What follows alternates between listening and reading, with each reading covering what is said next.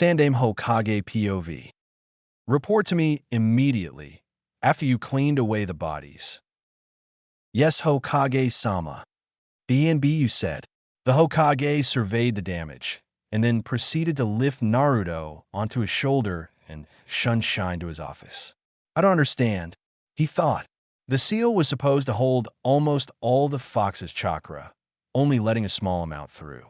Naruto had released so much at once that it felt like a mini Ninetales entered the village. Umbu, the Hokage said into his speaker. An AMBU member appeared. I need you to summon Jiraiya, the Toad Sage Sannin, back to the village. This is a high-priority S-class mission. Do you understand? Yes, Hokage-sama. The AMBU left as fast as possible. The Hokage turned to Naruto, who was laying on the couch. His body was extensively burned, but he could see the healing taking place. At least the fox's chakra still does that. The Hokage tried to comprehend what had happened. The Kyuubi festival had taken place today. Just that morning he had gone to Naruto's apartment with a birthday gift, a new set of kunai, and his monthly stipend, plus a little extra. And then, in the night, he had felt the surge of chakra. How the seal had failed, he didn't know. Hokage-sama. He heard from the outside. Yes, come in. Another ENBU entered the room. Report. The damage to the buildings are minimal. The bodies have been cleared. We also found what appeared to be the remnants of a stake. The Hokage's eyes widened. It seems the civilians had attempted to kill Naruto. There was only one survivor. She's still unconscious, but it doesn't seem as if the boy did it. Instead of claw marks, like we found on the bodies, she suffered blunt trauma to the side of her head, as if she was slapped away. Have you identified the bodies? The Hokage asked. Some, sir. Most of the bodies were too brutally mutilated to be identified. And the identity of the girl? An unbranded Hyuga, sir. Possibly the heiress. Are you sure? Yes, Hokage-sama. Thank you. Take your leave. He waved the ANBU away.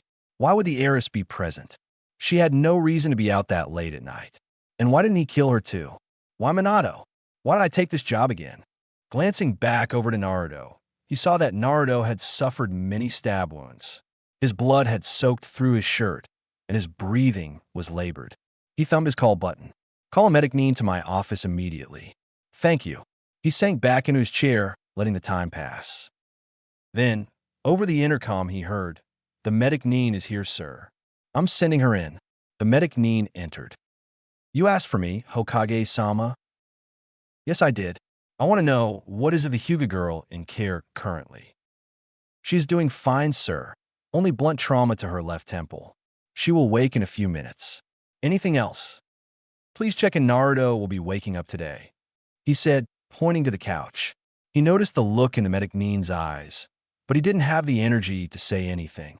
Reluctantly, the ninja checked for Naruto's vitals. The boy is fine, Hokage-sama. He has chakra burns and stab wounds. They're all healing very well. He should wake up soon. The ninja said. Anything else, sir? No, you can leave. Thank you. The Hokage nodded to the medic Nin. After she had left, the Hokage pondered what was wrong with the seal. Where am I? A groggy voice said. Gigi. Oh, Naruto, you're awake. How are you feeling? I don't know, Gigi. Why do the villagers hate me so much? They tried TT to KKK, kill me. At this point, Naruto was sobbing into the Hokage's robes. He was reduced to incoherent rambling. The Hokage let the 8-year-old cry into his robe, wishing he could do more. After Naruto had calmed down somewhat, the Hokage spoke again. What do you remember before waking up? I was tied to this pole thing, and then they stabbed me. And they kept calling me a demon child, and then this girl with weird eyes tried to stop them. I remember feeling really happy when she did, but then they hit here with the handle on the sword and threw her to the side, and they said that I had PPOS at her, and I don't know why, but when they hit her, I got really mad at them, and then this voice inside my head said that if I killed them, the pain would go away, and I told her I didn't want to, but then I could feel it take over my body, and I felt really strong for a second. And I don't remember anything after that. What's wrong with me, Gigi? Where did the voice come from? Why did it S-dash? You're ranting, Naruto. Sorry, Gigi. It's understandable. After such a traumatic experience, I'm surprised you're even talking. Gigi, what did I do to make the village so angry with me? I just want to understand why, he said, with a voice full of pain and longing. I was hoping to tell you this when you became a chunin, but I won't deny you information. However, this information is highly confidential and cannot leave this room. Naruto's face was scrunched up in confusion. The Hokage just sighed. You can't tell anybody else, Naruto, unless you are sure they deserve to know. Okay, he nodded. I need to know why. 8 years ago, the Kyuubi attacked the village, and the Yondaime Hokage defeated it. He sealed it away into his son. He sealed the Kyuubi into you, Naruto. Naruto froze, a look of fear on his face. So, the villagers are right. I'm a demon. No, you are not. Naruto flinched. Naruto, you're a prison for the Kyuubi. The Kyuubi will always be contained inside you. All your thoughts, feelings, actions are yours. The fox can't control you. You need to understand that. Never think that you are the Kyuubi. Then why do the villagers call me a demon? Because they are ignorant and stupid. They can't tell the difference between a sword and its sheath. The Hokage could only hope that Naruto wouldn't delve into self-loathing. Why did the fourth seal it inside his own son? I'm his son. Yes, Naruto. You are the son of Kushina Uzumaki and Minato Namikaze. Yeah, all right. I have the best dad in the world. Ha! Naruto was bouncing around the room, shouting and laughing until all the sadness had gone. Now only curiosity remained. Why did he seal it inside me, though? I'm his son. Minato had a motto when he became Hokage. He said that he would treat everyone in the village as equals, and no one person was more important than the other. He would protect every villager at the expense of his life if he had to.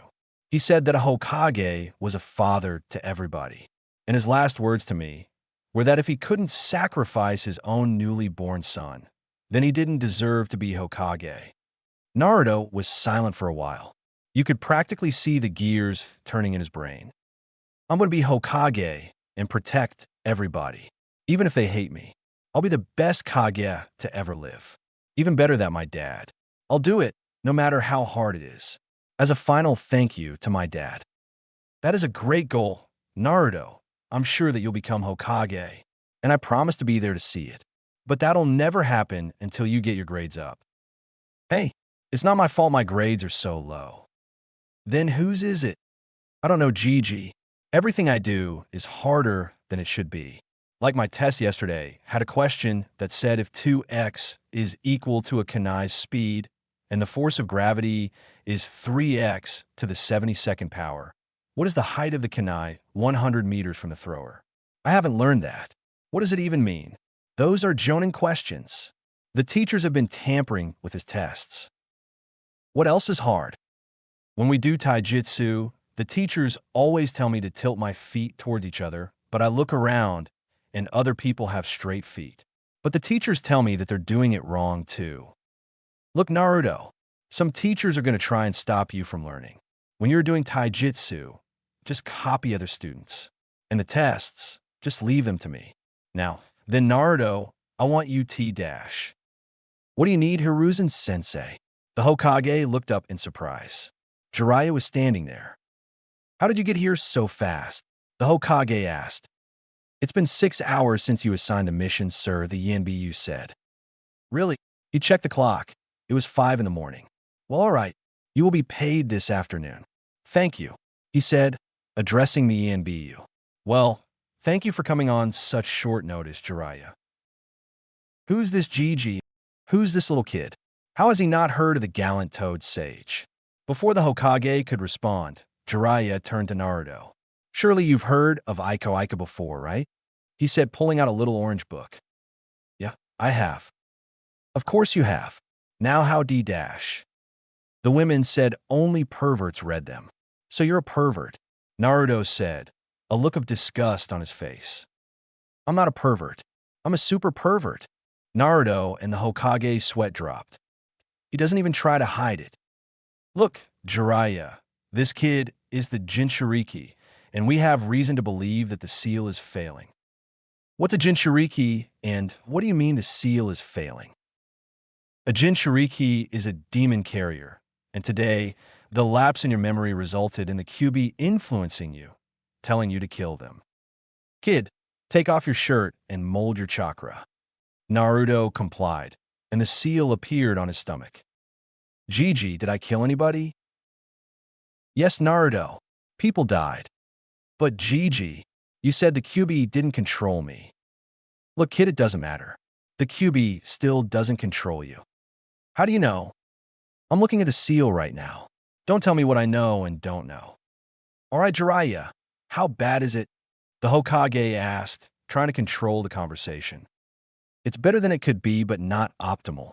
The seal is an 8-trigram seal, designed to leak chakra into his system. It only opens during times of extreme stress, like a life-threatening situation or times of extreme anger. At least that's what it's meant to do. What do you mean? The 8th node is designed to protect his mind from the fox, so the QB can't influence him.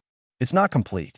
It still protects Naruto's mind, but the QB is an embodiment of hate, any negative emotions, and it will try to influence him.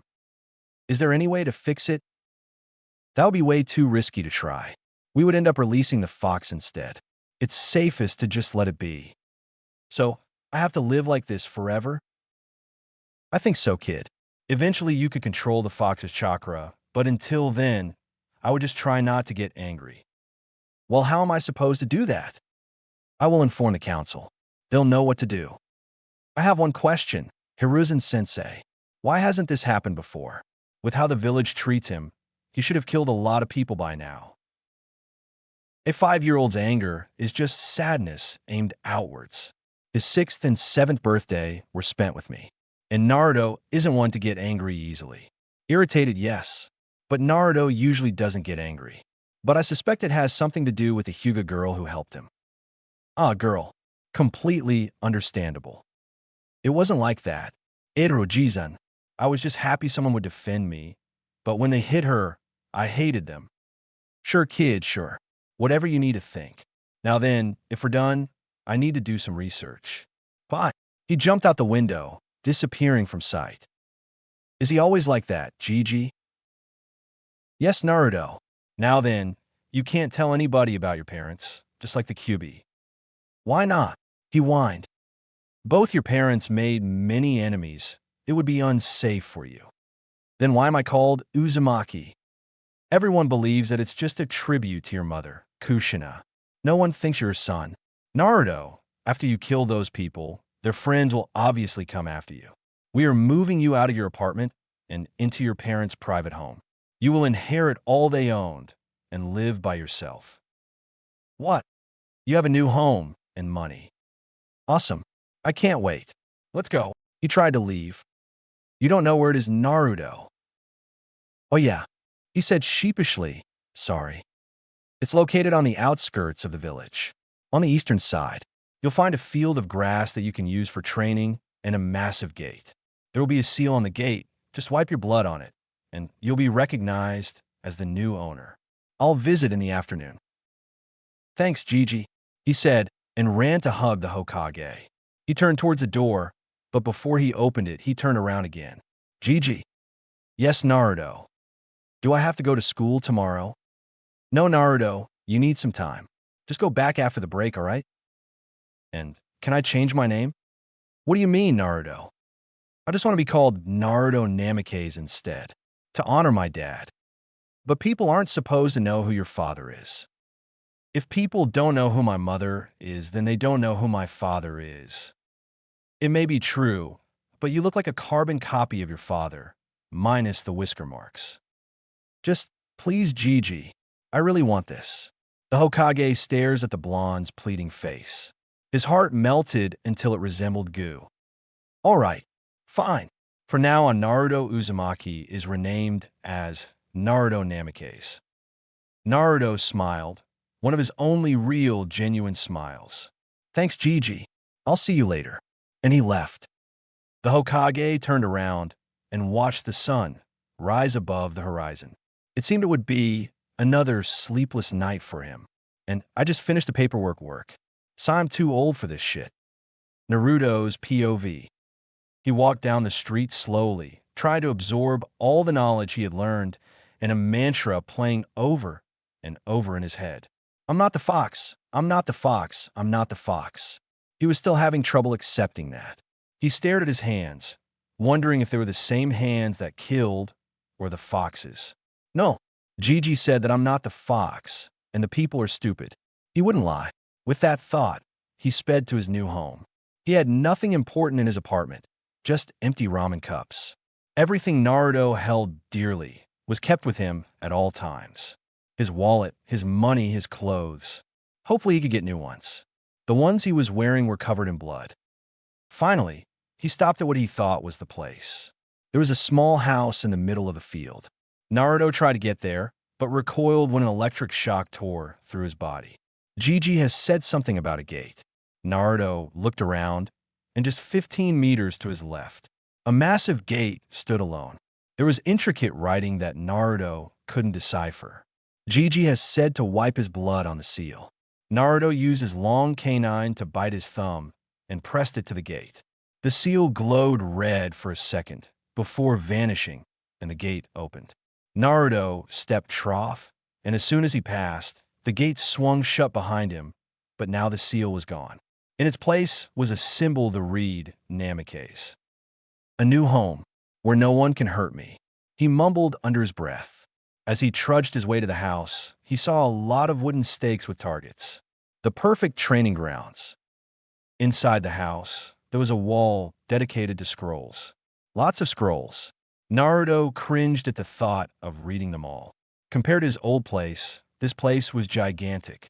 3-bedroom, 2-bathroom. Naruto slowly explored his new home. After inspecting all the other rooms, he checked the master bedroom. A king-sized bed stood against the far wall, and a crib was in the corner. That's where I was supposed to be. He didn't like the crib. It made him question what his life would have been like if his parents were still alive. Sitting down on the bed, he realized how tired he was and how much stuff had taken place. That morning, for the first time in years, cried himself to sleep. In the afternoon, he heard a jingle coming from outside. Komein. He shouted, not quite awake. Soon enough, the Hokage was standing in his home. He had brought some clothes. Hey Gigi, what are you doing here? Well, Naruto, I just wanted to make sure you were accustomed to your new home. It's very different from your apartment. It's so big, but there are a lot of scrolls. He trailed off. I happen to know that Minato only wrote down the best jutsu. Every scroll is important. Is there anything you need? Ramen. Other than that, could you take the crib away? I don't like looking at it. He said, looking away. He was ashamed of himself for seeming weak. Don't be ashamed. Show your emotions. Emotions can make a shinobi powerful. Love and friendship, that's what you should fight for. It's okay to be weak sometimes, as long as you're strong other times. Now then, I'll take the crib away and leave you be. Remember to go back after the winter break, Naruto. All right, Gigi. After the Hokage had left, Naruto changed into his new clothes, threw the bloody ones away. Naruto opened his closet. He found what looked like a cloak design for a 12-year-old. It was white, with red flames on the bottom. On it was written Naruto Namikaze. He pulled it out and tried it on. The bottom lay on the floor. I'll wear it when I graduate, he thought. After replacing it, he went over to the dresser and looked inside one of the drawers. It was empty. Any clothes had been eaten away. Finally, the desk. It was a standard mahogany desk. Inside, however, there was a letter. Dear Naruto, if you're reading this, I am dead. I wrote this as insurance so that you would know who I was. I'm sorry I left you. When I found out Kushina was pregnant, I was so excited. Now I can't see you grow up. Hopefully, Kushina is there with you. If not, I'm sorry you are alone. We have left you with everything we owned. You are the heir to the Uzumaki and the Namikaze clan, as well as the only living one. Hopefully, you've already graduated. If not, something must have happened. In my scroll library, you will find all my jutsu, including the Hiration and Rasengan. You will also find a diary I kept when I was younger. Just know that your mother and I would be proud of you, no matter what you do, and we love you. I hope you can forgive us. With undying love and devotion. Kushina Uzumaki and Minato Namikaze. Naruto read and reread the letter, the only words he had from his parents. He stood and slowly walked to the wall of scrolls. On the far left, he found a small notebook. He opened the first page. A ninja is always careful and focused. Today I found out Kushina was pregnant. To tell the truth, I'm scared about what this means for the kid. As Hokage, I might not survive to see him grow up. As a failsafe, I'm going to write a letter after we name him. Also, Jiraiya-sensei just finished his book. So far I like it. Naruto never gives up. Hopefully, the book is successful. I discovered the cure to paperwork Kage Bunshin. I only have the reserves to make 10 or so. I aim to master it as fast as possible. Before Naruto could cry to himself, he put the book in his pocket. He turned to the scrolls, picking one at random. Kawarimi, E-Class. Hand signs, tiger, boar, ox, dog, snake. Used for escaping an attack. The user switches places with an object. Shunshin, D-Class. Hand signs, tiger. Used for extreme movement. The user supercharges their cells with chakra, allowing undetectable movement. Hiration, S-Class. Hand signs, not applicable. Used for teleportation. The user places a seal and opens a pocket dimension, allowing instantaneous teleportation. User releases a yellow flash. An S-Class jutsu? Awesome. What else did my dad do? He wondered. He glanced at the next scroll and noticed Namikaze was on the outside. Pulling it out, he opened it. Rasengan, A-Class. Hand signs, not applicable. Used for chakra attack. The user gathers chakra in their palm, rotating it in multiple directions, containing it in a ball before ramming it into a target. Note, this jutsu is incomplete. I want to add nature manipulation to it.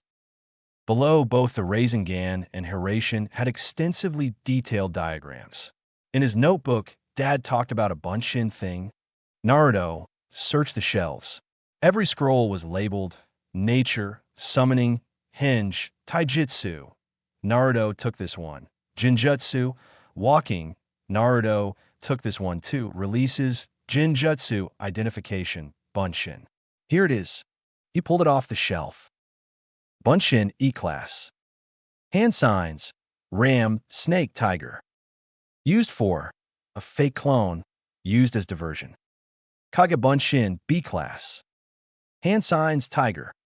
Used for a solid clone, user splits chakra evenly among clones, creating solid copies. It is very chakra intensive, should not be attempted with low reserves. The solid clone has a mind of its own and can understand what the user wants based on the user's thoughts before use.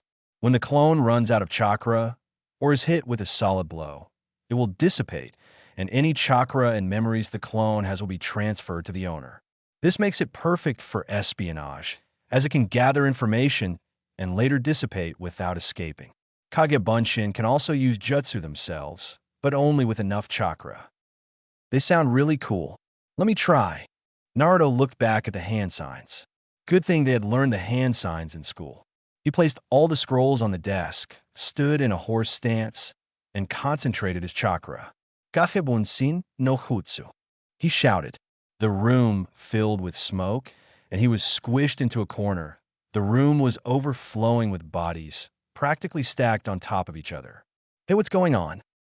I don't know. Get off me. I can't. Release. All the clones disappeared, and the real Naruto was left alone. Hee, I guess I used too much chakra, he said to himself. Thankfully, the scrolls hadn't been damaged. He picked up the Hiration and Rasengan scroll. If I want to be a better Hokage than my dad, I need to learn his jutsu. He said the Rasengan isn't complete. I'll finish it for him. He thought with conviction. He checked the scroll labeled walking. Tree climbing. Gathering chakra in the feet, stick to side of a tree, allowing the user to walk up walls, and on ceilings. Water walking. Flowing chakra in a stream through your feet, you float over the water. Note, both these techniques are good chakra control training. You learn these, and you can learn any jutsu. Naruto had made up his mind. He would become the best ninja in the academy, and if his dad was the greatest Hokage, then he could be even better. Time skip, 2.5 months. Today was the 1st of January and the beginning of the new semester. Naruto has promised the Hokage that he would go back to school. Over the last 2 months, Naruto has improved drastically, mastering the walking exercises and working on the second stage of the Rasengan. Jiraiya has come by once and pointed out what Naruto was doing wrong. Naruto has attempted the Hiraishin too, but nothing had happened, no matter how hard he tried. Naruto had new clothing, a black t-shirt with a red swirl on the back, orange pants, and a kunai holder strapped to his right knee. Walking towards the academy, he saw the looks on civilians' faces. They were full of hate, but there was a new look too, a look of fear. Naruto hated it. He really hated it. He didn't want to be feared. He could feel the fox trying to influence him. He spoke sometimes, always angry and jerkish. Naruto ignored him. His father had written that a good ninja never let his emotions affect his thoughts. He felt emotions, but never let them control him, only empower. Naruto has practiced his self-control and was happy to say that he could somewhat control his anger. Naruto was still excited though. He could feel how much stronger he was. His chakra control was better. He could understand what he read. He also understood that some people would always try to sabotage him. It wasn't enough, but it was the best he could do as an orphan. Out of the corner of his eye, he saw an ANBU member tailing him. After the incident, the Hokage had insisted Naruto be watched when he left home. Naruto found it slightly annoying, but he could understand why it had to happen. Naruto entered the school and slowly walked to his classroom. Inside the classroom, Irika gazed over the class, noting who was absent. He had hoped that Naruto would have returned by now. He had been informed by the Hokage that teachers were sabotaging Naruto's test, and Naruto should have returned by today. He took attendance. Sakura Haruno. Here. Sasuke Uchiha. I'm here. Ino Yamanaka? Yes. Hinata Hyuga? H here. Naruto Namikaze? I'm right here. Naruto stood in the doorway, a fake smile plastered on his face. When did you change your name? A couple months ago. I wanted to try something new. Naruto said before making his way into the classroom. He saw the look on most of the kids' faces. Nobody wants you here. Get rid of them. Shut up, you stupid fox. He screamed in his head. He looked for a seat and spotted one in the back, next to a familiar-looking girl with weird eyes. I remember those eyes. That's the girl from that night. I should say thank you. He walked over to her. As he approached, he noticed how red she was. Is she sick or something?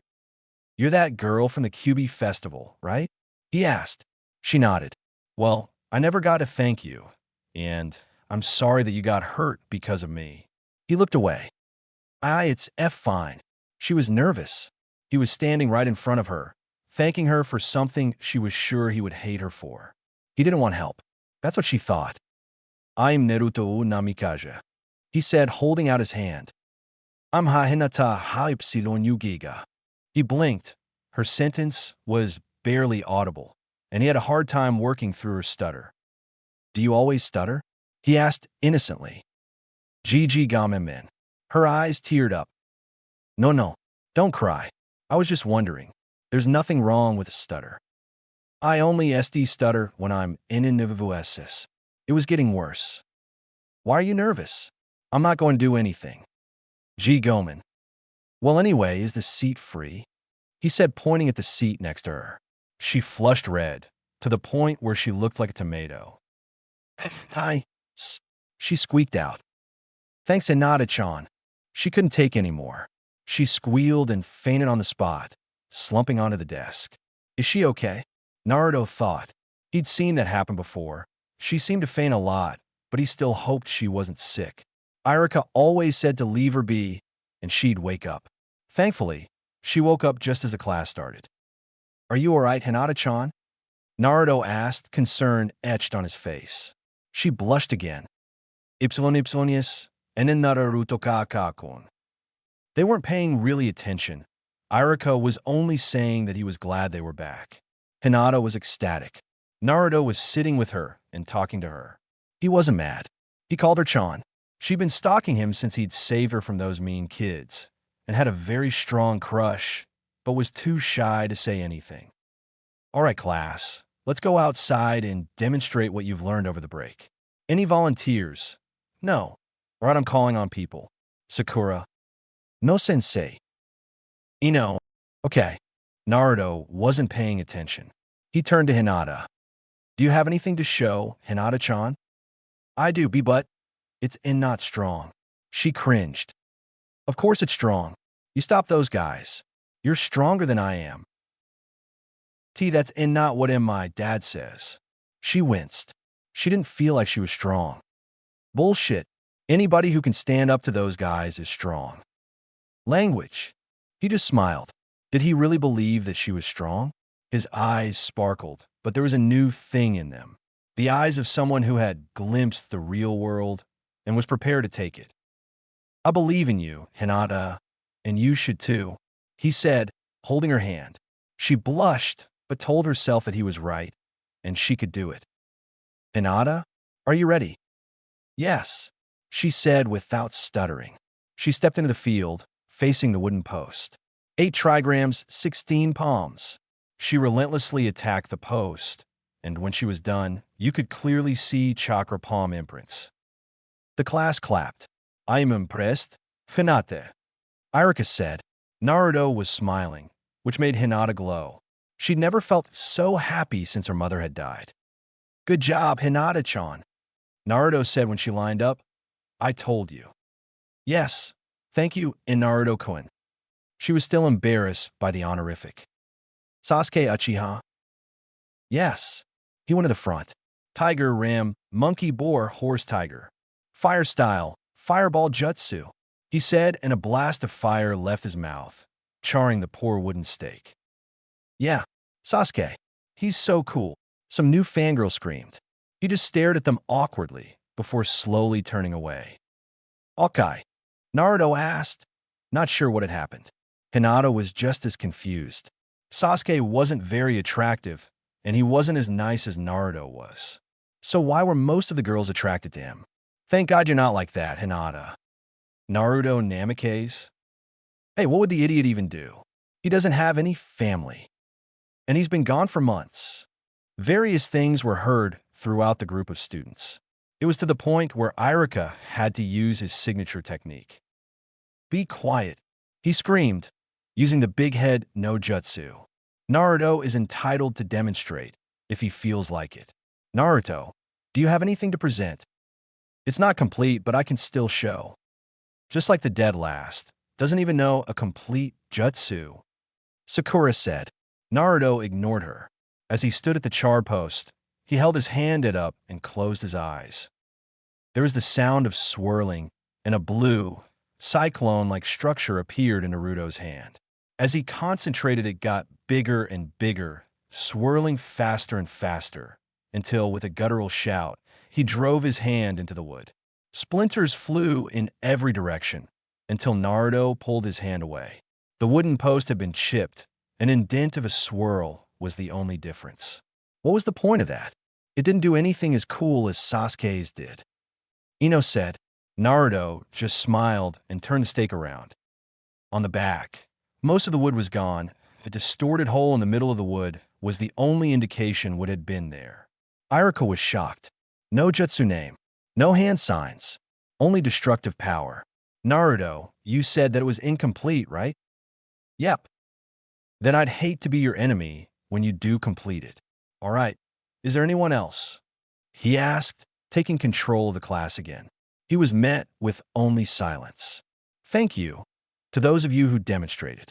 Those who did not, it would be better if you trained a little harder, he said, with a pointed glare at Sakura. She didn't react. Everyone back inside. YYU did a very good job in Naruto Keikoin. Hinata had reverted back to her old shy self. The boost of confidence only lasted so long. As the class slowly trudged back to the classroom, Naruto took out a scroll labeled Taijutsu. Taijutsu is hand-to-hand combat. No tricks or disguises. Therefore, you should learn as many styles as possible so that you can counter any style you come across. Incorporate many styles into your own stance, and you will be very unpredictable. After all, the best ninja can never be predicted. Of course, with learning many styles, you will find that some fit you better than others do. Use these, but not to the point of habit. You may come across an opponent with a better style than you. In this case, you need to end the fight as fast as possible. Use every opening and use it to the brink of insanity. Remember, overkill doesn't exist. If your opponent is stronger than you, end the fight before they can use that strength. If your opponent is faster than you, exhaust them before they hit you. A ninja can always learn more, and studying your friends and your opponents is key. Opponents do make the best teachers. If you're having trouble identifying an opponent's weak point, observe their stance. An enemy will almost always use their stronger, dominant side first. In this case, Yuen, put the scroll away, Naruto, Irika shouted. The students turned in surprise to find that the dead last was in fact reading. But why? Naruto whined. His father had been a much better teacher than any of his other teachers. Because you need to pay attention. Now then, what do you know about the Hokage? The class snickered. Everyone knew the blonde never had an answer. Which one? Doesn't matter. Oh. The Yondaime Hokage was the strongest Hokage, maybe even the strongest in the world, until he died in the Kyuubi attack. Naruto winced when he said that. It was weird, not being able to say everything that he knew. That's true, but you could have said more, Naruto. Irika sighed. At least he knew what they were talking about. In only the first day, Naruto had improved quite a bit. New jutsu and knowledge. Hopefully it would translate into his other classes. As time passed, Naruto had a harder time paying attention. He tried to, but old habits die hard. He focused on Hinata instead. So far, she had been the nicest and most caring person he had ever met. She didn't care that everyone else hated him. Now, if only he could stop the stuttering. Hinata noticed him staring at her and tried not to faint. He had been very nice, and he had talked to her all day. It was a miracle. Hopefully, it would stay that way. Finally, Naruto said, as the ending bell went off. He jumped out of his chair with newfound energy. Hey, Hinata-chan, you want to train with me? You know, as friends? I hope she says yes. Meanwhile, Hinata was freaking out. He had called her a friend. She desperately tried to answer. Igriega, she shouted. Thankfully, the room was empty. She did still blush, though. Great. I have a training grounds at my place. We should train there. Why you mean, at YWR house? Yeah, come on. Hi, she said, and promptly fainted afterwards. Naruto just ignored it. She was fine. More importantly, she had said yes. He wasn't sure when she would wake up, so he hoisted her onto his back and went back home. On the way, he saw the looks of disgust on the civilians' faces, but didn't understand what they were thinking. Hinata woke up just as he reached the gate. She could feel herself moving and a nice smell. Then, she remembered exactly what had happened. Kaya. She screamed and kicked herself away for Naruto.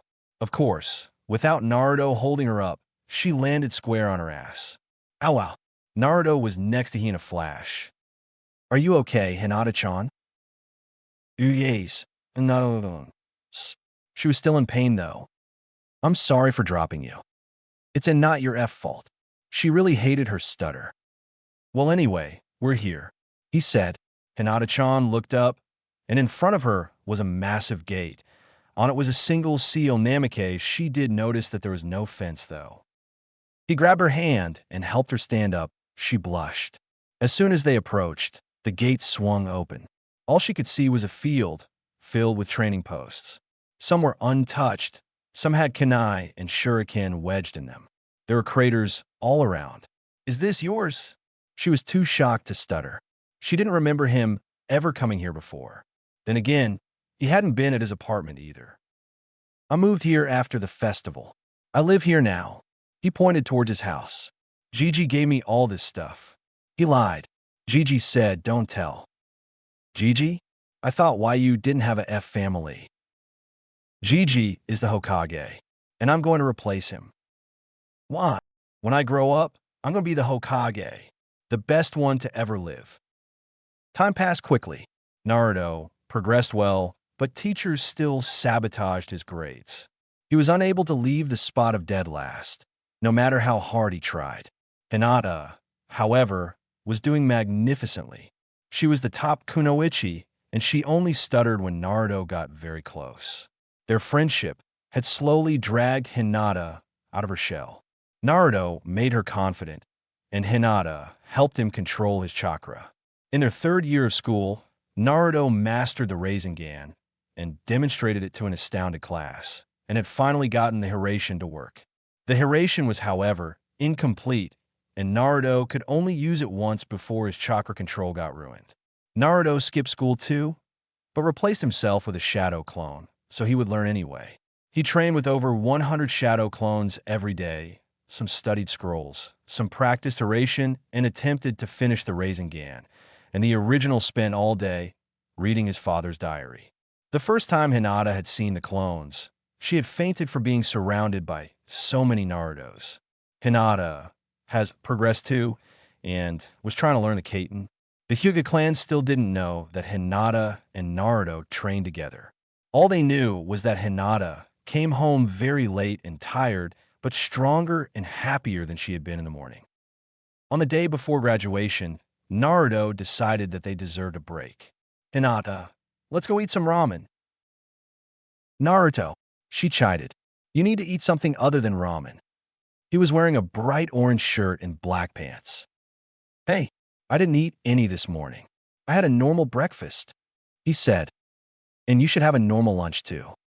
New, ramen for life. We're going to Ichiraku's. He grabbed her hand and sped to Ichiraku Ramen. Hinata couldn't really say no to him. After all, she did love him. Everything about him. The way he smiled and his brimming confidence. He could control himself when necessary, but could also be childish. She could never deny him anything. All right, let's go. He grinned. At Ichiraku's, Naruto consumed bowl after bowl of ramen. Hinata was comfortable with only one. She preferred cinnamon buns anyway. Hey, Hinata, you ready to graduate? Naruto asked, his mouth full of ramen. I think so. I'm not sure, she said, thinking about Niji. Hinata, you're top kunoichi. You are definitely graduating. He pointed his chopsticks at her. Thanks, Naruto-kun. He finished his last ramen bowl. I'll pay you next time, all right? Naruto said. Tochi just shook his head. This is the 5th time, Naruto. Naruto laughed and ran. You need to pay him. He feeds you all tea dash. There you are. Naruto, an AMBU squad, was at the end of the street. They seemed really angry. What did you do this time? Hinata whispered. Naruto just smiled sheepishly. I may have, set off a stink bomb in their headquarters, and then, while they were distracted, replaced their weapons with, dildos. Hinata said nothing. She didn't trust her voice. Puberty had set in pretty hard. I didn't do anything illegal, all right. I bought all of them. He defended, slowly backing from the ANBU. They sold them to you? Hinata asked incredulously. Henge was his only answer. We found Naruto, code Orange, on corner of Ichiraku Ramen. Shit, Naruto bolted. Hinata just stepped aside for the ANBU, who had taken the chase. Hinata, what were you doing with the demon brat? Hinata turned to see her father tearing down the street towards her. Her face paled after seeing his eyes. He looked fully prepared to kill her. You will come home now, he said, his voice laced with venom. With Naruto. God damn it, Hinata. You were supposed to stop them. Jeez. Now I need to do it myself. He jumped to the roof. The AMBU followed as fast as possible. You'll never catch me. You never have, and you never will. Naruto cackled. They were slowly gaining, though, so Naruto booked it to the Namikaze's home. The barrier would protect him. Get back here, Naruto, said an AMBU wearing an emu mask. They were kind of smelly. Like Kiba. What? He shouted back, subtlety turning into the forest near his house. So we can shove a pole up your ass, you fucking asshole. Language, EMUSAN. Naruto chided as he crossed his property line. Too late anyway. The AMBU recoiled against the electric barrier, spazzing out before picking themselves up. He had escaped again. They cursed many obscenities at the prankster, but they couldn't do anything about it. They're gone, thank God. Maybe they'll forget about it in the morning. The gate bell rang. Who's that? Hinata, maybe. He walked to his gate. Irika-sensei, what are you doing here? I just want to talk. Please, let me in. Irika had a sophisticated, stoic look.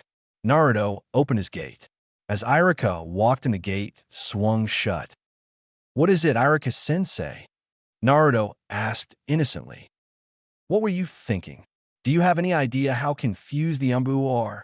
They asked me, your sensei, to discipline you. You're graduating tomorrow. Can't you be serious for once in your life? Irika ranted, using his big head no jutsu. Naruto didn't really react, but on the inside he was basically pissing himself. Only quick thinking stopped it from actually happening. Oidoken no jutsu. In a puff of smoke, a busty, sexy girl stood by Irika. You wouldn't scream at me, would you? She said seductively. Irika paused, blood trickling from his nose, before pounding the girl on her head, forcing her back into Naruto. And stop using stupid jutsu that have no use in the real world. You're about to become a ninja, goddammit. It does have use in the real world. It's an anti-pervert jutsu. I know for a fact that I can knock Gigi out with it. Irika sighed. He'd hoped it wouldn't have come to this. You know what, Naruto, I'm not buying you any more ramen for a month. Naruto's face went dark. He was completely silent for a bit. Irika almost felt guilty, almost. There will be reckoning, Irika-sensei, was the last thing Irika heard before he was thrown out. The gate shut behind him. He gulped. Hopefully it wouldn't be too bad. The next morning. Hokage, we need you. What's going on? Naruto's defaced the Hokage monument. What? Also, all the hospital's water has been laced with laxatives, and the Nara deer have been shaved, the Akimichi have no food, the Inazuka dogs are vomiting, the hot springs are cold, the training grounds are filled with craters, and the school has a rat, spider, cockroach infestation. No one can enter the building. The Hokage's jaw dropped at the seemingly endless list of pranks. How did he pull that off? Without alerting anyone? We don't know, sir. And we had an ANBU watching his house. He never left. Then how do you know it was him? Who else would do this? Bring him here. And bring Irika Yumino too. Meanwhile, Naruto was snickering. His shadow clones had done the best he could have asked for. Good thing they had been training before. He couldn't be pinned down for this one. Naruto Namikaze, the Hokage has asked for you to meet him at his office. Now, he heard a voice from outside. Of course they would suspect him. He was the best prankster anyway. Poker face, activate. He made his way to the Hokage's office, relishing in the screams of horror coming from the Inazuka compound. At the office, he slowly made his way up the stairs. Inside, Irika was standing by the Hokage's desk and was looking very irritated. Naruto, what were you thinking? Huh? What about? You know what he's talking about. Stay calm, Irika. Now, Naruto, do you know what's going on? I heard screams on the way here. Did something happen? Yes. A series of pranks hit many places last night. The village is in complete pandemonium. I want to know why you did it. It wasn't me. I never left home. That's a lie, Naruto, and you know it. Just yesterday you said, and I quote, there will be reckoning. Who else could it be? I don't know. Don't blame me. Enough, Naruto. You will clean up this mess, starting with the school, then the Hokage monument, and replace Hyakimichi's food. That's final. Gigi. Respect the Hokage, Naruto. Naruto ignored him. He turned and stomped out. Hopefully, the school will be ready soon. Why would he do that, Hokage-sama? I have no idea. 10 minutes later, Irika walked into the classroom to find that Kiba was covered in vomit, Shikamaru was napping, and Naruto was staring at Hinata, who seemed to be avoiding him. "What are you doing here, Naruto? You're supposed to clean up your mess." Chaos consumed the classroom. "It was you. You idiot. Why would you do that? Something could have happened to Sasuke. You dolt." "Be quiet," Irika said using the big head no jutsu. "Naruto," he said impatiently. "I finished." "What do you mean you finished? There is so much that had to be done." Irika said he didn't believe Naruto could clean all of it in time for graduation. "I cleaned the mess up. Go and finish, Naruto." "I'm done. You can see that the Hokage monument is clean, the school is empty of pests, and Choji has food again. I did everything the Hokage asked." Irika stares at him before checking outside. The Hokage monument was just how it was supposed to be, clean. The entire village was cleaner than he ever remembered. "How?" Irika asked in disbelief. Naruto could not have cleaned it all himself. Naruto just smiled. "If you start the test, I'll show you." His eyes twinkled, shining with a hidden glee. But when they rested on Hinata, the happiness faded away. From what Naruto could see, she was hunched over, as if she was trying to hide herself, and she refused to even look at him. It made Naruto feel very miserable, seeing his only friend hide away from him. "Never mind. All right, class. Today is graduation. It will be composed of a written test, weapon skills, taijutsu, and the 3 ninjutsu. Hinge, Kawarimi, and Bunshin. Mizuki will pass out the test now." Naruto narrowed his eyes. Mizuki had never liked him. He would probably hand him a doctored copy. He was proven right when, after glancing over the paper, he couldn't understand a single word. He raised his hand. Irika raised an eyebrow, but did walk over. "What is it?" Naruto pointed at his test. "My paper's been sabotaged." Irika looked at the test. It definitely not meant for academy students. He nodded and produced another test for Naruto. He knew Mizuki didn't like Naruto, and the civilian council didn't want Naruto to pass, but they had gone too far. As the hours passed, people slowly started turning in their papers. Irika graded each one, and was pleased to see that Naruto had passed. When Hinata walked up to hand in her test, he noticed that there was a rather large bruise on her neck, and, judging by the way she held herself, on the rest of her body too. She saw him staring, and hunched in even further in an attempt to hide it. When everybody had handed in the test, Irika instructed the class to go outside. They began the weapons test. Sakura barely passed, while Sasuke, as expected, got a near-perfect score. Hinata did second best, and Naruto should have scored higher, but a freak gust of wind pushed most of his kunai off course, resulting in a score only slightly better than Sakura's. He glanced at Mizuki, noticing the subtle hand movements. For the taijutsu portion, we will have one-on-one fights. The loser is either knocked out of the ring or is unconscious. First students, Sakura and Shurju. While the taijutsu test began, Naruto went to find Hinata. She was in the very back, as far away from him as possible. Naruto felt a pain in his chest, hurt by her actions. As he approached, she saw him, and moved away as quickly as possible. Naruto swore he had seen tears in her eyes. Hinata and Ino. Naruto stopped paying attention, even though Hinata was fighting. He didn't understand why she was avoiding him. He hadn't done anything to her, had he? Did I say something that made her hate me? Naruto still had self-blame issues after all the animosity the civilians had treated him with. Sasuke and Shikamaru. I hope she forgives me for whatever I did. You can't keep giving up, Shikamaru. How else will you become a ninja? Irika pleaded. Shikamaru hadn't even attempted to win. Sasuke just stood with his arms crossed, brooding as usual. He didn't seem to care if he fought or not. Shikamaru didn't reply and left the circle. Irika sighed. Why are the Nara so lazy? Whatever. Naruto and Kadechi. Naruto shuffled into the circle. He seemed a lot less enthusiastic than usual. Kadechi, however, looked confident. Ready? Irika asked. They nodded. Begin. Hey, idiot. Yeah, you. Who else? Kadechi said. Naruto looked at him. He was already having a hard time containing his anger. You mad cause your girlfriend isn't talking to you? It's about time. I mean, why would anyone want to talk to you? You're poor, have no family, and you're the demon brat. If anything, she should have left you a long time ago. Naruto's face darkened slowly. He really wanted to rip into the guy. Shut up, he growled. Kadechi grinned. His parents had warned him about angering the demon brat, but what was the worst that could happen? He pushed a little harder. She could have gone for a real man, like me. I'm not a blonde idiot. Shut up. And you're a pussy. You haven't even tried anything with her. I said, shut up. By now, I would have ravaged her naked, sexy body. Again and again. Suddenly, he was assaulted by the largest force of killing intent he'd ever felt. The pressure was so immense it forced him to his knees.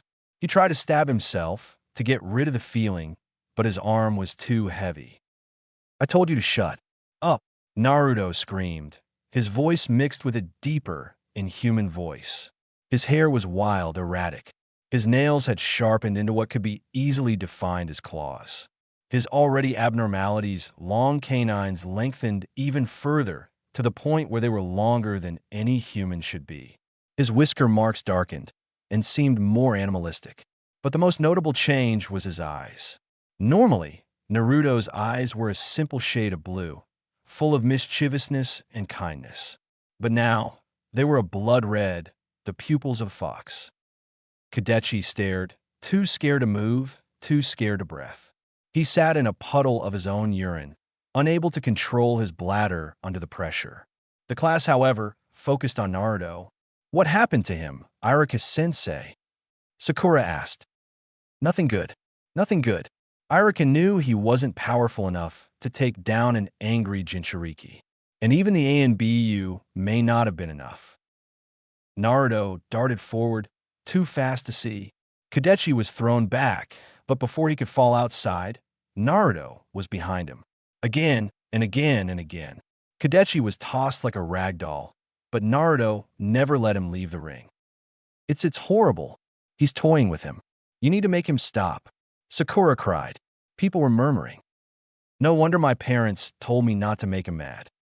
Yeah, this is brutal. At least it's not me. Iruka tried to reason with Naruto. Naruto, you need to stop before you kill him. Naruto turned towards the rest of the class. His eyes were empty, dead, with no familiarity behind them. Kill them all. Make it go away, Naruto said. He dropped Kadechi, who landed in a heap. He wouldn't be getting up anytime soon. Naruto stalked towards the class, like a predator relishing its final moments with its prey. Iruka stepped forward in a vain attempt to protect the class. Out the corner of his eye, Iruka saw a flash of blue-colored hair. No, Hinata, he'll kill you. Stop, Naruto. She stood in front of him, blocking his way. Kill her too. Everybody dies. Everybody doesn't need to die.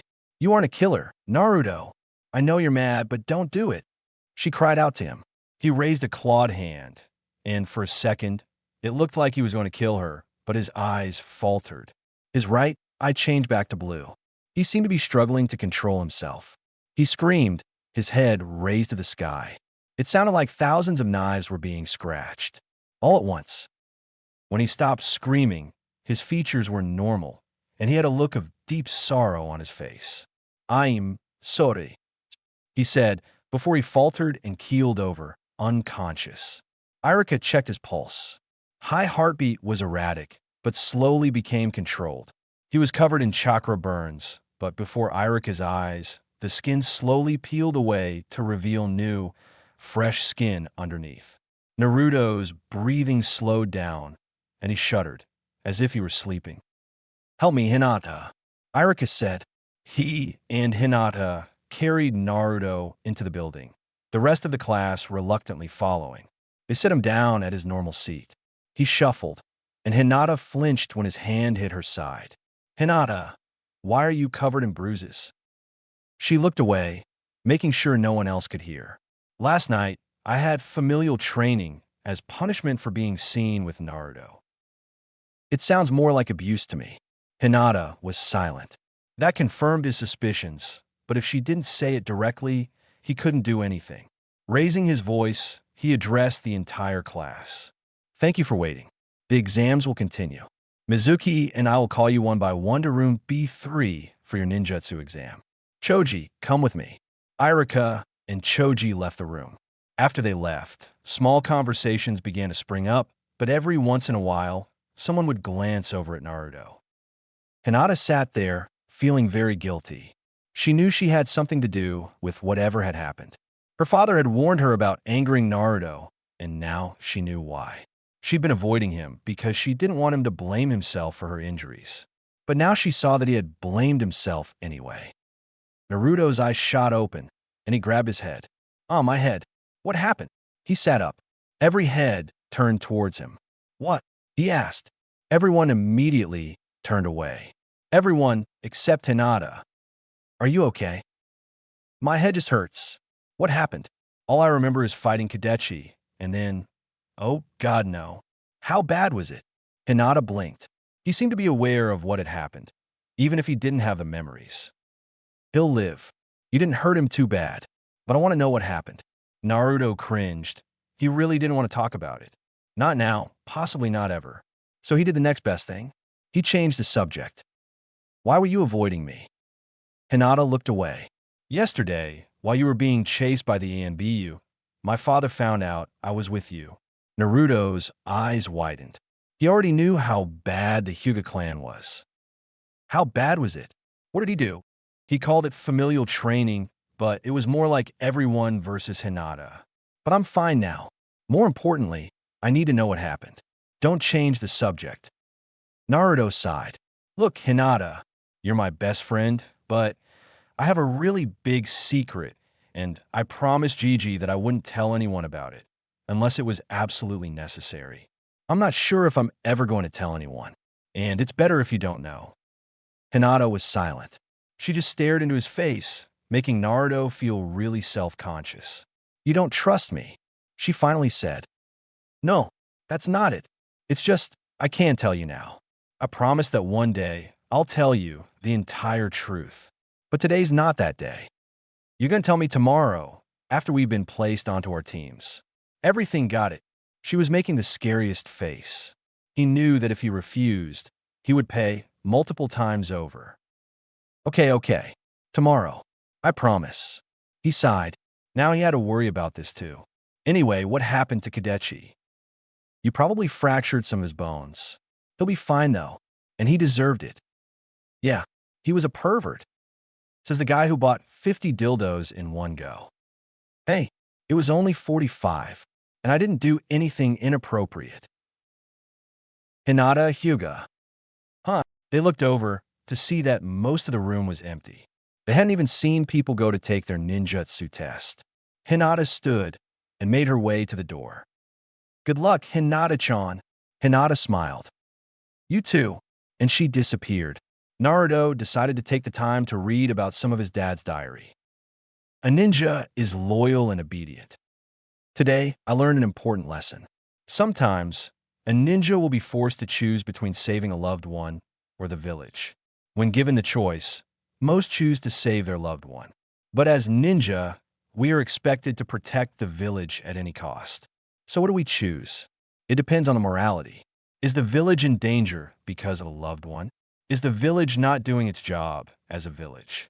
As shinobi, we must carefully weigh the consequences in an unbiased fashion. Naruto Namikaze. Naruto saw Irika waiting for him. He stood and walked down the aisle. "You feeling all right, Naruto?" "Yeah. Sorry you had to see that Irika-sensei." "It's not your fault. He went too far. Anyway, are you ready for your ninjutsu exam?" "Of course." Irika smiled. Inside the room, Mizuki was already waiting, and there was a table of headbands. "All right, Naruto," Irika said once he was seated.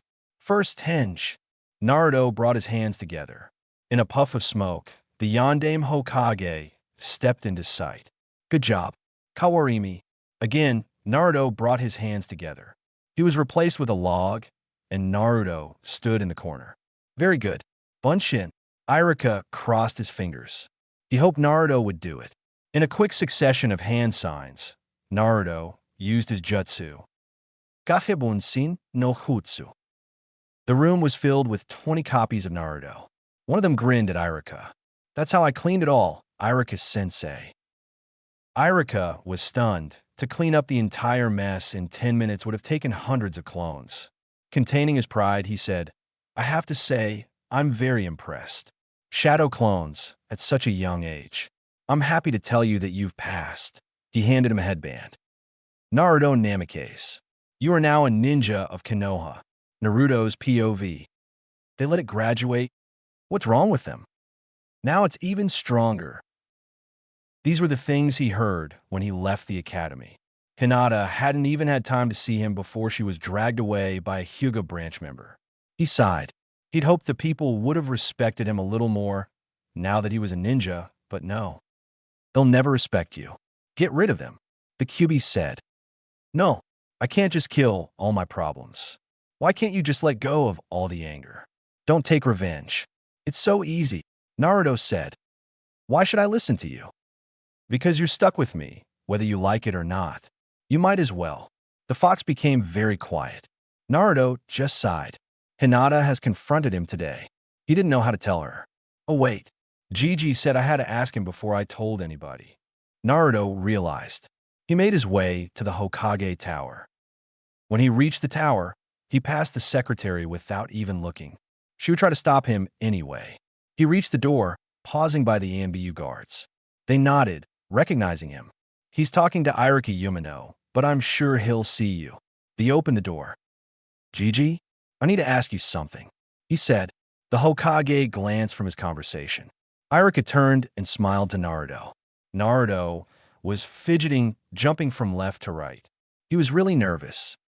Well, now you know. Kadechi is fine. He won't have any serious injuries. However, his mother did complain about allowing, a certain child to graduate. Irika said, glancing at Naruto. Don't sugarcoat it. Just say it. Naruto was tired of everybody pretending he wasn't hated. Even Hinata tried to draw his attention away from the civilians. What do you need, Naruto? The Hokage asked. Irika-sensei can't be here for this. He said, turning to Irika. He just smiled and excused himself from the room. What is it? Hinata wants to know about the fox. She asked me after I beat Kadechi. I want to know if I should tell her about the fox and my parents. Naruto was confused. Hinata was his best friend. His only friend. She wouldn't be turned away, right? The Hyuga heiress? Your friend, right? Yeah, and she made me promise to tell her tomorrow. Well, if you've already promised, then you have to tell her. It's only fair. Are you sure? Do I really need to? Naruto wrung his hands together. The Hokage motioned for Naruto to come around the desk. Naruto, why are you nervous? You're never nervous, he said, grabbing Naruto's hand. He looked into Naruto's eyes, and he noticed an emotion he didn't usually see in Naruto. Fear. Gigi, Hinata is my only friend, and I don't know how she'll react if I tell her. I am scared. I don't want to lose her. Naruto was shaking, staring at his hands. The Hokage knew exactly what to say. If she doesn't want to be your friend after learning about it, maybe she doesn't deserve you. Naruto jumped away. If anything, I don't deserve her. She's perfect, and she'll never leave me. See? Naruto faltered. And you make it sound like you're married.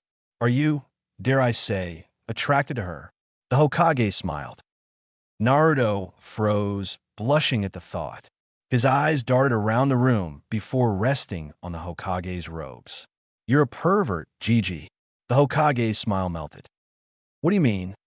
I know that you have a limited edition of Eroji-san's newest book, Aika Paradise Island, hidden in your robes.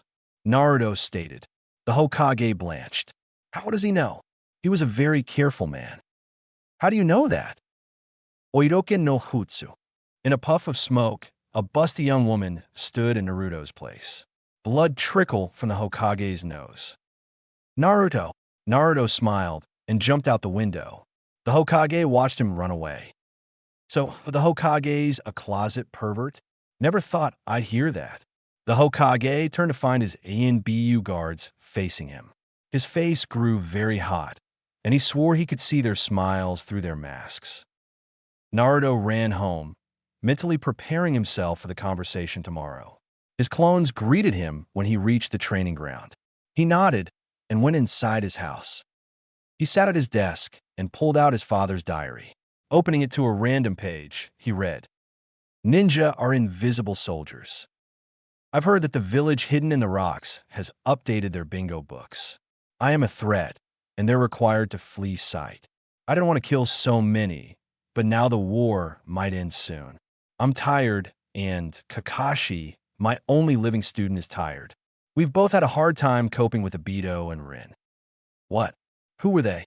Naruto turned the page.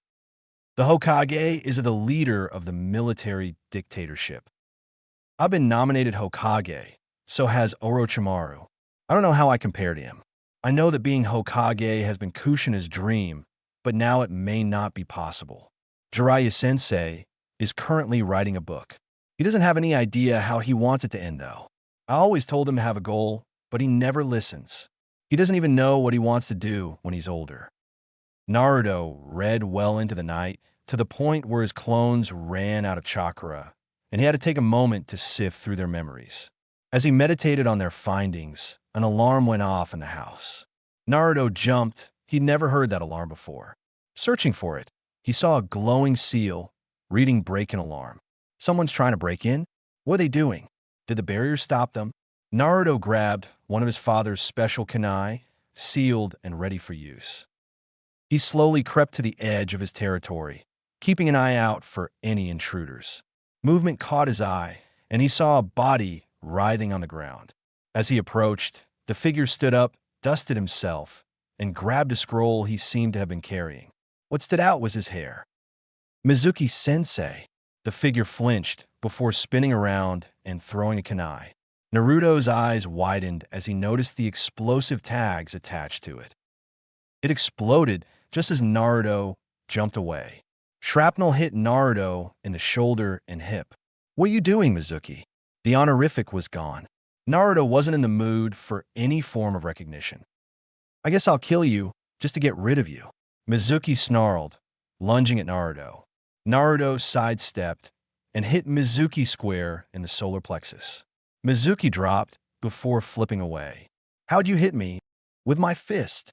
Kakebunsin no Jutsu." 30 Narutos appeared, all moving straight at Naruto. Mizuki, sensing defeat, fled. The Narutos took off after him. "Naruto, you can't catch him. He's too fast," Irika said after seeing the scene he arrived to. Mizuki was definitely outrunning the clones, even though Naruto was faster than ANBU. Naruto concentrated his chakra onto the seal before throwing the kunai as hard as he could at Mizuki. Mizuki dodged, but as soon as it passed, he was blinded by a flash of yellow and struck face first with what felt like an iron ball. He was out cold. Naruto winced. A Hiraishin Rasengan combo hurt his chakra nodes. "All right, what's this?" he said, reaching down for the scroll. He opened it. Kagebunshin. "Nope, already learned that one." 8 gates release. Hand signs, not applicable. Use. The 8 gates are limits on the body's chakra output. Releasing gates increases the chakra output and strength of the body, but at a considerable cost. If one were to open all 8 gates, they would die.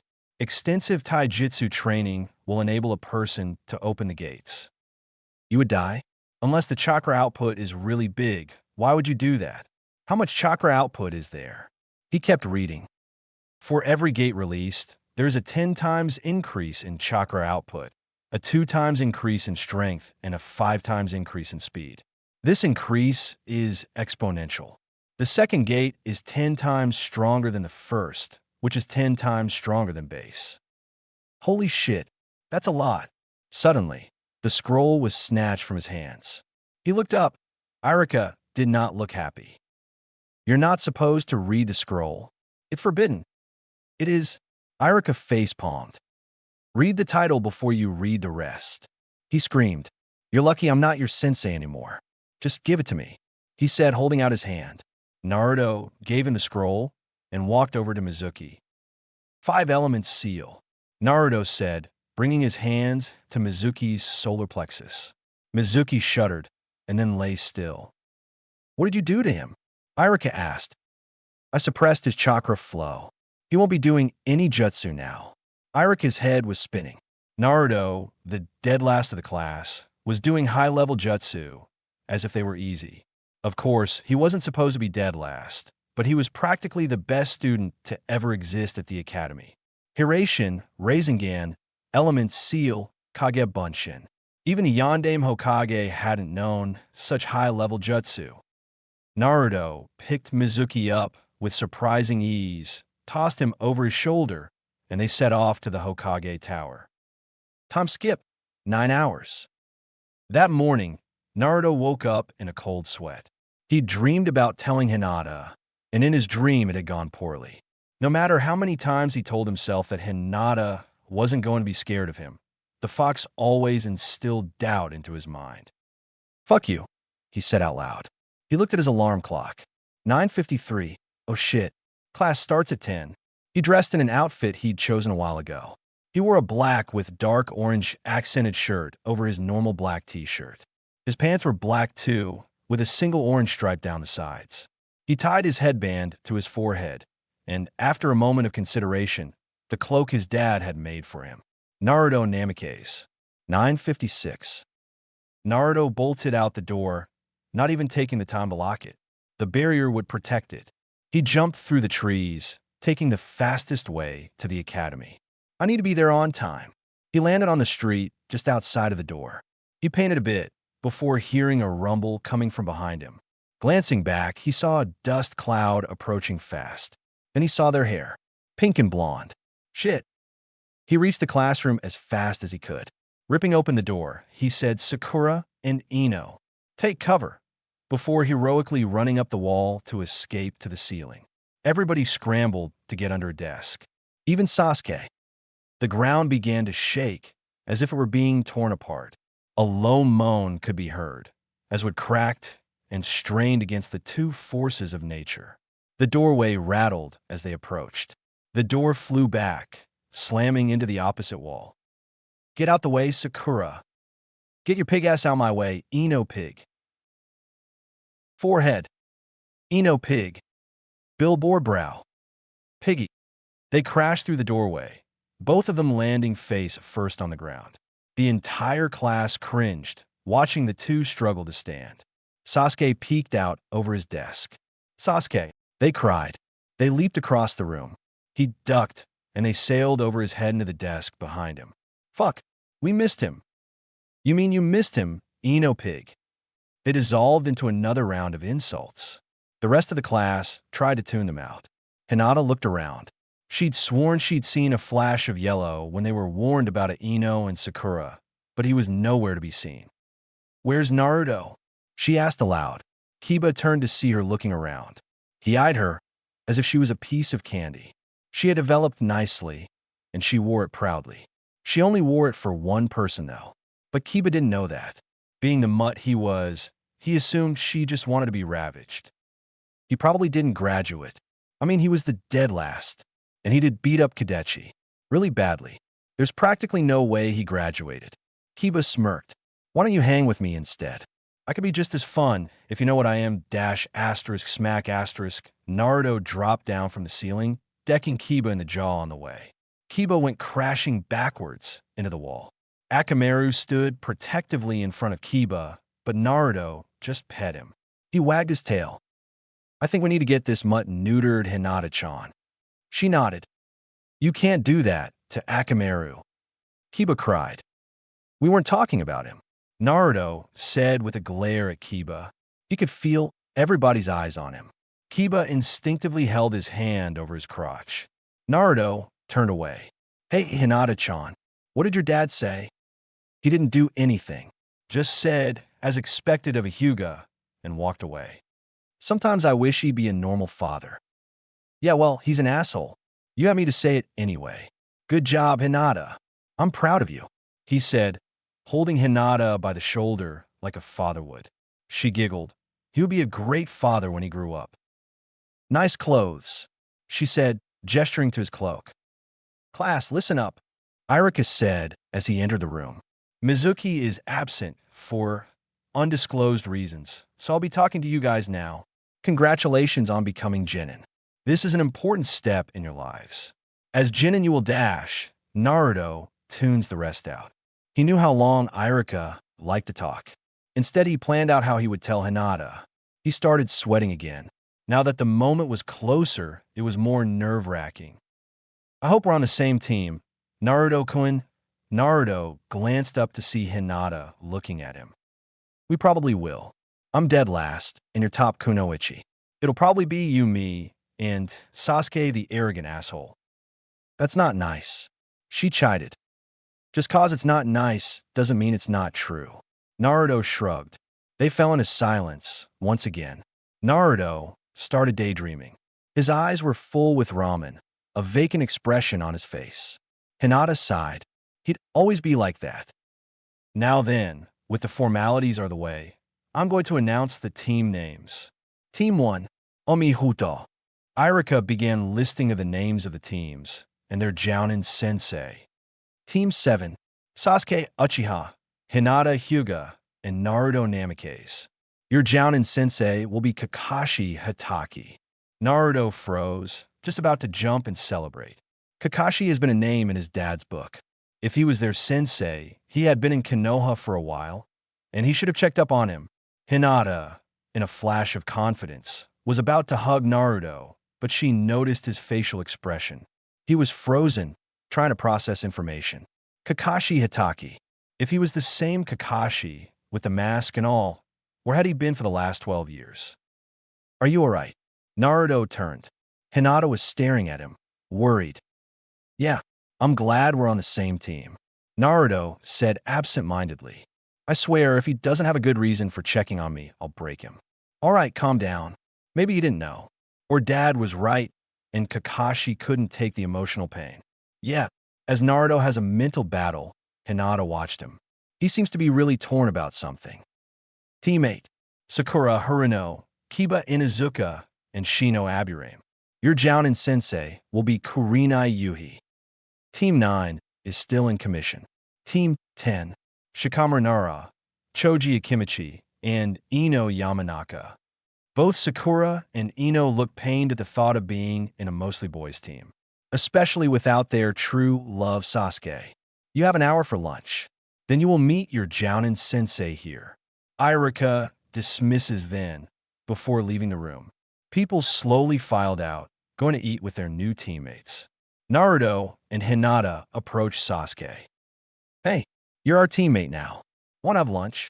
Naruto asked. Sasuke glanced at him before turning away. You could give a verbal answer, team. Naruto scolded. Hinata looked between them. I don't think he wants to, Naruto-kun. Hinata said, trying to pull him away, but he wouldn't budge. TCH. Sasuke didn't respond. Not until he says so. How did you come from a ceiling dough? Sasuke asked. Naruto froze. He hadn't expected anything to come out of the Uchiha's mouth. I walked up it. Naruto said. Impossible. I had a dope do it before I did. Sasuke scoffed. Because the civilian council didn't give me whatever I wanted. I had to train by myself for myself to survive. Not that you'd understand, team. Sasuke stood up. They were so close you could see the sparks in their eyes. Hinata tried one more time to stop them, but they didn't pay her any attention. It's not my fault the civilians like an Uchiha more than a dope. It's not, but that gives you no right to treat me like crap. I'm an Uchiha. And you will respect me. I only respect people who deserve it. The Uchiha are elite. You will respect me. Not until you admit we're alike. You're the poorest of the poor. I'm an Uchiha. What similarities are there? We both have no parents. I don't have any kind of family. Even Hinata has family problems. This entire team has familial issues. Were your parents ripped away from you by your own brother? If you looked closely, you could see tears in his eyes. Were you hated by the villagers for something you had no control over? My life is harder than yours, Dobe. Have you ever been tortured to the point where you wished you were dead? No? Well then, until that happens, our lives have equally sad. Naruto was shaking. For some reason, he felt the need to prove himself to Sasuke. Sasuke stood still, reflecting on his own life. If what Naruto said was true, had his own life really been that bad? What do you mean, dope? For most of my life, the civilians have been out to kill me. I trained myself so I could survive. What did you do to Kadechi? I kicked his ass. How'd you get so powerful? I was mad. He said some things that he shouldn't have. But I did it for Hinata. He said, glancing over. She blushed, but only a little. I train to protect, not kill. That's why I'm stronger than you. He said, thrusting a finger into Sasuke's chest. Sasuke looked away, before reluctantly turning away and sitting down. You can eat lunch with me, was all Sasuke said. Naruto raised his eyebrows. Sasuke was brooding again, but he seemed very unsure of himself. His eyes were darting around the room, confusion etched on his face. Anyone who had paid any attention knew who had killed all the Uchiha. Itachi Uchiha, Sasuke's older brother. Hinata and Naruto sat down on Sasuke's left. They both eyed him as they ate, but slowly they dropped their guard. All right, so, Naruto started. Anybody know anything about our sensei? Surprisingly, Sasuke was the one to speak up. The civilian council has told me about him to me. Apparently, he's always really late, but he's also one of the strongest ninja we have. Naruto and Hinata were sure how to react to Sasuke. Just 5 minutes ago, he had been brooding in the corner. Now, he was talking freely. We'll see how late he really is. If he's always late like that, he'd better be prepared when I prank him. His teammates stared at him. 2 hours later, and their sensei still wasn't there. All the other teams had gotten picked up, but Kakashi didn't show. Ugh, Naruto groaned. Hinata and Sasuke felt the same, but were bored. Even Naruto has quieted after the first hour. Naruto-kun, why don't you tell me now? Hinata said. Tell you what? Sasuke asked. Naruto cringed. Not with Sasuke here. He turned to Sasuke. No offense, but I don't trust you enough. Sasuke was silent. If I tell you what happened to my family, you'll tell me what happened to your family. Both of you. Naruto looked at Hinata, and she met his eyes. Sasuke started talking again. We'll all share our biggest secret. I'll go first. Wait, team. I can't just tell you. Sasuke didn't listen. One day, while I was on my way home, I noticed how silent the compound was. I saw a figure on top of the pole, but he disappeared. I went in my house, and my B-brother, Itachi, stabbed my mother and father in front of me. After that, he tortured me. I was stuck in this illusion where he killed them over and over, and I woke up as the last Uchiha. He was practically crying. Naruto and Hinata pretended not to notice. Hinata was silent. She'd always wondered exactly what had happened to the Uchiha, and now she knew Naruto, however, was thinking hard. Did your brother say why he did it? Why he killed them all? Sasuke trembled, as if he was reliving that night. He said it was to test his own limits. He had a Sharingan that was different from anything I'd ever seen. That doesn't make any sense. He must have had another reason. Think, Naruto. You're the best spy in the world. Anything about the Uchiha.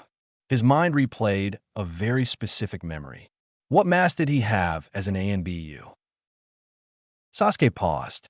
I think it was as a weasel. Naruto's eyes widened. Danzo, just wait till I tell Gigi. He'll be sorry for ever messing with the Uchiha. W, what are you talking about, Naruto-kun? Hinata asked. He seemed pretty angry. Danzo, he's an advisor to Gigi. He's the guy with the bandages arm. What about him, Dobe? Sasuke asked, his coping mechanisms taking effect. He was talking to an ANBU in a weasel mask about the annihilation of the Uchiha. He was the one who planned it. Sasuke jumped up. The entirety of Konoha was in on it. I'll kill them. He tried to leave, but Naruto stopped him. Sasuke, you know that Gigi wouldn't let people die. I've talked to him before, and Danzo is one of the most untrustworthy advisors. And Gigi can't fire him because he has too much power. Don't blame Gigi. We'll all go together and ask about what Gigi knows. Sasuke, stop struggling. You'd better, was all he said before sitting down. Hinata looked at them. I guess I'll go next. I probably have the least sad story here. I'm weaker than a Hyuga should be, and I want the main and branch families to be united. My family doesn't like that, so I am beat as often as possible. They threaten to seal me and generally act like I'm their servant. Sasuke considered her words. Compared to her, Naruto and his own tragic family story was much worse. But a family shouldn't treat one another like that. He turned to Naruto. What happened to you? Why do the villagers hate you that much? And what happened to you with Kadechi? Naruto just stared at his own lap for a while. The reason for both of your questions are the same. The villagers hate me because of the thing that beat Kadechi. What do you mean, dope? You can't tell anybody what I tell you right now. Neither of your stories have a law behind them. Mine does. S-class secret. High priority. Punishment of death. And Nani? Hinata said, how come you can tell us then? 'Cause it's about me. I can say whatever the fuck I want. Neither of them commented on his choice of language. Anyway, you guys sure you want to hear it? Of course, Naruto-kun. Why not, dope? Fine. He was silent. They waited, hoping he would speak before their sensei showed up. I'll tell you about my parents first. They're still dead, he said, to the look on their faces. I just know who they are. My mom was Kushina Uzumaki. I know that she was friends with both of your moms. They looked at each other. I read it in my dad's diary. My dad was a very famous ninja. I have his last name. Namikaze, holy shit. Sasuke practically screamed. Hinata followed suit a few seconds later. Naruto covered his sensitive ears. The fox did that too. Jeez. Be quiet. You're the son of the Yondaime Hokage. How are we supposed to be quiet, dope? S-class secret. I always wondered why the Hokage gave you such a big house. It was your parents, wasn't it? Hinata said. Yep, but that doesn't explain why the villagers hate him. If anything, he'd be treated better than I was. Sasuke pointed out. There's a second part. The Yondaime defeated the Kyuubi, right? That's all they said. And you can't just kill a Bijou. They're made of chakra. The Kyuubi would just reincarnate and attack again. He had to seal it inside something. But sealing something that powerful would take a self-sacrifice and a living container. And the Yondaime did that. Oh god, that's horrible, Naruto-kun. Hinata was hysterical. What? Sasuke asked. He didn't really understand. If he's the Yondaime's son and the village hates him, and he almost killed everybody yesterday, who do you think the Kyuubi was sealed inside of? Oh, yeah, that's why people try to kill me. But if they kill you, what happens to the Bijou? Pretty sure he reincarnates in a few years. At least, that's what he said. Why you T-talk to it? Hinata shrieked. He kind of tells me to kill people every day. Naruto trailed off. So that's why you're so strong. Without the fox, you wouldn't be nearly as strong, would you? Actually, team, if I didn't have the fox, I'd probably still have parents. And if my dad was still Hokage, he might have been able to stop the Uchiha massacre. Everybody's lives would be better if the fox didn't attack. That didn't answer my question. Ugh, look, the fox likes to kill people. The first time I used its power, it was the Kyuubi festival when those people tied me to a stake. Hinata stiffened. Gigi told me that night. The seal that keeps it inside me is weaker than it's supposed to be. If I get mad at all, the Kyuubi starts to take over. That's why I did those things to Kadechi. I wasn't in control. But you didn't kill me. I can still wrestle control away. It's just really, really hard. How many times have you used its power? Sasuke asked. Twice. I hate it. It ruined my entire life. Dobe, how are you so strong? I trained with my dad's scrolls. The Rasengan, the jutsu I demonstrated for you guys, was his. He never finished, though. But I train with Uchiha scrolls. Why am I not as strong as you? Because your only goal in life is to kill your brother. I have long-term goals to reach. I want the civilians to respect me. Then I'll become Hokage. Then I'll make sure we never have a ninja war again. While you do after Itachi's dead, what if he dies before you kill him? How do you know it's even his fault? He killed my family. And Dad has to kill hundreds of IWA shinobi. He hated it, all the killing, but he did it to stop the war. Don't train just to kill. For all we know, the Uchiha were doing something Danzo didn't like, and he forced Itachi to do it. You don't know everything. I'm strong because I have people to protect. Hinata, she's my only friend, the only person who cares about me. I won't let her get hurt. Hinata really started blushing. Naruto thought that much of her. Then what do I do? Be our friend. We already know about everyone's familial problems. I can't believe I'm taking advice from the class dope. Team. Guys, you need to stop fighting. You're right, Hinata-chan. I say that the first thing we do as friends is prank Kakashi-sensei for being so late. Let's go. Time skip, 40 minutes. Kakashi walked down the hallway. He hoped his new team wouldn't be mad for being so late. He'd read up on them.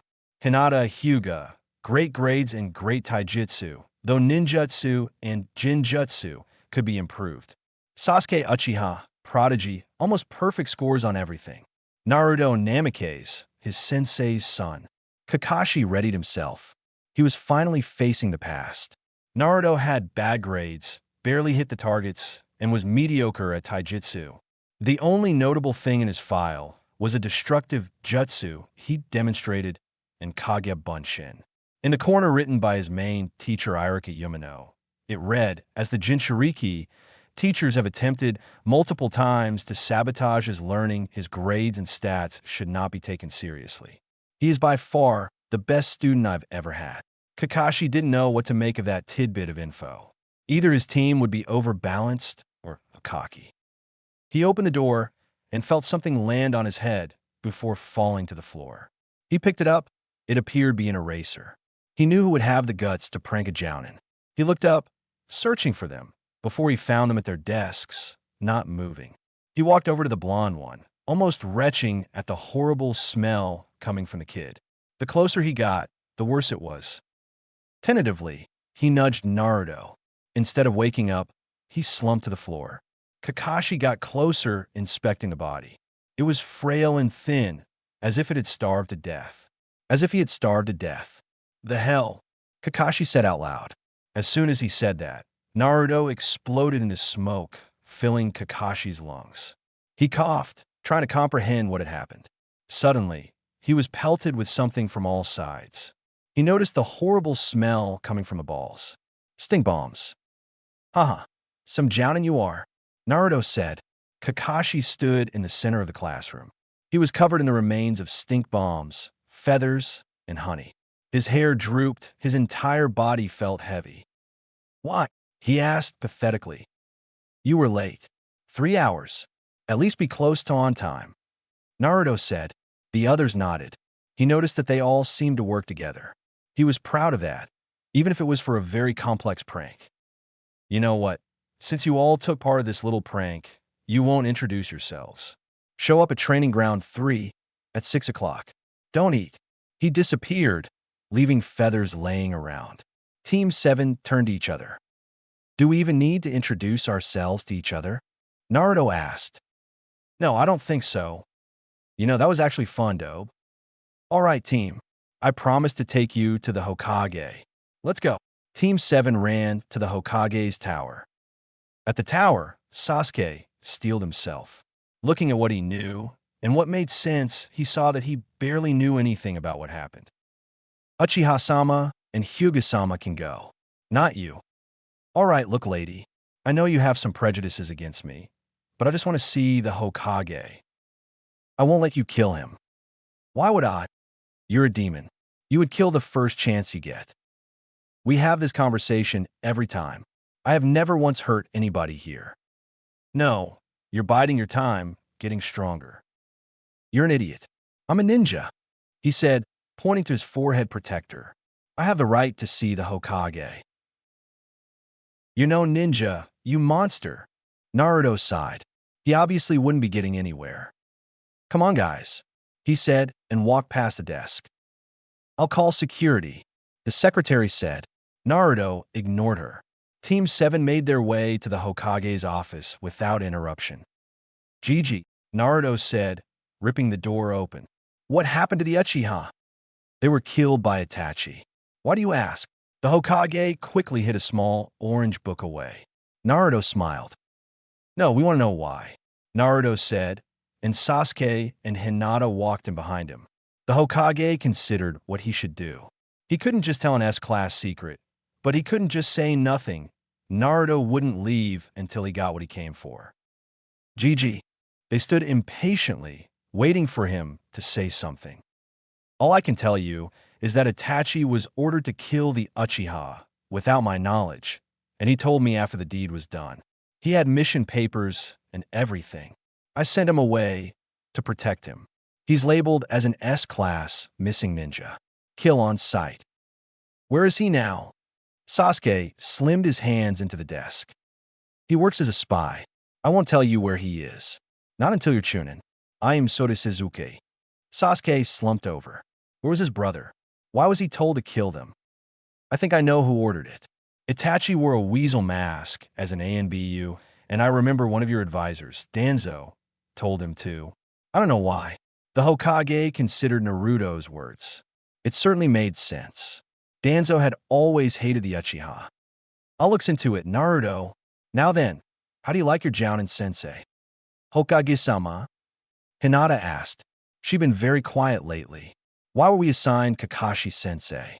He hardly seems capable. He was 3 hours late. The Hokage chuckled. Kakashi never changed. He is a very powerful shinobi. He has thousands of jutsu in his hands. Team 7's eyes widened. How could someone remember thousands of jutsu? I understand that he wants you to be at training ground 3 tomorrow. The Hokage asked. Team 7 nodded. I happen to know that he tests his teams, and if they fail, they're sent back to the academy. So far, no team had passed. Team 7 was shocked. He'd never pass someone. I would train as much as possible. Now, Shu, I have important business to deal with. The Hokage shooed them out the price before taking out an orange book. Oh, Hyuin, stop it. He giggled. Outside the Hokage's tower, Naruto and Sasuke were arguing. We should train at my place, Dobe. I have all the scrolls. Most of the Uchiha compound is buildings. I have a massive field, and you wouldn't have to worry about fangirls with the barrier around it. Really? Yeah. Sasuke was elated. He knew that as soon as he stepped outside, fangirls stalked him wherever he went. Let's go to your place. They followed Naruto into the woods. Sasuke heard rustling behind them. Let's move a bit faster. Please, he pleaded. Naruto turned around, fast enough to see a flash of pink in a nearby bush. All right, let's go. They sped up and reached the gate in no time. Where's the barrier? Sasuke asked, eyeing an oddly light-shaded bush. Naruto smiled. You'll see. He stepped up to the gate, which swung open. Hinata followed, and Sasuke practically ran inside. As soon as Naruto clawed the gate, Sakura and Ino ran right into it. Ow! Open the gate, Naruto Baka. Sakura screeched. We just want to see Sasuke. Ino cried. Team 7 backed away from the gate, which they were trying to force open. They hadn't realized that there was no fence or anything around the field. Let's start training. So were we doing a spar competition? Naruto asked, ignoring the banshees. Spa. Taijutsu only. Hinata, would you be the ref, please? Yes, Naruto-kun. She stepped back. Ready? They both nodded. Begin. Sasuke launches himself at Naruto, aiming a punch in the chest. Naruto dodged, but was immediately kneed in the stomach. Sasuke smiled. At least they were equal. Yes, Sasuke. Kick that Baka's ass. Sakura and Ino screeched. Sasuke looked at them and missed when Naruto got up and firmly planted a punch in his ribs. Sasuke collapsed, holding his rib. Naruto was very strong for his age and fast. He hit Sasuke. That cheater. Get him. Sakura and Ino tried to charge at them, but suddenly were suspended in the air as electricity raced through their bodies. They tried to push through, but the harder they tried, the more painful it was. They backed off. Obviously, they wouldn't be getting through that way. How dare you hit Sasuke-kun, Naruto Baka? He ignored them. Sasuke slowly got up. Ugh, when will they leave? I don't know, man. He looked over. Sakura was whispering something to Ino. Then they disappeared into the woods. Oh, they're gone. Yes. Finally. Huh. Sasuke did a little dance. Naruto and Hinata shared a look. Sasuke was very different when he wasn't brooding. They spared for 10 minutes in which Naruto hit Sasuke 15 times, while Sasuke hit Naruto 13 times. Haha, team. I win. TCH. Who next? Hinata. Who do you want to spar? I've fought you multiple times, Naruto, so I think I'll take Sasuke. She said. Hinata. No Huken. He said. She stuck out her tongue. He sighed. Whatever you do, don't let her hit you. He said, dead serious. Ready? He asked. Hinata nodded. Sasuke just held up his hands. Begin. They started. Naruto stopped paying attention really. Sasuke was actually a really nice person when he wasn't brooding. The death of his family had ruined him. Naruto Namikaze, you are required in the council now for charges against Sasuke Uchiha. Outside the gate, there were 6 AMBU waiting. What? Hinata and Sasuke stopped fighting, overhearing the accusation. Charges against me? What did he do? He asked Hinata. She shrugged. Look guys, the civilian council has tried to exile me since I joined the academy. This is another bogus claim. Just stay here. I'll be back. He turned away, walking to the gate. Sasuke and Hinata joined them. Dobe, we're not letting you go without us. If it's about me, I need to be there. Sasuke said when he got a look from Naruto. I won't let them exile you, Naruto. I'll be there too. Hinata said. Guys at Dash. We're going, Naruto. Hinata was making the face again. He sighed. Altogether, they went with the ENBU. The trip was quiet, but on the inside, Hinata was fuming. How dare they try to exile Naruto? He'd done nothing wrong. I'll kill them. Naruto and Sasuke were oblivious to the Hyuga's thoughts. All of you inside. The AMBU ordered. They opened the door to the council chambers. The civilian council was on the right, while the clan heads were on the left. Hayashi Hyuga narrowed his eyes when Hinata entered the room. Hinata shrank into her coat. The entire civilian side had a look of glee on their faces, especially Haruno. What's this about? Naruto asked. You will address us with respect, boy. What are you doing here, Uchiha-sama? One of the civilians asked politely. The AMBU said the offenses were charged against me? Yes, Uchiha-sama. And what is Hyuga-sama doing here? We are part of Team 7. She comes with us. Quiet, boy. You have no right to speak to us. The Hokage raises his hands, and the room quieted.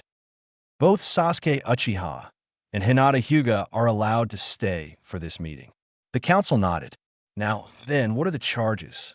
Haruno stood up. The charges are assault and attempted murder. Team 7 looked at each other. How are those the charges? And do you have any witnesses? The Hokage sighed on the inside. This would be another stupid meeting. My daughter, Sakura Haruno. Is she here? Yes. She's waiting outside. Bring her in. An AMBU opened the door, and Sakura stepped through. You could see the stars in her eyes when she spotted Sasuke. Sasuke. She sprinted for the front of the room and launched herself at Sasuke, but before she could touch him, she was pulled back by her forehead protected. Naruto held her back. Unhand my daughter, you monster! Haruno screamed, injuring everybody's ears.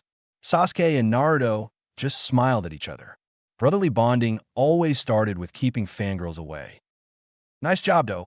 Sasuke laughed. Team. Naruto stuck out his tongue. The boys bumped fists. The Hokage watched with interest. Apparently, his team placement had been correct. Let me go, Naruto Baka. She tried to hit him, but he blocked and threw her towards her mother. He tried to kill my daughter too. Hokage, you must do something, Haruno shouted. Many of the civilians were nodding. Calm down, calm down. Sarutobi said. Naruto did no such thing. Haruno, your daughter is fine. All Naruto did was hold her away from Sasuke. Haruno opened her mouth. Quiet. We are here to discuss the charges against the accused. Sakura, state what you saw, and please control your body. Sakura glared at the Hokage, as if he was keeping her away from her beloved. Ino and I were stalking Sasuke after he left with Hinata and Naruto Baka. Naruto opened some kind of gate, and when we tried to follow, the gate closed on our faces. Naruto Baka wouldn't let us pass. Then Sasuke punched him, and Naruto Baka hit him back. We tried to stop him, but there was a barrier that kept tossing us. Then I told my mom what happened. She smiled. She thought she would be praised, and then she could be alone with Sasuke.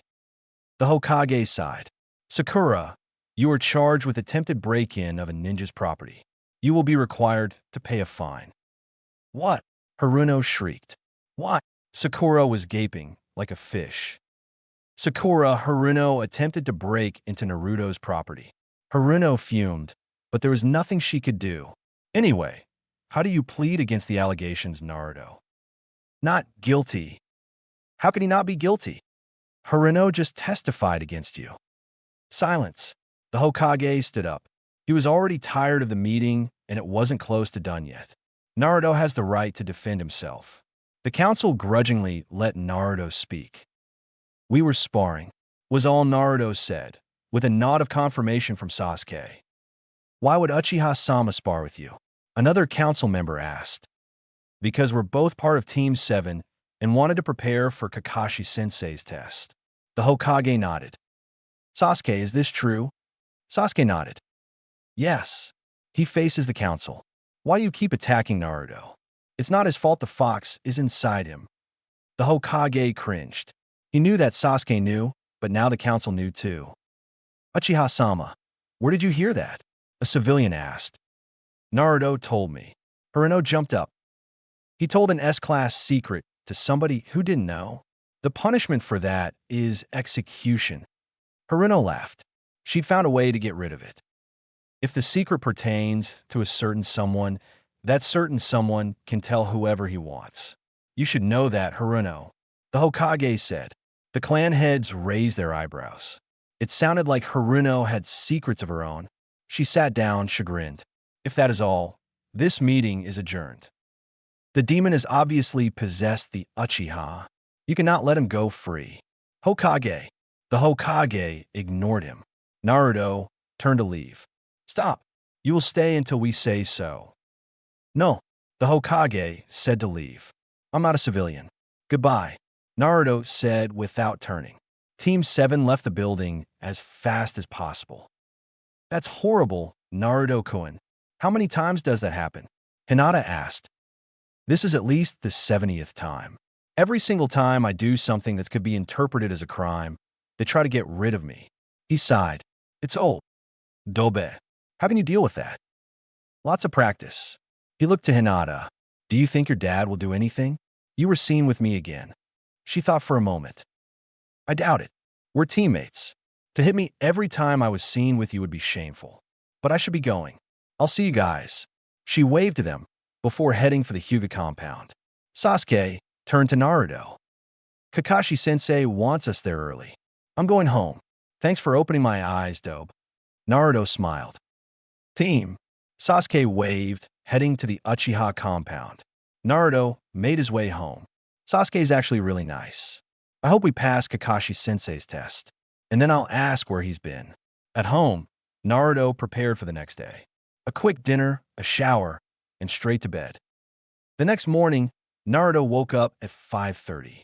Ziz, I'm hungry. Should I eat? Kakashi-sensei said I shouldn't. I'm gonna eat anyway. Naruto made himself a toast. Recalling Gigi's words about Kakashi, he decided that he would visit his parents. As he approached the graveyard, he spotted Kakashi standing in front of the headstone meant for the deaths in the Third Ninja War. He walked to him. Sensei. Hello, Naruto, Kakashi said, still staring at the headstone. What are you doing? Nothing. Are you thinking about Rin and Obito? Kakashi flinched before turning. How'd you know? I read Dad's diary. Kakashi sighed. I'm sorry, Naruto. I should have taken care of you. I was a horrible student, too cocky for my own good. Kakashi turned back to the stone. I hope you can forgive me. I understand. Is this where you are every day? It's why I'm always late. I stand here for hours, thinking about how stupid I was and how I could have saved them. Kakashi slumped. What are you doing here? You're supposed to be at the training grounds. I knew you'd be late, so I came to visit my parents. Naruto stood next to Kakashi. Can you tell me about Obito? Kakashi raised his eyebrows. Why? Dad didn't write about him much. Obito was an idiot. As an Uchiha, you would think he'd be stoic, but he was loud and brash. I hated him. He annoyed me, and he was the dead last. Kinda like you. Naruto smiled. Actually, Sasuke reminds me of myself. I was a brooder. I actually got through to him. His family's death changed him. On the inside, he's just like me. Oh, really? Then you're already better than we were. Anyway, I hated him at first, but he grew on me. In the war, I lost my left eye on my birthday. Great gift. Naruto eyed him. Later, Obito got crushed by some boulders, and as his dying wish, he gave me his Sharingan. Kakashi said, gesturing to the eye under the forehead protector. I'm guessing the Uchiha didn't like that. They tried to force me to give it back. I didn't. It's the only thing I have left. What about Rin? Rin was always a problem for me and Obito. She had a crush on me, but Obito had a crush on her. Obito made me promise to protect her, but she was turned into the Jinchuriki of the Three Tails. She asked me to kill her, but I refused. Then I tried to kill an enemy ninja, but she got in the way and died. I couldn't protect her. I failed Obito, then Rin and Minato-sensei. I'm a failure. Naruto said nothing, staring at the headstone. I think that if you told Sasuke about Obito, he would feel better, knowing that the Uchiha were heroes. He's confused, doesn't know what to think about his brother. Kakashi said nothing, and Naruto moved to a headstone on the edge of the clearing. Minato Namake's Yondaime Hokage, Yellow Flash. Kushina Uzumaki Red Death. Hey Mom, Dad, he said. He stared at the headstone. He didn't know how much time had passed. All he knew was that he wished they were here with him. He felt a hand on his shoulder. Kakashi was behind him, holding bento boxes. The sun was above their heads. At least 9 o'clock. It's time to go, Naruto. Naruto nodded and walked with Kakashi to the training ground. Sasuke and Hinata were leaning against 2 of the 3 training posts. Naruto, where were you? Hinata asked. I was visiting my parents. Hinata froze for a moment. Oh, all right. I've set a timer for noon. You have until then to get these bells from me. Kakashi held up 2 bells. Naruto narrowed his eyes. There are only 2 bells and 3 of us, he said. Glad you noticed. The person who doesn't get a bell will be tied to a post and won't get any lunch. He held up the bento boxes. Sasuke and Hinata's stomachs growled. Sasuke turned away while Hinata blushed. And after that, they'll be sent back to the academy. Remedial classes. What? Team 7 screamed. We'd better get a bell, they all thought. Ready? Kakashi smiled. Begin. All 3 of them jumped in different directions. Well, at least they know stealth. Sasuke is in a bush nearby. He needed to graduate. He had to become a Chunin as fast as possible, so that the Hokage would tell him about his Itachi. He considered his options, either attack now, hopefully stopping Kakashi, or sneak up and grab a bell. But Kakashi was a Jounin, better to catch him by surprise. Fire style, fireball jutsu. He watched as Kakashi disappeared into flames. When the flames died away, Kakashi was nowhere to be seen. Where is he? Sasuke looked around. In a jolt of movement, he was buried up to his head in the ground. What the get me out? Kakashi smiled. Sorry, Sasuke. Can't do. Kakashi disappeared. Sasuke struggled, but wasn't able to escape. Hopefully someone comes by. Hinata was hidden in a tree when she heard a rustle from behind her. She grabbed a kunai and flung at the sound. Just then, Naruto stepped out and was stabbed in the jugular. Hinata froze.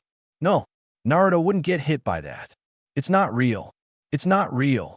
She shook her head, but Naruto was still there, slowly bleeding. Ah! Naruto spun toward the sound. He'd been observing Kakashi, learning his fighting style. He got a nada. Ugh. Naruto moves as fast as he could to the sound. Kakashi stood the middle of a field, reading his book. He heard a rustle to his right and dodged a barrage of shuriken without looking away. There you are. I was wondering when you would show up. Naruto didn't say anything. What's wrong? I'm trying to figure out why you read that crap, he said, gesturing to the book. Kakashi blanched. How dare you insult my book? It was written by a great ninja, the one and only Dash. Ero Senin. What? Jiraiya is my godfather. He's a perv. I call him Ero Senin. He lets you do that. I've called him that for years. Get ready, sensei. Naruto charged. Kakashi dodged without a problem, but wasn't expecting a knee in the stomach. I learned that from Sasuke. Naruto said. Kakashi backed off. Naruto as fast and strong. Good job. You seem to have some skill, but is it enough? Kakashi tired to chop the back of Naruto's neck, but Naruto ducked under the blow and backed off. Gahibunsin no Jutsu. 15 Narutos appeared. They all charged headfirst at Kakashi.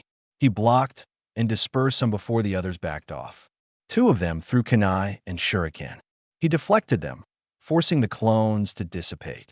He continued to whittle down their numbers until only one was left. Naruto charged one more time, but Kakashi disappeared from his line out sight. Secret Kanehagakure Jutsu.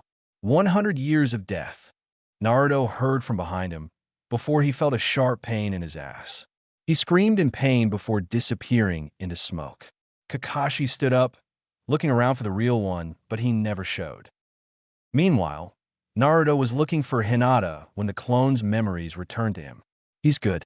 I'd better find them. He searched the forest before spotting the end of Hinata's boot. Hinata. She lay on the floor. Hinata. He shook her awake. She groggily opened her eyes. She blinked at him before launching herself at him. Oh, thank God you're not dead. I thought I killed you. I'm sorry. I'm sorry. She cried. Hinata. What's wrong? She cried into his shoulder. He slowly pieced together a story from her scrambled cries. Hinata. Calm down.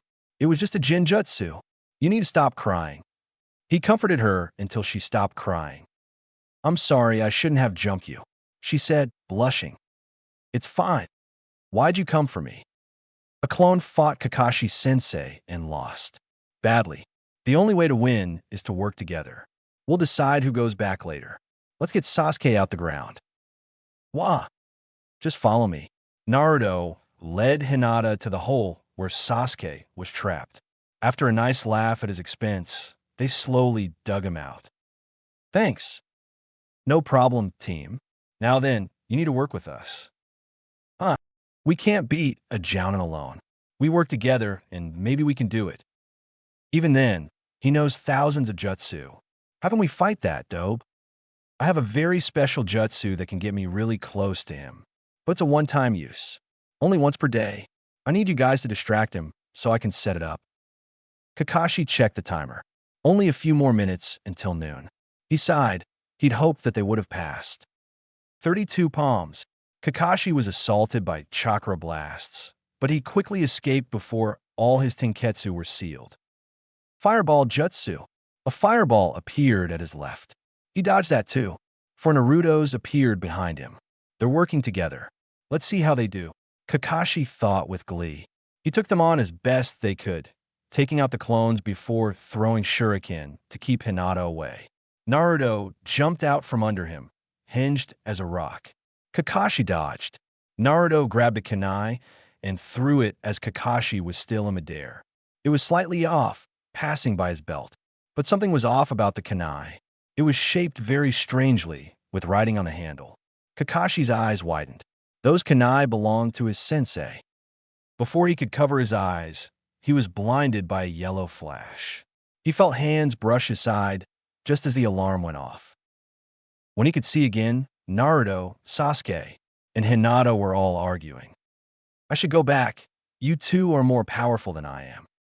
No, Hinata-chan. I'll go back. I'm dead last anyway. I'm not letting you go back, Dobe. If I go back, The civilian council will just put me on another team. Kakashi listened. None of them seemed willing to let the other leave. He cleared his throat. HRM. They turned to him. I'm glad to say that you all pass. He smiled. Guys, aren't you going to celebrate? Anything? What? All three of them screeched. You said only two of us would pass. It's simple, really. They listened closely. Elite. Screw you, Naruto said. I was worried about going back the entire time. You should have been. The threat was very real. But either all of you go back, or none of you do. In Konoha, we work as a team. No matter how powerful you are alone, you're more powerful with a team. And I'm happy to say that your teamwork is spot on. So the test was about teamwork? Sasuke asked. Yeah. Couldn't you have done it in a less confusing way? Of course I could, but where's the fun in that? He said. Sasuke's sweat dropped. Come with me. He began to walk off, and the genin chased after him. They stopped in front of the headstone. On here are heroes from the Third Ninja War. My best friend's name is on here. Obito Uchiha, he said, with a glance at Naruto. Sasuke looked at Kakashi. You were friends with an Uchiha? He was an idiot, just like Naruto. Kakashi chuckled. Then he grew somber. The only thing I have left of him is his eye, he said, raising his forehead protector. The Sharingan flared. You have a Sharingan, Sasuke said. Ow! Obito have it to me as his dying wish. I just lost my eye. It's one of the reasons I was assigned to your team. They wanted me to train the Uchiha. Sasuke nodded. Well then, since you passed, I think you deserve a break. Meet me at Training Ground 7 tomorrow at 8. He disappeared in a swirl of leaves. Over the weeks, Team 7 completed the most D-rank missions in the history of the village, mostly thanks to Naruto's clones. Team 7 had great chemistry, Hinata being a close-range taijutsu fighter, Naruto being a mid-range taijutsu/ninjutsu fighter, and Sasuke being a long-range ninjutsu/projectile fighter. Their teamwork was even better. Every time they fought Kakashi, they got closer and closer to beating him. After finishing yet another D-rank mission, Naruto started to vent his frustration. He'd become a ninja to follow his father's footsteps, not do chores. GG, I want a C-rank mission. He was immediately bopped on the head by Kakashi. Excuse his manners, Hokage-sama. Though Naruto has a point, I believe my team is ready for a C-rank mission. The Hokage raised his eyebrows. And what makes you think they're ready? Iruka stood on the side. He didn't think they were ready either. Team 7 has completed more D-rank missions in the last week than anybody ever. Their teamwork is great, and they're getting stronger every day. I believe they're ready. The Hokage considered his words. Perhaps a C-rank mission would be good for them, and he knew exactly what to give them. All right, I have a C-rank mission here. Hokage-sama, please reconsider. They've only been out of the academy for 3 weeks. They're not ready. With all due respect, the moment they graduated is the moment you stop being their sensei. I know what they're capable of, and I think they're ready. Kakashi said. Calm down, Iruka. The Hokage said. You will be escorted a bridge builder to his home in the Land of Waves. Bring him in, he ordered. The door opened to reveal an old drunk man staggering in. He eyed the team. Oi, what's with the midgets? I thought I was getting ninja. They look like a breeze could know them over, especially the blonde one. Naruto ignored him. I am a jounin, sir. I assure you, we are all ninja. You do not have to worry. The man eyed Kakashi. You look capable at least. I am Tazuna. Kakashi Itaki and my students. Sasuke Uchiha, Hinata Hyuga, and Naruto Namikaze. He said, gesturing to each student. Namikaze, I've heard that before, or whatever. Meet me at the gate tomorrow at 10. Don't be late. He staggered away. Well, kids, I think you should all pack up and prepare for your first real mission. Kakashi smiled. Inside, all three were elated. Their first real mission.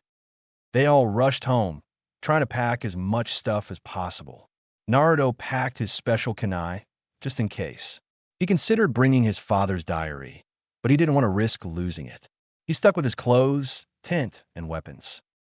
The next morning, Naruto woke up at 8. He showered and ate, before slowly making his way to the bridge. He arrived just before 10, finding Sasuke and Hinata already waiting. Hey guys, where's the builder? We don't know. Hopefully he's not late. Oh, we're here. Team 7 jumped. Kakashi and Tazuna stood beside them. Ready? Kakashi asked. Yeah. Yes. Of course. Then let's get started. Kakashi said. He started out the village, and Tazuna and Team 7 followed. Naruto's POV. Would you shut up, Do? Sasuke screamed. Naruto stopped talking. What? Everyone other than Naruto fell over and planted their faces into the ground. Naruto really was an idiot sometimes. You're so loud and obnoxious. This is an escort mission, not a bore him till he dies mission. Naruto looked at Kakashi. He nodded. Naruto looked at Hinata. Sasuke's right, Naruto-kun. Everybody's ganging up on me. Come on, I wasn't that loud. Naruto sighed. Fine. All four of them mumbled something that sounded oddly like thank God. Naruto sweat dropped. You guys are mean. Naruto focused on the road. He felt his foot sink into a puddle. Fuck, I hate when my sandals get wet. He superheated his sandals with chakra, essentially flash drying them. Why is there a puddle in the middle of summer? Kakashi had the puddle. It's summer, and it hasn't rained in ages. That means we have ninja.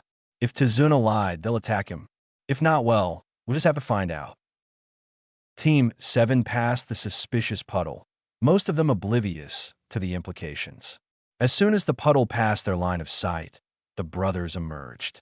They ensnared Kakashi in their chains, and he was ripped apart. Kakashi-sensei. Naruto jumped at them. They would pay for that. He stabbed one in the jugular, effectively killing him, but was ensnared by the other's chains. A kunai stopped the chains from ripping into him, though. Thanks, team. No problem. They were distracted by the sound of pain coming from the other brother. Hinata had hit him with a chakra-charged hand. He staggered before collapsing. Good job, Hinata, Sasuke said. Uh-huh. They kicked the fallen brother, making sure he was unconscious. Naruto already knew what happened to the other one. What are we going to do about Kakashi-sensei? I'm surprised you're all taking my death so well. They spun around, finding Kakashi standing over the dead ninja. How are you alive? Sasuke asked. Kawarimi. They sweat dropped.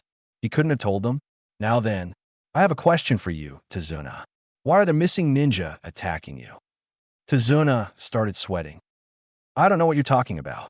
He looked away. Oh, I know you do, Tazuna. Kakashi was smiling, but it was a smile that said, if you don't tell me what I want right now, you'll be sorry. All right. Kami, don't make that face again. Tazuna shuddered. The land of waves is very poor right now because of a criminal called Gato. You mean Gato from Gato Industries? Kakashi asked, surprised. Yes, but he has taken over our island, and we have barely any money. He controls all our shipments. If I finish the bridge dash, he has no control over the island anymore. So he sent ninja to kill you. But that doesn't excuse lying to the Hokage about the mission ranking. If my students weren't as good as they were, they could be dead. I'm sorry, but putting all our money together was only enough to afford a C-rank mission. Please stay. We need you. Tazuna was begging. You could see the suffering in his eyes. Kakashi turned to his team. What do you guys think? This is a B-rank, possibly A-rank mission. Should we keep going? Team 7 looked at each other. An A-rank mission was dangerous, but they become ninja, damn it. Naruto spoke up. The people are suffering because of that man. I think they deserve our help. Sasuke nodded in agreement. The Dobe's right. They need our help. He said, what do you think, Hinata? I say we go and help. Kakashi nodded. All right. But Tazuna, he said, looking at him. You'd better pay the full price after you have the money. Tazuna nodded. Thank you. Thank you. Team 7 prepared themselves. This mission had gotten a whole lot harder. This is as far as I can take you, Tazuna. The fisherman said, as he deposited them on the shore, you'll have to walk the rest of the way. That's all right. Now go before someone finds you. Tazuna shooed the fisherman away. They watched him disappear into the mist. How far until your house, Tazuna? Kakashi asked. Only 30 minutes or so. I'm afraid that another ninja will try to stop us before we get there. Probably Jounin level or higher. Be prepared. Team 7 nodded. Naruto stood by Tazuna, prepared. 10 minutes later, Naruto heard rustling in a nearby bush. The others didn't seem to hear it. As fast as he could, he threw a kunai straight at it. Tazuna flinched. Kakashi stepped into the bush and came out holding a rabbit. Good job, Dope. You just scarred a bunny for life. Sasuke laughed. Naruto scowled, pissed that he'd overreacted. Kakashi narrowed his eyes. It's summer, and this rabbit's coat is still white. That makes it a house pet. If it's out here, then Kawarimi. Get down, he shouted. All the genin dropped down, but Tazuna froze. Naruto swore and tripped the man down just as a massive sword flew over their heads. It lodged itself in a nearby tree. The hell? Tazuna asked. He glanced up just to see a man materialize on the sword. Kakashi studied him before slowly reaching for his forehead protector. No wonder the demon brothers failed. Kakashi of the Sharingan. The man said, Zabuza Momochi, demon of the mist. Kakashi said, hand hovering by his face. Ah, my reputation precedes me. Now why don't you hand over the bridge builder and let me kill him? No way. Naruto spoke up. We were hired to protect him. So in Konoha, they let little squirts like him play ninja? The standards for a shinobi have fallen. Who are you calling a squirt? Suddenly, the air was injected with high amounts of Ki. Tazuna, Sasuke, and Hinata froze. Sasuke went for his kunai. Is that all you've got? I felt more killing intent from the fur ball in my gut. Naruto laughed. The Ki tapered off, and everybody looked at Naruto. You suck. Naruto. Kakashi sighed. You'd be better off if you didn't insult your enemies. Now then, let's get this over with. Kakashi lifted his forehead protector, revealing a fully realized Sharingan. Zabuza grabbed his sword and appeared on the nearby lake. He raised one hand to the sky. Water pooled around Team 7. Be careful, Kakashi said before rushing out at Zabuza. Water clones appeared around them. Gafebunsin no Jutsu, Naruto said as he brought his hands together. 20 Narutos appeared and immediately threw themselves at the Mizu Bunshin. Sasuke and Hinata focused on protecting Tazuna from any clones Naruto forgot about. Kakashi met Zabuza on the lake and immediately had to dodge a slash from a sword. Your students are weak, Kakashi. Naruto shrugged off your Ki like it was nothing, and he's dealing with your clones pretty well. Kakashi said, launching a barrage of shuriken. Those clones only house a fraction of my power. Now die. Zabuza forced Kakashi to jump over a sword slash and pounded Kakashi into the lake. Just as Kakashi emerged, he found himself trapped in a ball of water, slowly suffocating. Kakashi-sensei, Naruto screamed, finishing off the last of the clones. Sasuke grunted and pulled out a shuriken as long as his arm. He launched it at Zabuza, but Zabuza just leaned out of the way. You need to throw it faster than that. He laughed before noticing another shuriken. Shadow shuriken. He jumped over it. Suddenly, he saw a three-pronged kunai was towards his arm. He twisted out of the way, but in a blinding yellow flash, Naruto appeared and slashed Zabuza's arm. Zabuza instinctively pulled his arm away, and in the process, released Kakashi from the jutsu. Fuck you, squirt, Zabuza yelled. He attempted to cut Naruto in half, but Kakashi stopped him. I'm your enemy now. Zabuza jumped away. He began to flash through hand signs. Water style, water bullets. Water style, water bullets. The two jutsu clashed and fell to the lake. How? Zabuza asked. Kakashi smiled. Zabuza began to flash through another set of hand seals. He glanced up at Kakashi and saw that he was on the same seal as him. Can he dash? Read minds. Kakashi smiled. The air shimmered, and behind Kakashi, a figure resembling Zabuza appeared. W what? Water style, water dragon. In no way. That's my jutsu. Zabuza screamed before being assaulted by a massive wave of water. He was swept back before unceremoniously hitting a tree and falling unconscious. Good job, Naruto, Kakashi said, turned to said Genin. How'd you learn how to walk on water? Dad had scrolls about it at home. Kakashi nodded. They turned their attention to Zabuza. It's high time you left this world. Kakashi raised his hand. Zabuza's head snapped to the side before slumping over. Sunbon were lodged in his neck. Team 7 looked around and found a masked ninja in a nearby tree. You're from Kirigikure. Yes, I must thank you. I've been following Zabuza for a while now. The hunter Nin appeared next to Zabuza. He slung the body over his shoulder. Goodbye. He shunshined away. Good job protecting Tazuna. Let's dash. Kakashi began to falter. The world spun, and he felt his legs lose strength underneath him. Kakashi-sensei. He heard distantly. His field of view went black. Kakashi-sensei. Naruto. He looked over at Hinata. He used too much chakra. As long as he rests, he'll be fine. Hinata said. The Sharingan uses a lot of chakra, and Kakashi-sensei wasn't born to use it anyway. Oh, well, how do we move him then? You can make tangible copies of yourself, Dobe. How are you the Yondame's son when you're this stupid? Luckily, Tazuna wasn't paying attention. You don't have to yell, team.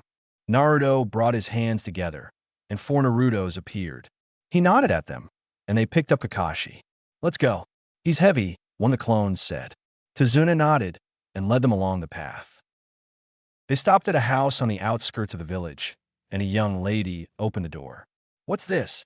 Then she noticed Tazuna. Papa, you're home. She ran to hug him. And these are the ninja you hired? He nodded. They seem a little young. That's what I thought at first, but they've saved my life. Twice. Excuse me, ma'am, but our Jounin-sensei fell unconscious due to chakra exhaustion. Do you have a room that he could rest in? Naruto asked. Sasuke and Tazuna stared at him. Naruto had never been this respectful. Hinata was already used to it, though. Please, don't call me ma'am. It makes me feel old. I am Tsunami. I'm Naruto. This is Hinata, he said, pointing at her, and the kid with the emo hair is Sasuke. Hey, Tsunami laughed.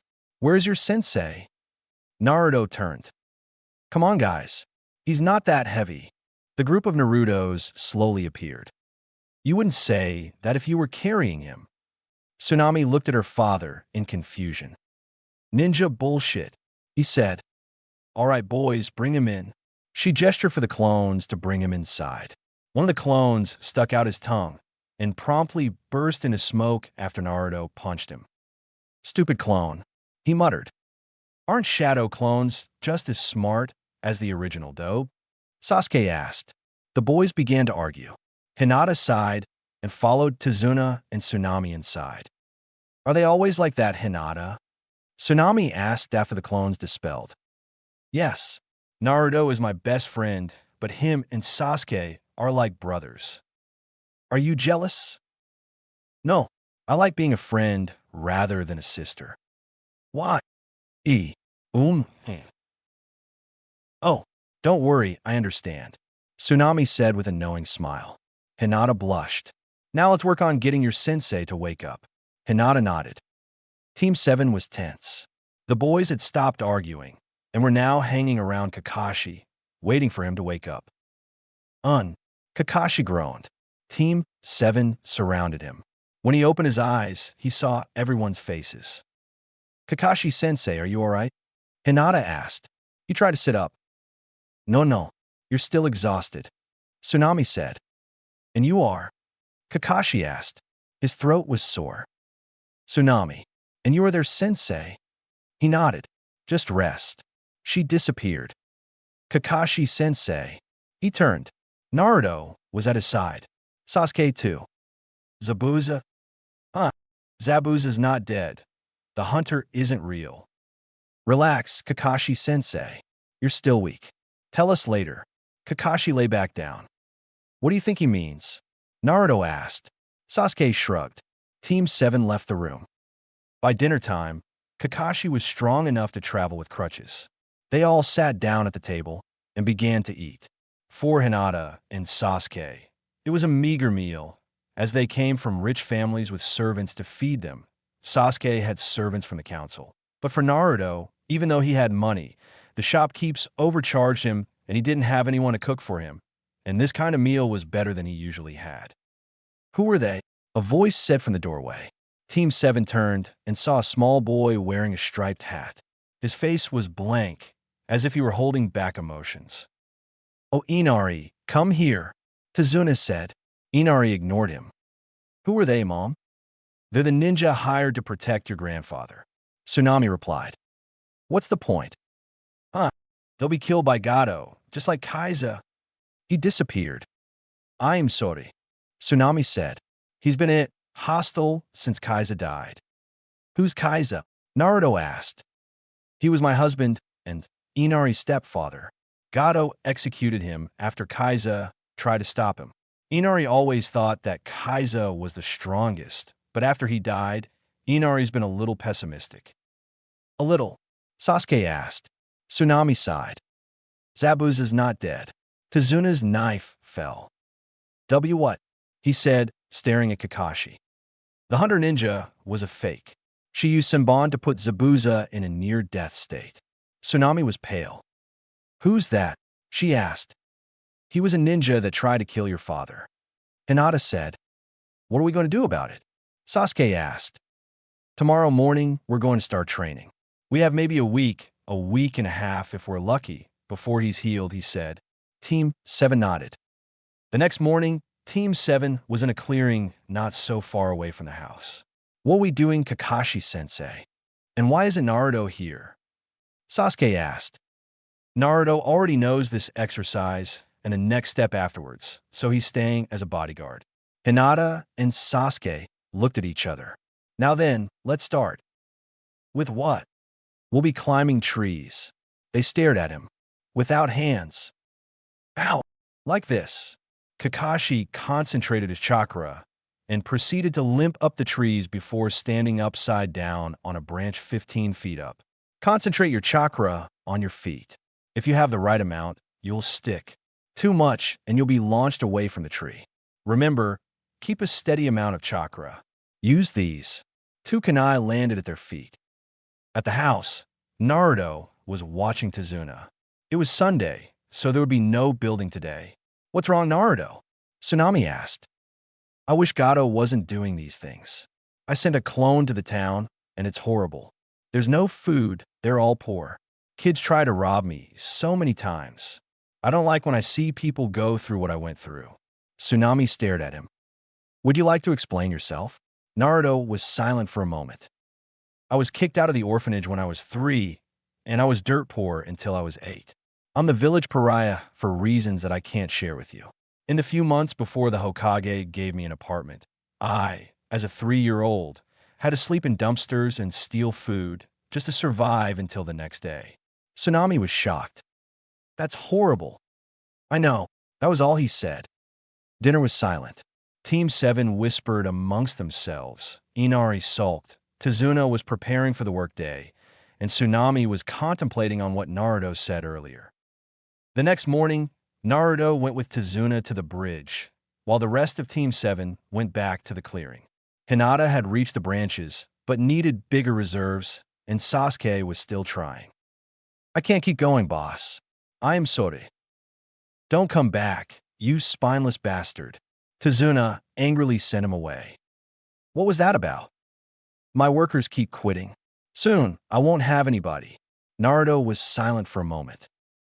"How many have you lost?" "That was roughly the 60th person." "What are you doing?" Naruto ignored him. "Gafibunsin no Jutsu." A crowd of Narutos appeared in smoke. "All right, guys, line up." The clones organized themselves into one line. Naruto turned to Tazuna. "Where do you need them?" Tazuna blanched. What? They can all work." Naruto nodded. "Yep, all right," he shouted. He assigned each and every one of the clones with a job. He found the original studying a scroll. "What are you doing?" "I'm training. I need to study these seals." He turned back to his scroll. Gravity seals. If you were to use these seals in your training, you would find that they make it much harder to move. You could use these to up your speed and strength in a short amount of time. I know that a genin called Might Guy has been using them to fight Kakashi. Underneath the writing, a seal was written and instructions on how to change the weight. 20 on each limb sounds good. Naruto drew the seal onto a paper, ready to transfer it to his chest. I hope this works. Naruto took off his shirt and he'd left the cloak at home. It was impractical for missions, only for showing off. He charged some chakra into the seal and thrust it into his chest. Immediately, he felt the effects of the seal. His limbs felt like they were dragging through lead, and he struggled to move his arm. Ugh. He sat down and slowly raised his arm to his chest. He turned the seal 90 degrees, and all the weight went away. Okay, maybe only 10 pounds. He turned the seal 45 degrees in the other direction, and the weight came back, but not as bad as before. He stood up and slowly moved around, getting a feel for the new weights. "What are you doing?" Tazuna asked. He'd seen Naruto stagger. "Testing out a new seal," was all he said. Tazuna nodded. Training continued for the next few days. Hinata had mastered the tree walking, and Sasuke was very close. Dinner was silent again until Inari spoke up. "I'm so close. I can taste it." "How do you taste success, team?" "Doesn't matter, Dobe. Why do you even bother training?" Team 7 looked towards Inari. "You'll just die. He has hundreds of thugs." "Look, kid," Naruto spoke up. "I know you're pissed about Kaiza, but we're ninja. Thugs can't do anything to us." Inari froze. "You ninja always think you're better than everybody else." Naruto was about to say something, but then Inari dropped the bomb. "I bet you've never had a bad day in your entire life." Everybody, save Tazuna, froze. They all knew just how bad Naruto's life had been, and Inari had made a massive mistake. "How dare you?" Naruto whispered. Inari looked at him. "How dare you? How dare you?" He jumped up onto the table. His claws cut into his shirt. "I had to scavenge and steal for food. I was kicked out of the orphanage. I was tied to a stake and repeatedly stabbed. You have family members. I've been alone almost my entire life. You can't compare to my life. Don't assume that just because you've had it bad, other people haven't had it worse. You don't even know what it means to have a bad day." Naruto's voice took a demonic turn. Kakashi tried to get up, but he knew that even at full strength he couldn't defeat a rampaging Jinchuriki. Naruto suddenly disappeared and the window shattered. "Where's he going?" Tsunami asked, making her way over to Inari, who was frozen in his seat. "To blow off some steam," Kakashi replied. In a nearby clearing, Naruto was decimating the landscape. "Calm down, he didn't know. He's just a kid," Naruto told himself. "He doesn't understand. No one will. You're lucky your so-called friends even want to be close to you," the fox said. Naruto ignored him, and he slowly calmed down, and the trees stopped taking the brunt of his anger. He faltered as he felt the demonic chakra leave his body. He didn't even try to make it back to the house. He lay down and drifted away. The next morning, Naruto slowly opened his eyes and saw a blurry face with long black hair. "Who are you?" he asked. As he came to, the features became more visible. It appeared to be a girl with deep, red eyes and long black hair. "I'm Haku, and you are?" "I'm Naruto Namikaze." "Oh, are you a ninja?" Naruto grinned. "Yep, I'm a ninja," he said, standing up. "Aren't you afraid of dying?" Naruto nodded. "Yeah, but it comes with the job. If I die, then I won't really matter to anyone anyway," he said, thinking of the villagers. "Surely, you have precious people who care about you," Haku said. "Yeah, I guess, but not a lot. If I died, they'd be sad, sure, but they have other people. I'm alone." "Well then, you'll have to get stronger. Don't you think that if you have people to protect, you'll become stronger than you ever thought possible?" Haku asked. Naruto considered his words. Yeah, I have to go train. "Bye, pretty lady," he said. as he made his way back to the house. Haku smiled. I'm a male. What? You're a dude? Naruto asked. Haku nodded. He needs to stop dressing like girls do. Naruto thought. Suddenly, he was pulled back by his collar. There you are, Naruto, Kakashi said. I just realized we never talked about your first kill. That's probably why you got so mad at Inari. Pent up emotions, Naruto looked away. I don't want to talk about it. No. You have to talk about it. Surely, your teachers told you how to deal with it. Yeah, but he said that I wouldn't have any trouble killing. Kakashi stood still for a moment, seething. Then I'll teach you. He sat down. You can't bottle the feeling. You have to release it. But we're ninja. We're expected to kill. Yes, but we're not expected to like it. Naruto, every shinobi has a different outlet. I read my books, Asuma smokes. I know that your dad created new jutsu. We aren't just killers. We are humans. So why do some shinobi enjoy it? Look, Naruto, when you start to enjoy killing, you should quit. Because that means you've lost your humanity. Retire. End it. You shouldn't ever enjoy killing. Cause if you do, you're no better than an animal. Naruto nodded. I didn't want to kill him. I just wanted to stop him from killing anybody else. Naruto started crying. Kakashi held him close. Shush. It's all right. He was a missing ninja, and he needed to die anyway. Now he can't kill anybody again. You did the world a favor, Naruto. They sat there, talking for a while, before they made their way back to the house. Naruto was feeling much better. He was his old self again, loud and boisterous. I'm sorry, Inari said when they arrived at the house. I shouldn't have thought that you didn't have a bad life. Naruto rubbed his hair. No, it's all right. You're just a kid. I'm sorry for getting so mad. I shouldn't cry when other people have it worse than I do. No, you should cry, but only when you're happy. Because that means that something really good has happened. The two boys disappeared into Inari's room. Why do the villagers hate him so much? Tsunami asked. Kakashi sighed. I'm not allowed to tell you that. Village secret. Tsunami nodded and went into the kitchen to prepare dinner. The next day, Sasuke, Hinata, and Kakashi went with Tazuna to the bridge. Sasuke had succeeded in mastering tree walking, and Naruto hadn't woken up, so they left him behind. When they reached the bridge, however, they saw bodies strewn around it. What happened? Zabuza, Kakashi said. Get ready. Suddenly, mist fell all over the bridge. What? Hinata activated her Byakugan. It's laced with chakra. I can barely see. Damn it. Kekeshi. Today's the day that you die. Zabuza appeared in front of them. You brought the fake Hunter Nin with you too, Kakashi said. Another figure stepped into the light. Sasuke, don't let the Hunter Nin get to Tazuna. I'll take Zabuza. Hinata, you stay with Tazuna. Go. Sasuke rushed at the Hunter Nin, who turned and led him away. Kakashi lured Zabuza away from Tazuna.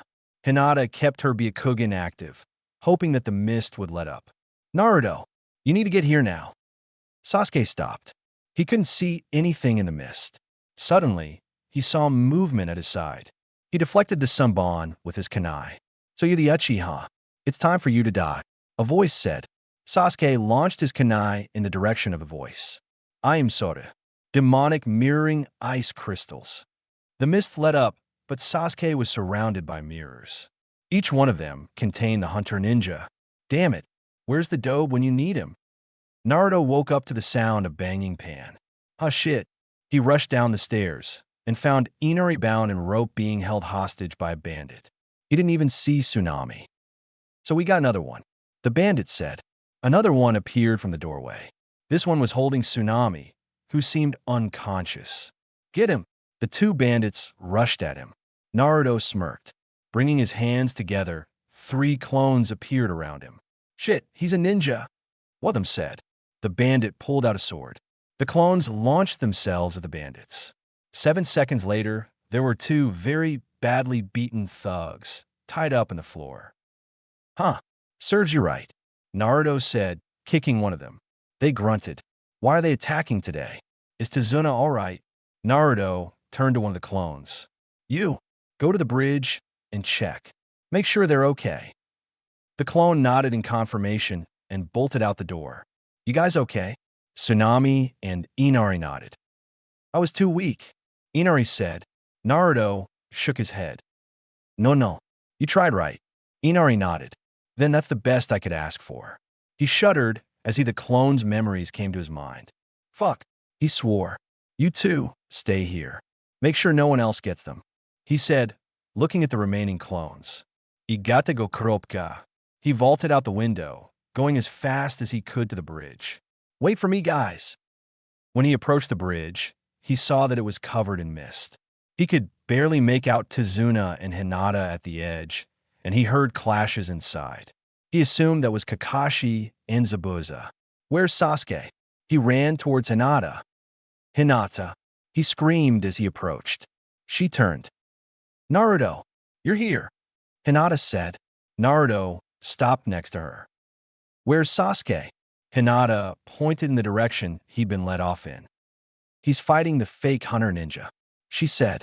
I heard screams, though. Go to him first. Ugh. Naruto sped off. He kept running until he got hit, face first, and fell on his ass. The hell? He looked up. He'd crashed into what appeared to be a mirror made of ice. As he looked around, he saw there was an entire dome made of ice. Peering around, he saw that on the inside, Sasuke was staggering in a vain attempt to defend himself. Parts of his body had needles sticking out. Sasuke.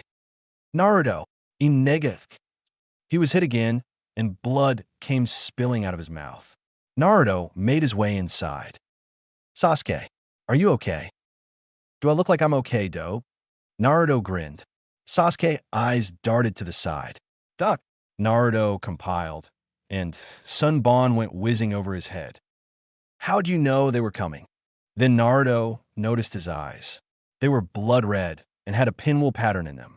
The left, I had 2 Tomo, while the right, I had only 1. The Sharingan. Sasuke looked at him.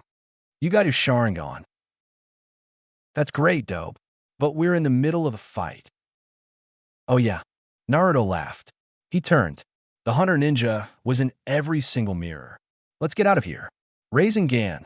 Naruto charged at a mirror, spinning ball of chakra in his hand.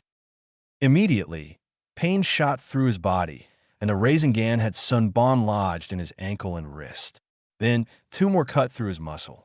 He cried out in pain, and more appeared on his body. He tried to dodge, but he could barely move. Why do you waste time trying to escape? You will die in here, trying to protect someone you can't save. The voice came from every mirror. Naruto's eyes darted around, trying to find an opening.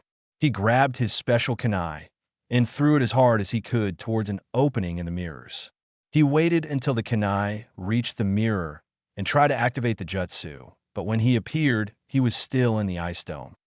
How? He asked. Do you think I would let you escape so easily? The ninja said. I won't let you, or your kunai, leave this dome. Naruto fell over as more Sunbon stabbed through his muscles. His legs weren't responding. He couldn't feel his arms. Everything hurt. Is this where I die? He wondered. He watched helplessly as Sunbon came flying from every mirror he could see. He couldn't even try to block. He saw a flash of black, and suddenly, Sasuke was standing in front of him. Every single Sunbon cut into his body, and blood came rushing out of the wounds. Sorry, dope, but I won't let you die, Sasuke said before keeling over. Naruto watched as Sasuke twitched for a moment before laying still. Blood seeped until he was surrounded. Sasuke. Naruto nudged him, no response. Sasuke. He shook him harder.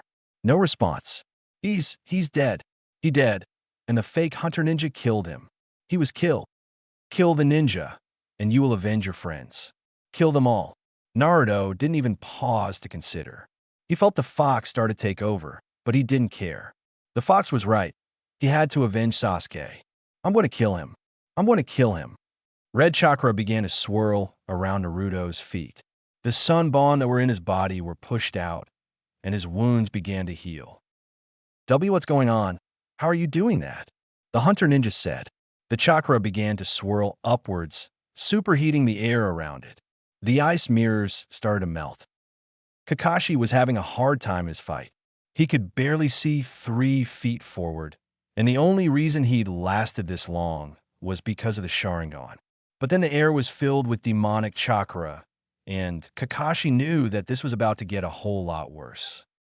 Back inside the dome, the chakra had taken the shape of a smiling fox head. "Stop that," the Hunter Nin commanded. Naruto ignored him. "You killed Sasuke." The chakra swirled faster. The mirror started to shrink. "I'm going to fucking kill you." Naruto disappeared and swiped at a random mirror. It shattered like glass. He phased around, breaking mirrors constantly. Haku threw Senbon at his legs, hoping to immobilize him, but they were deflected by what appeared to be a tail. What? What are you?" The chakra bubbled and formed a long tail, almost the same length as Naruto. Then, chakra bubbled around Naruto and formed a protective covering over his body. He stood on all fours, a single tail swishing behind him. His chakra ears twitched, and he launched himself to the mirror that Haku was hiding in. Haku didn't have any time to react, and the mirror shattered, throwing an unmasked Haku out onto the battlefield. "Why, you're the guy who looks like a girl," Naruto said. The cloak slowly seeped back into his body, but the foxy features remained. "Why do you work for Zabuza?" "I am a tool, meant to be used for whatever Zabuza wants." "No, you're a human with emotions. You shouldn't listen to a criminal." "He's all I have. My father killed my mother, and then tried to kill me. He's the only person who cares for me. You wouldn't understand." "Understand? It's stupid. You don't need him. Don't be a tool, just because it seems like they're the only person who cares. They don't care. They just want what you have." Suddenly, Naruto's ears picked up the sound of chirping birds. So did Haku's. "Chidori!" Kakashi cried, rushing at a weakened Zabuza. Zabuza had been distracted by the demonic chakra, and in that time, Kakashi had trapped him using his summoning dogs. He ran, his hand stretched out like a sword. His hand went through flesh, but it wasn't Zabuza's. The Hunter Nin had taken the hit. "Was a good tool." Zabuza didn't reply. Haku fell down and wouldn't be getting up again. Kakashi cursed. He didn't have enough chakra to use Chidori again. Zabuza wasn't dead, and now he had a Jinchuriki loose. Just then, said Jinchuriki appeared. Kakashi groaned. "Are you alright, Kakashi-sensei?" Naruto asked. Are you in control?" "Barely. He won't shut up about killing everyone," he said, glaring at his stomach. Kakashi saw a spark of hope. If Naruto was in control, then they had a chance. Zabuza spoke up. "You're still alive?" "Haku, you failed me," he said, spitting at Haku's body. All of a sudden, he couldn't breathe, and a strange warmth was trickling out his throat. Naruto stood there, claws around his larynx, which had been ripped out of his neck. Blood began to spurt out of the hole, and Zabuza knew that there was nothing he could do. He would choke on his own blood, unable to breathe. He tried to kill the demon boy, but as soon as he reached for his sword, a hand was in his chest, stabbing straight through his heart. He spluttered and collapsed, dead at Naruto's feet. "You don't deserve a painless death. Haku cared about you, and you disrespected his body. Goodbye, Zabuza." The chakra cloak was back. Kakashi stared at the brutal killing of the demon of the mist. The mist lifted. Kakashi spotted Hinata and Tazuna, who both appeared unharmed, and Sasuke, who lay on the ground, riddled with needles. "Hinata, is Sasuke alive?" Hinata nodded, but was staring at something behind Kakashi. So was Tazuna. He turned and narrowed his eyes. Gato. Gato was standing behind a crowd of sword-wielding thugs, grinning like an idiot. Naruto hunched over like a fox ready to pounce.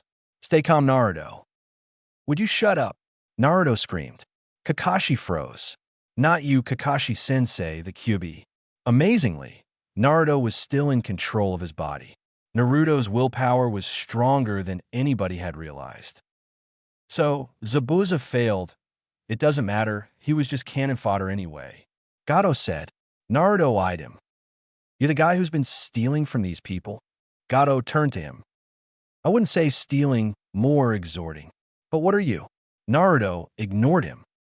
You die too. Even if Naruto was in control, the influence of the fox made him far more violent and bloodthirsty. Gato flinched.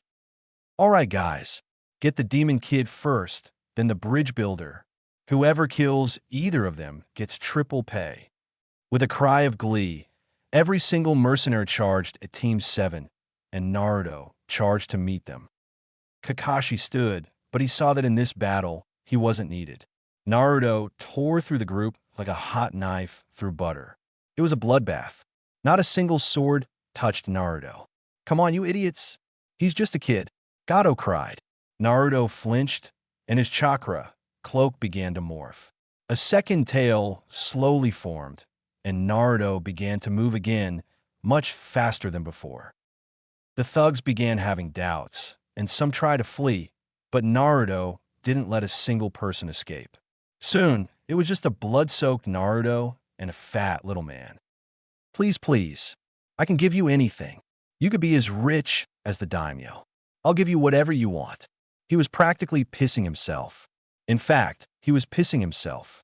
He fell down onto his ass, still pleading for his life. Naruto ignored his bribes. Shut up. Naruto brought a clawed hand up. I don't want to hear it. The hand came down, slashing Gato down the middle. He cried out in pain, but Naruto wasn't done. He kicked him, and Gato went tumbling backwards. Kakashi watched as Naruto tortured the man, slowly bringing him closer to death. Finally, Naruto backed away from Gato, who was brutally slashed and beaten. Wake up. He shook Gato awake. You should be conscious when I kill you. No merci. Gato whimpered. Naruto picked up a fallen sword, and in one fell swoop, Gato's head fell off. The rest of the body pitched backwards, oozing blood from the new hole. Good. He turned to Team 7. He lunged at them before abruptly stopping. Don't kill them, you stupid fox. He struggled with himself for a minute, and the cloak faded away.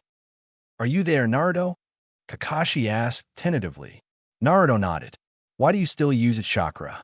He could still feel the demonic influence. I can sense more chakra signatures nearby. Gato has more thugs. Kakashi nodded. I'm proud of you, Naruto. You didn't let hate overcome you. Naruto grinned, which was unnerving because of his long canines, but it was still Naruto. Hey, you killed our meal ticket. They turned and found a crowd of thugs at the end of the bridge. Now you'll have to die too. Suddenly, an arrow whizzed through the air and landed at the thugs' feet. They glanced in the direction the arrow came from and saw that the entire village, led by Tsunami and Inari, were standing protecting the bridge. We won't let you undermine us anymore. Gato's gone, and now we can fight back. Right, Naruto? Naruto grinned.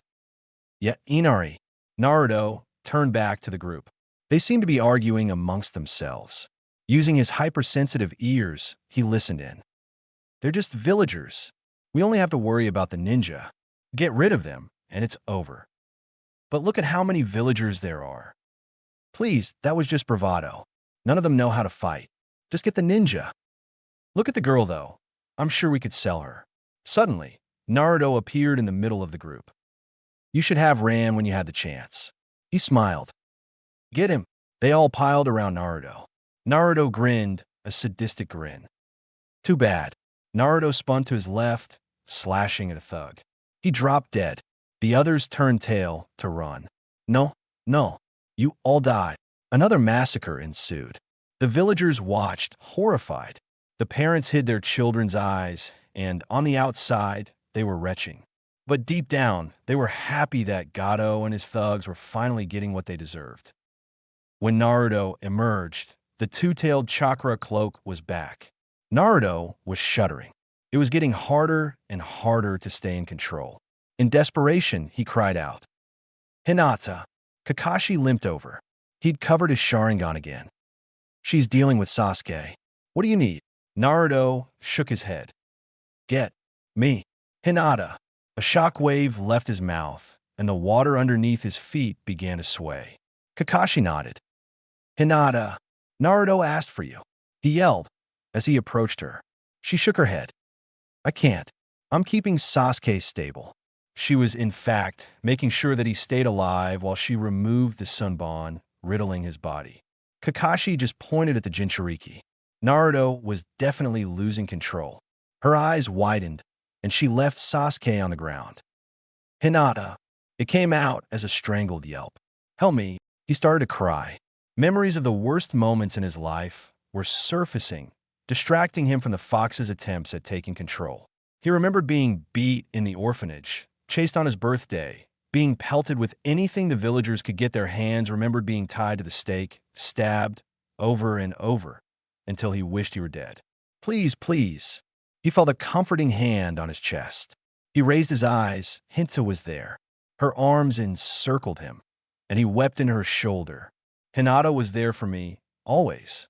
The fox's voice slowly faded into the background, and Naruto held his lifeline tight. Thank you, Hinata. He rasped. They stayed there for a long time. When Hinata pulled away, he had fallen asleep, probably from using too much chakra. She gazed at the bodies around them.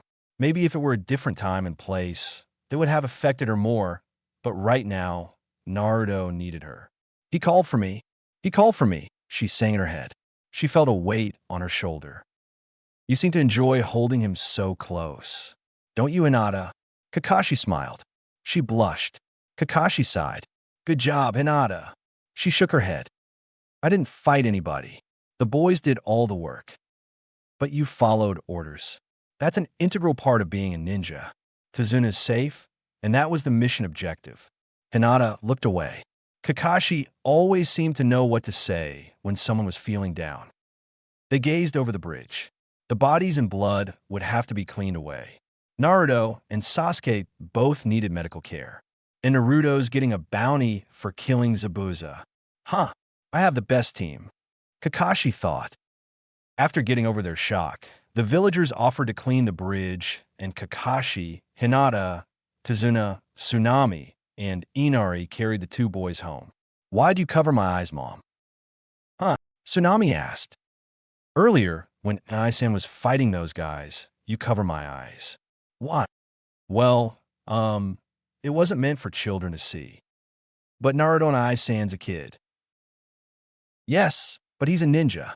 There's a difference. That makes no sense. Everybody else laughed. It may not have been funny, but it was entertaining after a fight like that. Just to see a mother and son arguing was enough to lift their spirits. Tazuna looked at him. I don't think you'll need to worry about your bridge anymore. Kakashi said. Yeah. Tazuna smiled. They made their way back to the house. Naruto made noise. They stopped walking. His eyes darted open. What happened to Sasuke? He's fine. He just needs rest after all the acupuncture. And don't scream, Naruto. Sorry, Kakashi-sensei. He looked down at his hands. They were covered in blood. His shirt was ripped, and he could feel the slimy bits against his skin. He shuddered. I'll never get used to this. Are you okay? He looked up into Hinata's eyes. I forgot how pretty her eyes are. He wondered. Yeah, I'm fine, Hinata-chan. He took a step and winced as pain shot through his leg. You shouldn't be walking, Naruto-kun. No, it's fine. It's healing, see? He pulled up his pants leg. Indeed, the cuts were healing at an extreme rate. They steamed and disappeared. Ah, that's better. How'd you do that? Inari asked. Naruto flinched. It's this special thing I have. No one else has it, though. Inari seemed content with that answer, and Naruto sighed. Where's Sasuke? Kakashi gestured to his back, where Sasuke was draped over. Okay. He looked back at his hands. I need a bath. Back at the house, they lay Sasuke in the room where Kakashi had been. Naruto went to the nearby stream to bathe.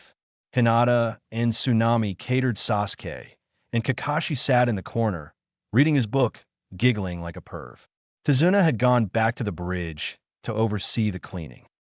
I'm back, Naruto said when he entered the house. He had changed clothes. Now he wore a simple blue shirt and black pants. Get in here, he heard from a room. He went inside. Sasuke. Sasuke was sitting up, wincing at the pain, but he grinned when he saw Naruto. Hey, Dobe, I heard you kicked ass. How'd it feel? Well, team, it was awesome. Naruto told him what had happened while he'd been asleep. When Tazuna returned, he found Naruto, Hinata, and Sasuke all laughing and bantering like best friends. Hey kids, the villagers want to see you guys. And you too, he said, looking at Kakashi. Huh. Well, guys, you want to see what they want? Yeah, Naruto said. Hinata and Sasuke nodded. Let's go. They trekked out the door. As they approached the village, they heard shouts and whoops. Guys, that sounds like a celebration. He sprinted ahead, and Sasuke and Hinata just looked at each other. So, Sasuke smiled. You still like him? W what? Hinata blushed. Please, Hinata. Everybody in the school knew. It was obvious. Whenever he got close, you started to blush. Hinata blushed even harder. Et je vais varibot. She stuttered. Sasuke nodded. No. What are you guys doing? Hinata jumped. Naruto was right in her face. Eep. She fainted. The boy's sweat dropped. She hasn't done that in ages. Why now? He checked her forehead. Is she sick? He looked at Sasuke. Geez, you are dense. What's that supposed to mean? Figure it out yourself. Sasuke walked off. Naruto shook his head. Team. He shook Hinata awake. You okay, Hinata? You haven't fainted in years. Hinata nodded. Soto, Naruto-kun. Kakashi arrived. What's happening here? Naruto shrugged. Well then, I heard there's a festival in the village. He helped him up. In fact, I think it's a festival about you, Naruto. Naruto's eyes lit up. Really? Kakashi nodded. All right. Huh. He celebrated. Hinata smiled. It was nice to see him receive the admiration he deserved. Hey, Dobe. They want to see you. Sasuke called when they arrived. Hey, he's here. He's a hero. He saved us. The villagers crowded around Naruto. A little girl came up to him. Did you really get rid of Gato? Naruto nodded. Her eyes lit up, and she hugged him, before running to her friends to tell them the news. The crowd threw him into the air, chanting his name over and over. Then the festival kicked off. The village was still poor, as Gato's money hadn't been returned yet, but the morale was high. The farmers brought out all the food they had, and the craftsmen hung their best jewelry. It was the happiest day in a long time. The next week passed quickly. Tazuna completed the bridge with his old employees and hundreds of Naruto clones. Gato's hideout had been raided, and the money was being handed out. The Land of Waves was prosperous. Hearing of the big fight, people visited the bridge, and tourists brought money. Finally, it was time for Team 7 to return home. They stood on the mainland side of the bridge. It was a heartfelt goodbye. The people didn't want to see their hero go. Thanks, guys, Naruto said. He'd been gifted some of the most expensive things they had, but he'd turn it all down, saying, I don't want it. I already have all that I need. The villagers watched Team 7 disappear down the road. Inari turned to his grandfather. What did you name the bridge? Tazuna's sweat dropped. He'd forgotten to name it. I need a name. What do the people want? Let's see, Naruto. He smiled. The Great Naruto Bridge. Inari's face lit up. Guess what the bridge is named? He shouted. The Great Naruto Bridge. The name spread throughout the crowd, and the entire village smiled. All their suffering was finally over. The road back to Konoha was free of travelers, so they traveled at a slow genin pace and reached the gates within a few hours. Hello, Team 7. How was your mission? Naruto smiled. It was great, he said as Kakashi signed them in. All right, kids, I need to debrief the Hokage about the mission, and you too, he said, pointing to Hinata and Sasuke. Are free to go. Naruto, come with me. He turned and walked off. Team 7 looked at each other. Go, guys. I'll see you at Ichiraku's. He chased after Kakashi. Did we say we were going to Ichiraku's? Sasuke asked. Hinata shook her head. Dobe. Sasuke, a mass of pink, raced into his field of view. Naruto and Kakashi entered the Hokage Tower. The secretary waved them through, but not without glaring at Naruto. They passed a couple of ANBU, who shuddered when they saw the prankster. Kakashi silently thanked the gods that he'd quit the ANBU when he had.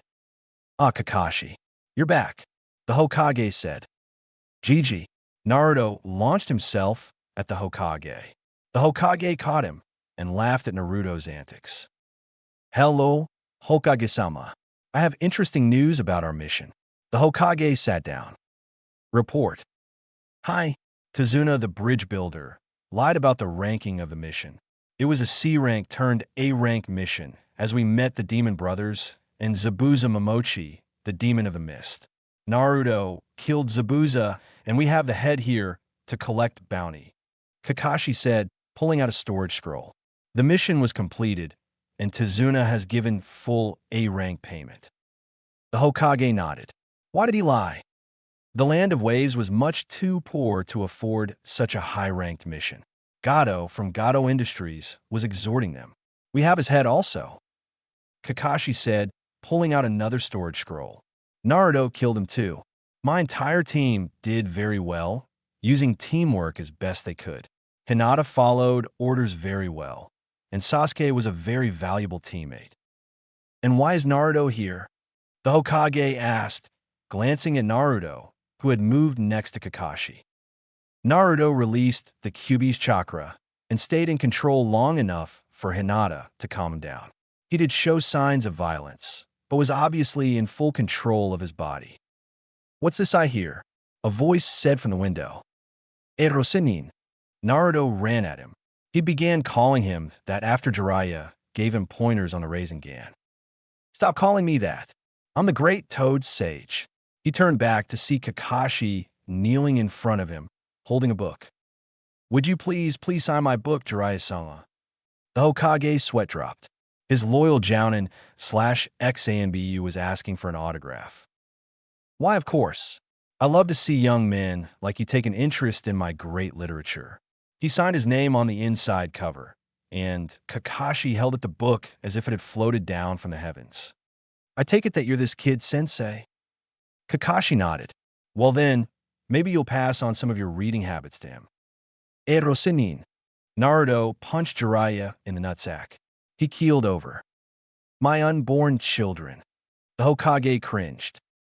Now then, you stayed in control of the fox, Naruto? Yeah, Gigi. And what led to the release anyway?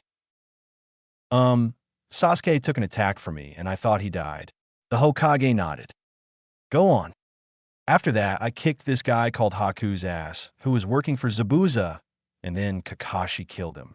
Zabuza disrespected his body, and I guess that the fox made it feel worse, and I ended up killing him. If you stayed in control, that means that technically you can control the fox's chakra. Yes. Yeah, but it was hard, and the longer I used it, the harder it was. I almost killed my friends. The Hokage considered this. Well then, I think we're done here. Wait, Hokage-sama. I have a question. When Naruto used the chakra, he was enveloped in some kind of chakra cloak in the shape of the foxtails and all. What happened? Hiruzen-sensei, if I may. The Hokage nodded. Jiraiya spoke. The Kyuubi will always try to escape. I believe that the chakra cloak is a measurement of how close he is to succeeding. If Naruto were to reach 9 tails, I believe that the Kyuubi would be free and Naruto would be dead. However, each tail adds power to Naruto. How many tails did he reach? 2. Then he was as strong as the 2-tailed beast, but probably with a slight drawback, as a human body cannot contain that much power. He was in control of that power, the Hokage thought. Is that all? Kakashi nodded. Do you have anything to say, Naruto? Naruto shook his head. All right, I will be giving you the bounty for Zabuza Momochi, and you will receive your mission payment tomorrow. They nodded and left the room. He gets stronger every time I see him. I know, Jiraiya.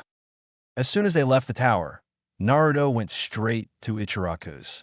When he arrived, he saw that Sakura was attached to Sasuke, and Sasuke didn't seem to like it. He grinned, forming a hand sign. A clone appeared. Distract Sakura. The clone nodded. Hey guys, the clone said, approaching the stand. What's going on? Go away, Naruto Baka. Can't you see that I'm on a date with Sasuke? She said, stretching the last word. Naruto grinned. Hey Sasuke, the clone said. I never knew you were into women with small tits. Sakura gaped. I'm gonna kill you, Naruto Baka. The clone booked it, Sakura chasing after him. The real one went to the stand. Hey guys. Hey Dope. Was that a clone? Of course. You think I'm stupid enough to go personally? What did I say to her to make her that mad though? You don't remember? The clone hasn't disappeared yet. I don't know what the memories rushed in. Oh, perfect. Naruto grinned. Hey Tucci-san, 3 bowls of miso ramen. You gonna pay this time? I'll pay your tab, Naruto. The kids turned to see that Irika had entered the stand. Yeah, Naruto cheered. Tucci nodded and got to work. What are you doing here, Irika-sensei? Hinata asked. I heard from the Hokage about your mission. I wanted to hear from you. Was it actually an A-rank mission? Team 7 nodded. Wow, I'm impressed. Freshly graduated genin. Here's your food. Tucci laid down a bowl of ramen for each of them. Naruto immediately inhaled half his bowl before Sasuke even touched his chopsticks. Geez, Dope, are you trying to kill yourself? WHFD Dre you tallin' bot? Naruto asked, mouth full of ramen. Never mind. Sasuke began eating. As much as it pained him to admit, Ichiraka ramen was pretty good. So, why was it an A-ranked mission? Irika asked. Zabuza Momochi was there. Hinata said. He's an A-rank missing mean. Who killed him? Hinata pointed at Naruto. Huh, no wonder it was A-rank. Sasuke was on an A-rank mission. Sasuke was always so strong. The blonde-headed fangirl had shown up too. How was it Sasuke? He didn't reply. This isn't about you. Naruto pointed out. Go away, Naruto. I bet you didn't help on the mission at all. Irika spoke up. Actually, Naruto was the one to kill Zabuza. Ino looked over, sizing Naruto up. Yeah, maybe, but only after Sasuke weakened him. Right? Sasuke shook his head. I didn't fight him at all. I was unconscious. Naruto was the one. Naruto grinned. Don't expect me to say it again, Dope. Well, what? No way that the dead last killed him. He lied. It couldn't have been Naruto. Irika shook his head. I know what the Hokage said, and I have no reason to doubt Naruto. Why can't you believe it? Because Naruto was the dead last. Sasuke was the rookie of the year. Naruto's weak. No. Naruto has demonstrated powerful jutsu before. His being dead last was at the fault of the grading system, not Naruto's skill level. Ino gaped. Thanks, Irika-sensei. No problem, Naruto. Naruto turned to his teammates. Let's go. Team 7 disappeared down the street, leaving a very confused Ino behind. Here's the bill, Tucci said. Irika glanced at it before reaching into his wallet. Wait, he looked at it again. What? 70,000 Ryo? You're paying for it, right? Tucci asked. Naruto's POV. It had been 2 months since the mission in the Land of Waves, and Naruto was happy. They had had another C-rank mission, an actual one, which they had completed relatively easily. It was early September, and the weather showed. In a land of fire, didn't necessarily get cold, but there was a distinct difference between summer and fall. Today was his day off. Kakashi was busy buying a new book. Sasuke was hiding out in the Uchiha compound because the fangirls had started to chase him again, and Hinata was dealing with familial business, so Naruto was alone. He thought about training today, but had given it up. He was just feeling lazy. I feel like Shikamaru, Naruto thought. He just lay down on the ground, staring up at the sky. He felt himself drifting off. Maybe this is why Shikamaru's always napping. It's so relaxing. Naruto watched the clouds, just thinking, until he drifted away. He ended up in a sewer, a familiar sewer. What do you want? Naruto yelled at the cage. 2 eyes appeared. I don't want you here. Go away. Then why am I here? Go away. Hey, this is my mind and my seal. I can do whatever I want. Abruptly, he was subjected to massive amounts of killing intent. The fox grinned, showing all his sharpened canines. You would do well to remember that I am the QB, much stronger than you pathetic mortals could ever comprehend. Naruto grunted, struggling against the weight he felt. You will listen to me, and you will not disrespect me. You mortals always want to use a Bijuu's power, but you forget that we are stronger. The Ki lit up, and Naruto stood groggily. You really think I want your power? Naruto asked. I don't. I just don't understand why you hate everyone. Just because some people are shitty doesn't give you the right to hate all of them. Naruto said, thinking of Hinata and Sasuke. Oh yes, you're Hinata-chan, the fox said, mocking the honorific he gave her. She's just like the rest. She hates you too, but she's too afraid to show it. Just wait. That's not true. Hinata's different. The only difference I see is that she has boobs. Naruto blushed. You will not look at her like that. He commanded. Remember, boy, I was in your mother before you. I know everything your mother did. The fox proceeded to torment Naruto for hours, repeating all of Kushina's worst moments. After that conversation, the next few weeks passed quickly enough until Naruto remembered that there was a very important day soon. He turned to Hinata and Sasuke. Guys, don't come looking for me at the QB festival. I'm not going to be here. Hinata nodded. Why, tomorrow's not that imp-o, Sasuke said. Naruto nodded. I'll see you guys later. He walked off. Sasuke turned to Hinata. How bad is it? Very bad. He spends all day hiding from the drunken mobs. Should we watch out for him? Hinata nodded grimly. The fated day came, and Naruto was up very early. He wanted to see the festival without worrying about drunken villagers. He walked solemnly to the Hokage monument. He stood on his father's head, staring over the village. Why aren't they nicer? He asked. No answer. He sighed. He hated his birthday. He'd seen the other kids' birthdays. All these people celebrating a special day with their loved ones while he ran for his life. It's not fair. He watched the sun rise, and the people start to stir. Decorations were up, and people were setting up booths. I could try on my weights, yeah. He took off his shirt. 60 pounds on each limb. Let us do desati. He turned the seal 90 degrees, and he felt the new weight set in. Okay. He put his shirt back on. He considered his options before walking off the edge.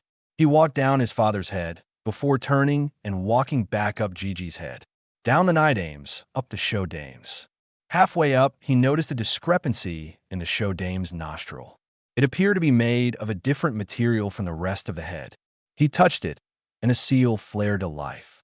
Huh, that's just an elemental seal. He flared chakra into his hand. The seal faded away, and a nostril opened into a dark room. He stepped inside. What's this? It smelled really bad. He couldn't tell what was making the smell, but it was definitely unpleasant. He stepped forward, searching for a light switch. He found one on a nearby wall and flicked it on. There were bodies everywhere. They were surrounded by flies. Most of the bodies were rotting. Naruto retched, unable to keep his stomach down. The flies flew towards the fresh food, and Naruto backed away. His elbow hit a shelf, knocking down a jar, which would have shattered had it not been for Naruto's fast reflexes. Gigi needs to see this, Naruto said. He made his way out, but paused before he reached the hole. Gigi's busy. He can't come here just to see this. I have to bring it to him. Naruto pulled out a storage scroll, which he kept with him at all times, and prepared himself for what he was about to do. Naruto spent hours inside the chamber, which seemed to be a maze of bodies. He saw so many bodies, many of them children. There were notebooks, vials, measuring systems. He stored it all. Kakashi-sensei said to map any place important. Naruto spent another hour coming through the place, mapping everything he could find. He'd stored everything that wasn't nailed down. An image of the bodies entered his mind, all the oozing juices coming out, the sunken eyes, the pale skin. He shuddered. I'm leaving. He jumped out the hole, forgetting that he was on the side of cliff. Luckily, he was able to catch himself before he plummeted to his death. He hurried to the Hokage's tower, carefully avoiding the mobs searching for him. When he entered the tower, the secretary stopped him. You won't hurt Hokage-sama on this special day. Naruto glared at her. I don't have time for this. She flinched, and he hurried up the stairs. Gigi, Naruto said, throwing open the door. What is it, Naruto? Are you all right? The Hokage looked Naruto over. He didn't seem to be injured, but something had obviously scarred him. What is it? Naruto pulled out a notebook. I was training on the monument when I found this seal thing on the Shodame's head. Who's Orochimaru? The Hokage glanced at the notebook. It was indeed Orochimaru's. Naruto had found one of his laboratories. What did you see? Naruto took out the scrolls. It was horrible. There were bodies everywhere. Naruto shuddered. He proceeded to pull out his map and explained in detail what he'd seen. The entire time, the Hokage listened, horrified that Naruto had found a laboratory, but he was proud of Naruto. Naruto gave a perfect report, and he detailed everything. Naruto, we have teams to do these kinds of things. You didn't have to do it yourself. The Hokage said when Naruto finished.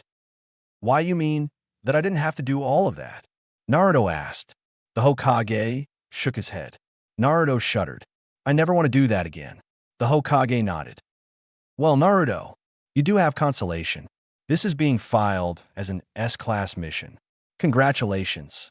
Normally, Naruto would have hooped in celebration, but he was too traumatized. He nodded and left the room. He exited the Hokage's tower, moving towards his house. He didn't want to even think about what he'd seen. Get him! Naruto jumped. There was a mob of people behind him. He cursed. He wasn't prepared for this. Hey! He turned the other way. There was a separate mob in front of him now. They'd trap him, and he didn't have a wall to climb now. He resigned himself to his fate. Stop! The mob turned their heads. Uchiha-sama, what is it? Sasuke grinned. That's just a bunch-in. The real one's that way, he said, pointing in another direction. They nodded. Thank you, Uchiha-sama. The mob dispersed in the direction Sasuke had pointed in. Naruto sweat dropped. They believed that. Sasuke grinned. Drunk people are stupider than you, Dobe. Stupider's not a word, team. Did you want my help? Naruto sighed. Thanks. What were you doing here? Hinata and I decided to protect you today. Also, I wanted to give you this. Sasuke pulled something out his back pocket. It was an emblem in the shape of the Uchiha symbol. That symbol makes you an honorary Uchiha member. Naruto smiled. This was one of the nicest things he'd ever gotten. Thanks. Naruto-kun. The boys turned. Hinata was running towards them. Are you okay, Naruto-kun? He nodded. I wanted to give you this. She was holding a box, wrapped in paper, saying happy birthday. Thanks, Hinata-chan. He ripped into the paper. Inside, there was a small box. He opened it. It was filled with coupons to Ichiraku ramen, enough to last Naruto half a year. His eyes lit up. Yes, he hugged Hinata, who eeped, but wrapped her arms around him anyway. She caught Sasuke's eye, and he wiggled his eyebrows. She blushed. You know, this has been the best birthday ever. Thanks, guys. Of course, Dobe. We're your friends, Naruto-kun. The next day, Team 7 was waiting for Kakashi again. I wonder what excuse he'll use this time. Maybe the black cat. I bet it'll be something else. Hey, guys. Kakashi appeared in front of them. Where you been, Kakashi-sensei? Naruto stood up. Well, I was filling out forms for your applications in the Chunin exams. He held up said forms. I put you guys into the Chunin exams. I think you're ready. Team 7 didn't say anything. If you want to. Of course we do. Right, guys? Sasuke and Hinata nodded vigorously. Give me those. Kakashi handed Naruto the forms, who immediately filled them out, before even giving them to Sasuke and Hinata. Well then, turn them in at room 301 in the academy on Friday. Got it. They nodded. Good. He disappeared. Sasuke, didn't the Hokage say that he'd tell you about Itachi if you became a Chunin? Hinata asked. Sasuke shot up. We have to pass. Okay. You could see the fire in his eyes. All right, Sasuke. I want to pass too. Me too. Then let's train. Sasuke pulled them along, but not before they passed an oddly shaped rock with eye holes. Konohamaru, come on. What have I taught you? I'll beat you one day, boss. The boy cried out, jumping out from under his camouflage. He had started calling Naruto boss after the Ebisu incident, and it irked Naruto to no end. What have I said about calling me boss? Sorry, boss. Konohamaru squeaked. Come here, you little shit. Naruto ran at him, his teammates following at his heels. Get back here. Konohamaru yelped and spun around a corner. Hey, watch where you're going. Team 7 turned the corner to see a boy covered in makeup, wearing black pajamas, holding Konohamaru by the hair. Limugu. Not until you've learned your lesson, the boy said. Behind him was a blonde girl who appeared to be holding a giant metal rod. Let him go, Naruto said, with as much authority as he could muster. The kid looked up. What do you want, Runt? Naruto smirked. You're wearing makeup and pajamas. He pointed out. The boy blanched. Hey, it's war paint. And the pajamas? The boy dropped Konohamaru and tried to charge at Naruto before he was held back by the blonde girl. You know what Gaara will do, right, Kankuro-san? He gulped. But he's not here, Temari. He insulted me. Shut up, Kankuro. Team 7 heard from the trees. There's this kid up in the branches. A gourd made of sand was strapped to his back. He had blood-red hair and a tattoo saying love. His eyes were surrounded by bags, as if he barely slept.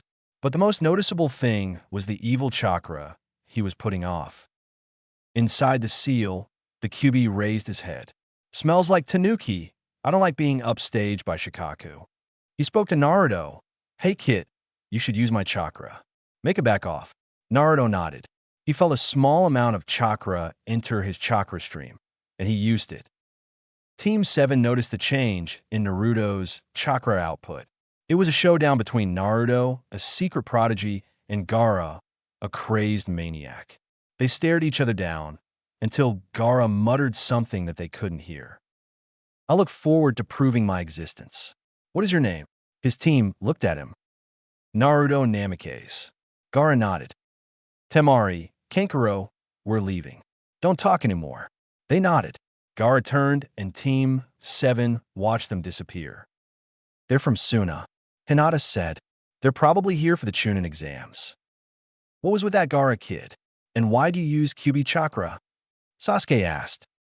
The fox won't tell me why he gave me chakra. Stupid. Naruto shook his head. We'll see them again. Sasuke and Hinata nodded. Let's go train. They ended up training all day at the Uchiha compound. The day came way too soon. Team 7 met each other at the Hyuga compound and slowly made their way back to the academy. The villagers glared, but Hinata and Sasuke glared right back. They had gotten much closer since Naruto's birthday. As they walked towards the school, they began to be surrounded by other teams. They saw a few teams from Kiri, Kyumo, Suna. Of course, there were no Iwa Genin. The academy loomed over their heads, and they stood in line to turn in their forms. Team 7, students of Kakashi Hatake, Sasuke Uchiha, Hinata Hyuga, and Naruto Namikaze. Is that correct? Team 7 nodded in affirmation. He handed them their ID. Go. Team 7 entered the building. They went up the stairs. Trust me, we're doing you a favor. The Chunin exams are way too hard. Just let us in. There was a crowd of Genin outside a door reading 301. Two older kids were barring the entry. Sasuke smirked. Take down the Jinjitha, he said. The sign changed from 301 to 201. Are you Sasuke Uchiha? They heard. Standing in front of them was this kid with a massive bowl cut. He wore a horrid green jumpsuit with orange leg warmers, and his eyebrows were very thick. Sasuke paused before nodding. I challenge you. Why? Sakura-san has told me that she only cares for you. I will defeat you and win her affections. His voice was steadily rising, drawing attention to himself. Be quietly. A girl showed up behind him. Oh, hey, Naruto. Hey, Tenten. You gonna come by the shop again? He shook his head. I don't need any weapons right now, but I'll come again sometime. What is going on here? Another kid appeared. He had eyes just like Hinata, and Naruto recognized him instantly. Niji team. Niji ignored him, instead choosing to address Hinata. I see that you have chosen to participate in the Chunin exams. Did your teammates plead for you to apply? Naruto stepped in front of him. Hey, she chose to apply on her own. Niji-san, please. Lee said. He turned back to Sasuke. Can we fight? Sasuke checked the time. Sure. YOSH. Everybody's eardrums shattered. The two teams made their way to the gym. Sasuke activate his Sharingan. Ready to lose? Sasuke asked. Lee grinned. Let's see what your eyes can do. He disappeared. What? Sasuke looked around before he saw a flash of green, and pain exploded in his back.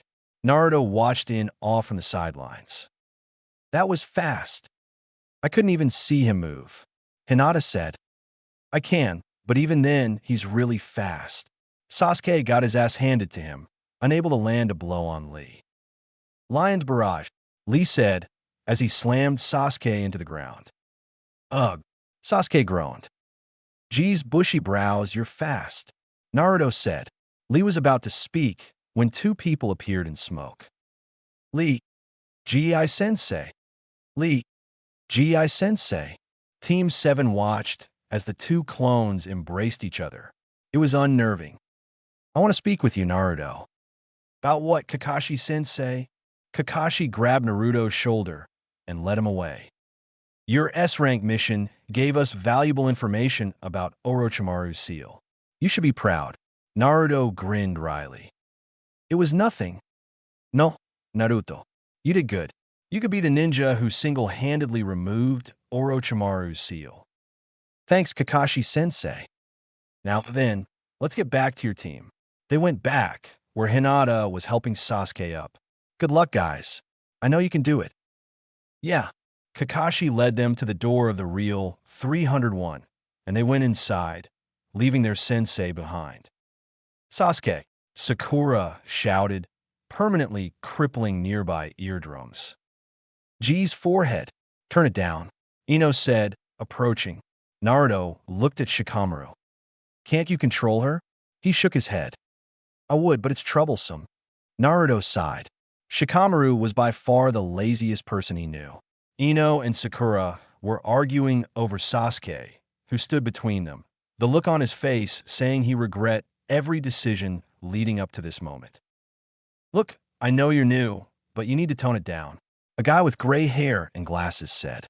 I am Kabuto. Naruto Namikaze. He said, sticking his hand out. This your first time? Kabuto laughed. Actually, this is my 7th, he said, embarrassed. Holy, are the exams that hard? Naruto asked, shocked. Kabuto shook his head. No, I just have really low reserves. It is hard, but me failing is my own fault. But trying so many times has let me flush out my ninja cards, he said, holding a deck. What are those? They have info on any ninja you need. You got anyone? Rock Lee, Sasuke said from between Sakura and Ino.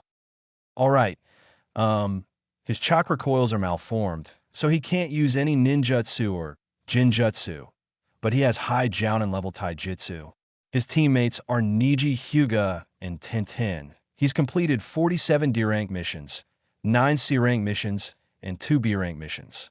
He uses only his superior speed and strength to defeat his enemies.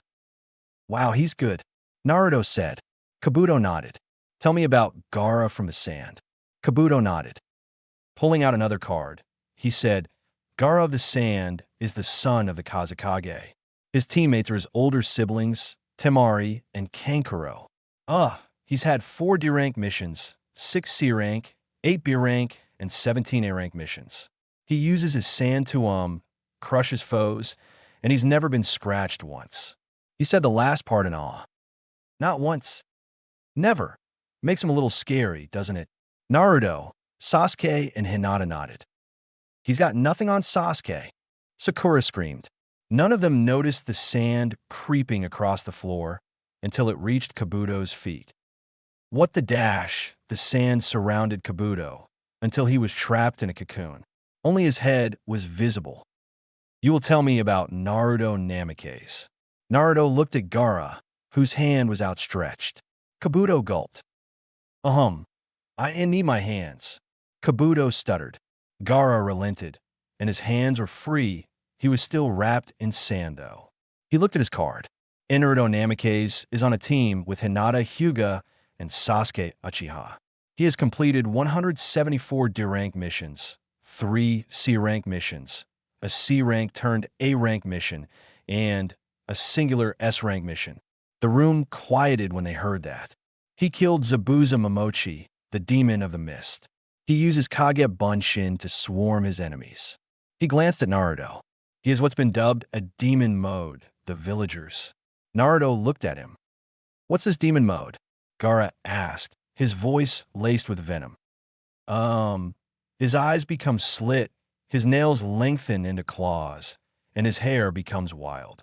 He becomes more brutal and animalistic. These are just rumors, though. Go on. Kabuto nodded. Some people say that he's surrounded by a chakra cloak, and he sprouts tails. And that's all I have. Please. Gaara smiled. Then you're useless. He began to close his hand, and the sand constricted around Kabuto. Stop fighting, or you'll be kicked out, a man said. He had 2 scars diagonally across his face. Gaara looked at him before turning away. The sand came down around Kabuto before returning to the gourd on Gaara's back. You'll die later, he said. The older man sighed. I'm Ibiki Morino. I'm the proctor for the first part of the Chunin exams. You will line up here to receive your seat number, and we will hand out the test. Naruto groaned. He hated tests. They lined up at the front, and Naruto got his number. We're next to each other, Naruto-kun. Hinata said. Oh yeah. Quiet. There are rules to this test, so listen up. You have 45 minutes to complete 9 questions. After 45 minutes, I will ask the 10th question. This is a team assignment. If your teammates fail, you fail. That's not fair, Kiba said. Shut up. I make the rules. Some of you are idiots who can't tell the difference between a kanai and a dog. You might feel the need to cheat. If I or any of my assistants catch you cheating, you will lose 20% of your grade. If you hit 0%, you and your team are out. Any questions? Nobody said anything. Begin. Naruto flipped over his page. He read through it. What the hell? I don't get it, he panicked. How was he supposed to pass a test he didn't understand? We see you, number 43. Ibiki shouted, drawing attention to the cheater. Naruto paused. People were cheating already? Number 58. More people were called out for cheating. Number 76. You and your team are out. What? What did we do? You cheated. Now get out. People stirred as the first team grumbled out the door. Naruto looked around as discreetly as possible. He saw a bug that reminded him of Shino, and Shikamaru and Choji were doing the exact same movements. Ino was slumped over, and Sakura was rapidly reading over her answers. Naruto looked at Sasuke, and he saw a flash of red, letting him know that Sasuke was using the Sharingan to copy movements. He glanced at Hinata and couldn't believe his eyes when he saw the telltale signs of the Byakugan. Hinata too? Why is everybody cheating? He looked back at the problems. I guess that I'd have to cheat to figure these out. He looked back at Hinata. Suddenly, a kunai flew at his head, and he dodged just in time for it to hit the paper of the person behind him. Number 40 and team are out. I almost got hit, Naruto thought. He looked up at Ibiki, who was smirking at him. Wait, how come we're allowed to cheat so many times? This isn't a normal test. They must be testing something else. Maybe our cheating? Yeah, that's probably it, he thought. I don't have any special ways to cheat, though, and I don't want to fail. Fuck this. He started to doodle. If they had to cheat, it didn't matter if he answered any questions or not. Hinata looked over at Naruto's paper. He wasn't even doing the problems. Naruto, you can copy mine, she whispered. Ibiki eyed them. Naruto shook his head subtly, small enough that Ibiki didn't react, and moved on to kick another team of Jin and hopefuls. I'm an honorable ninja. I won't cheat, he thought. Ibiki continued to kick teams until 45 minutes had passed. Listen up, maggots. It's time for the 10th question. There are some extra rules. 1. You can choose to take this question. If you decline, you will fail. Then why would we say no? Ino asked. Shut it. He paused. However, if you take the question and get it wrong, you will never be allowed to take the Chunin exams again.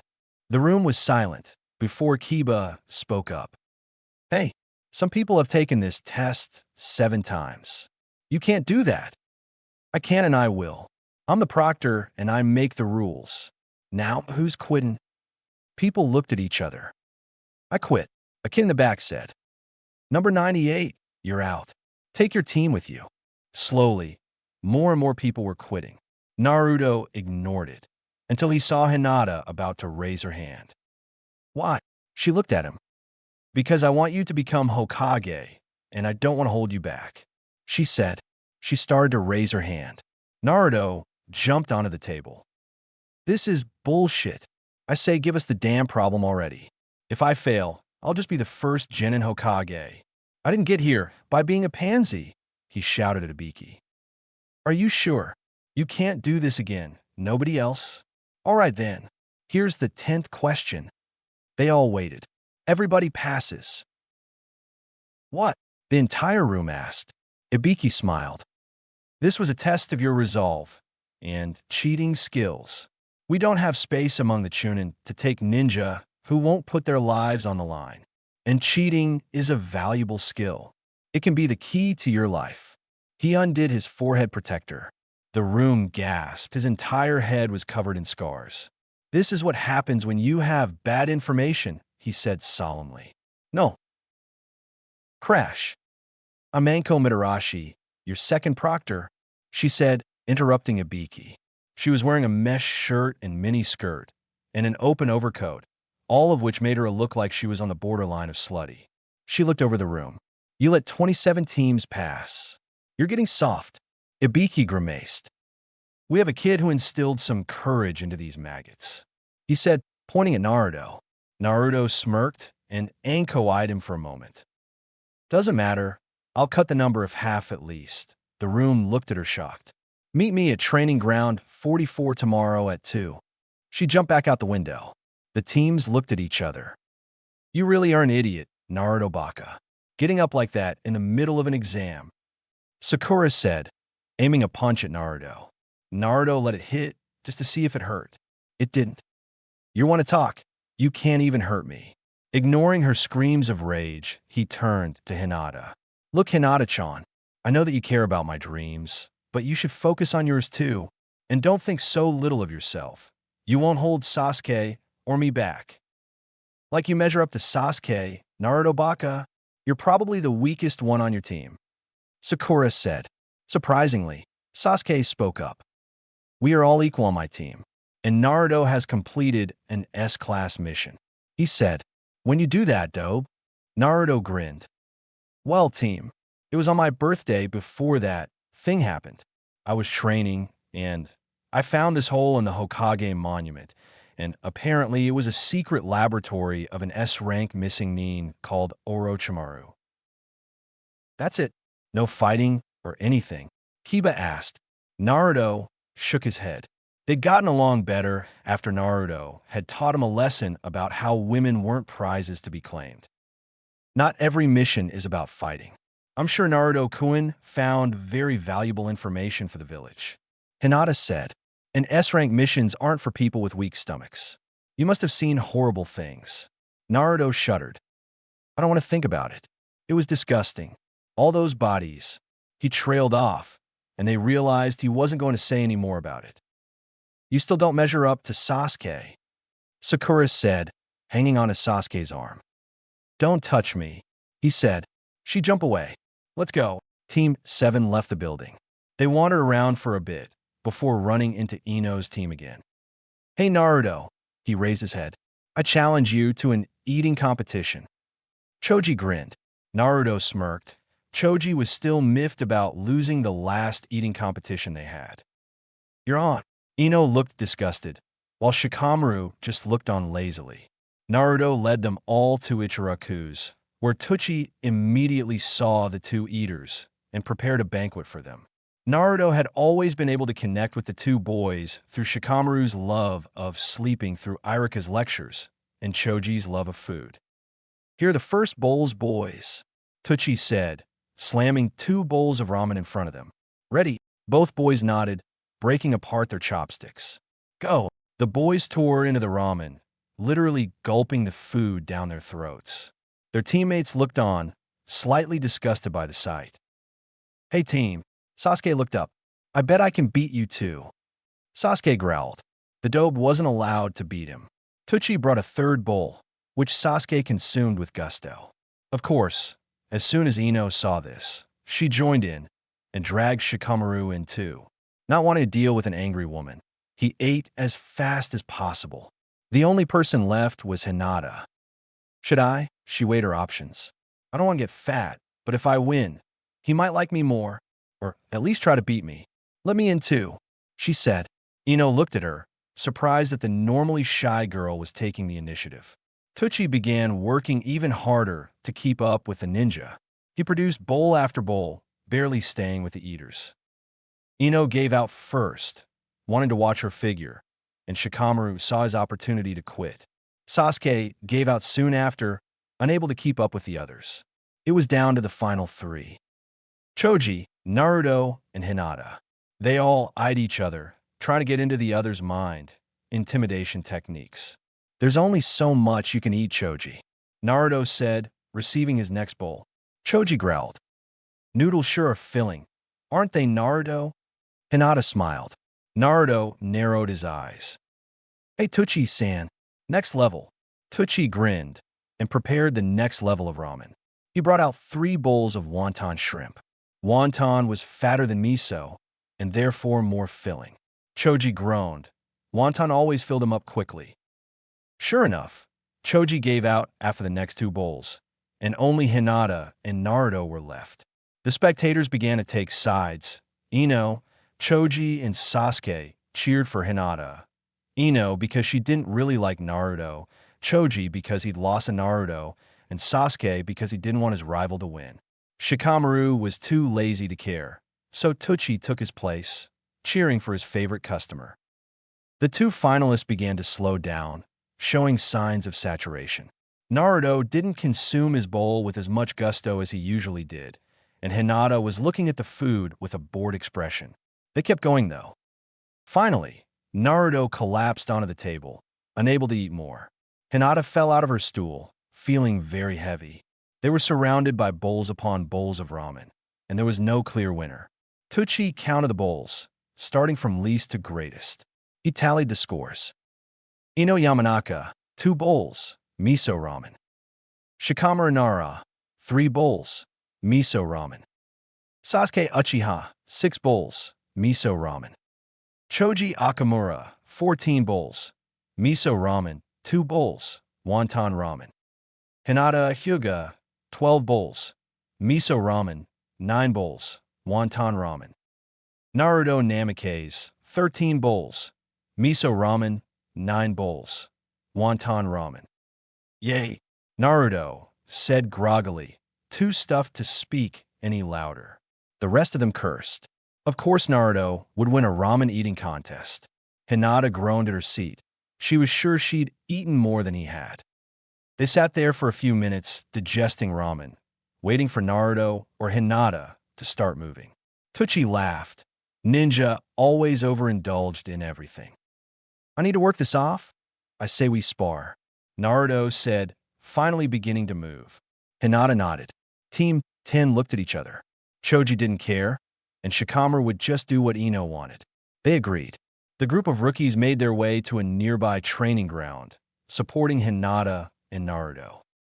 "Hey team, let's give them some entertainment," Naruto said, finally recovering from his ramen splurge. "Kudobe. What are the rules?" Naruto grinned. "Anything goes, Sharingan Rasengan." Sasuke raised his eyebrows. This sounded fun. "Naruto's gonna get his ass kicked," Ino said, excited to see her Sasuke fight. Shikamaru mumbled. Ino glared at him. What did you say? She said, holding up her fist. He cringed. I was just saying that Naruto's gonna win. How? Ino screamed. Choji covered his ears. Shikamaru sighed. Troublesome. Naruto isn't supposed to be dead last. He won every fight he fought, so how is he still dead last? Ask yourself that, huh? Ino considered that. Naruto did win every fight in the academy, even if he beat Kadechi mercilessly. It didn't make sense now that she thought about it. I'm sure Hinata knows something. She scooched over. Hey Hinata, why's Naruto dead last? She asked, genuinely curious. I don't know, Hinata said. Ino could tell she was lying and would have tried harder if the fight hadn't started. She turned her attention back to Sasuke. Sasuke started the fight first, throwing a couple shuriken, testing Naruto's reaction time after all the ramen. Naruto dodged easily enough, but was caught unawares by a kick in the chest and went skidding backwards. Ino cheered. Sasuke was obviously better. Ouch, Naruto said, standing. Sasuke smirked. You're a little slow, dough, he called. Too much ramen. There's never too much ramen. Naruto rushed forward, aiming a punch at Sasuke's face. Sasuke dodged, and Naruto drove his hands into the ground, using his momentum to back kick Sasuke's shin. Sasuke cursed, hopping away. Naruto didn't let up, though, and Sasuke was forced to activate his Sharingan. He dodged as fast as possible, able to predict Naruto's movements, but Naruto was used to fighting Sasuke and changed his trajectory mid-punch, hitting Sasuke in the ribs. Hey, Chow? Ino asked, unable to comprehend Naruto hitting Sasuke. Naruto has experience against the Sharingan. He has adapted his fighting style accordingly, a new voice said. Team 10 and Hinata turned to see Team 8 approaching with their Jounin sensei, Kurenai. He is obviously well versed against Sasuke. Shino finished. Naruto and Sasuke were too preoccupied in their fight to see the arrival of a new team. Hello, Hinata. Hello, Kurenai-san. It was slightly tense between Hinata and Kurenai. Kurenai had requested that Hinata be on her team, so that they would all be trackers, but the Hokage had placed Hinata on Naruto's team, as she was the only one able to calm down the Jinchuriki. Kurenai didn't know this, however. They're really going at it, huh? Kiba said. Hinata nodded. Fireball Jutsu. They were interrupted by the Sasuke, who was currently expelling a massive fireball from his mouth, straight at Naruto, who was in the middle of a charge, and thus unable to dodge. Yeah, Sasuke. Kick Naruto Baka's ass. Sakura screamed, shattering everybody's eardrums.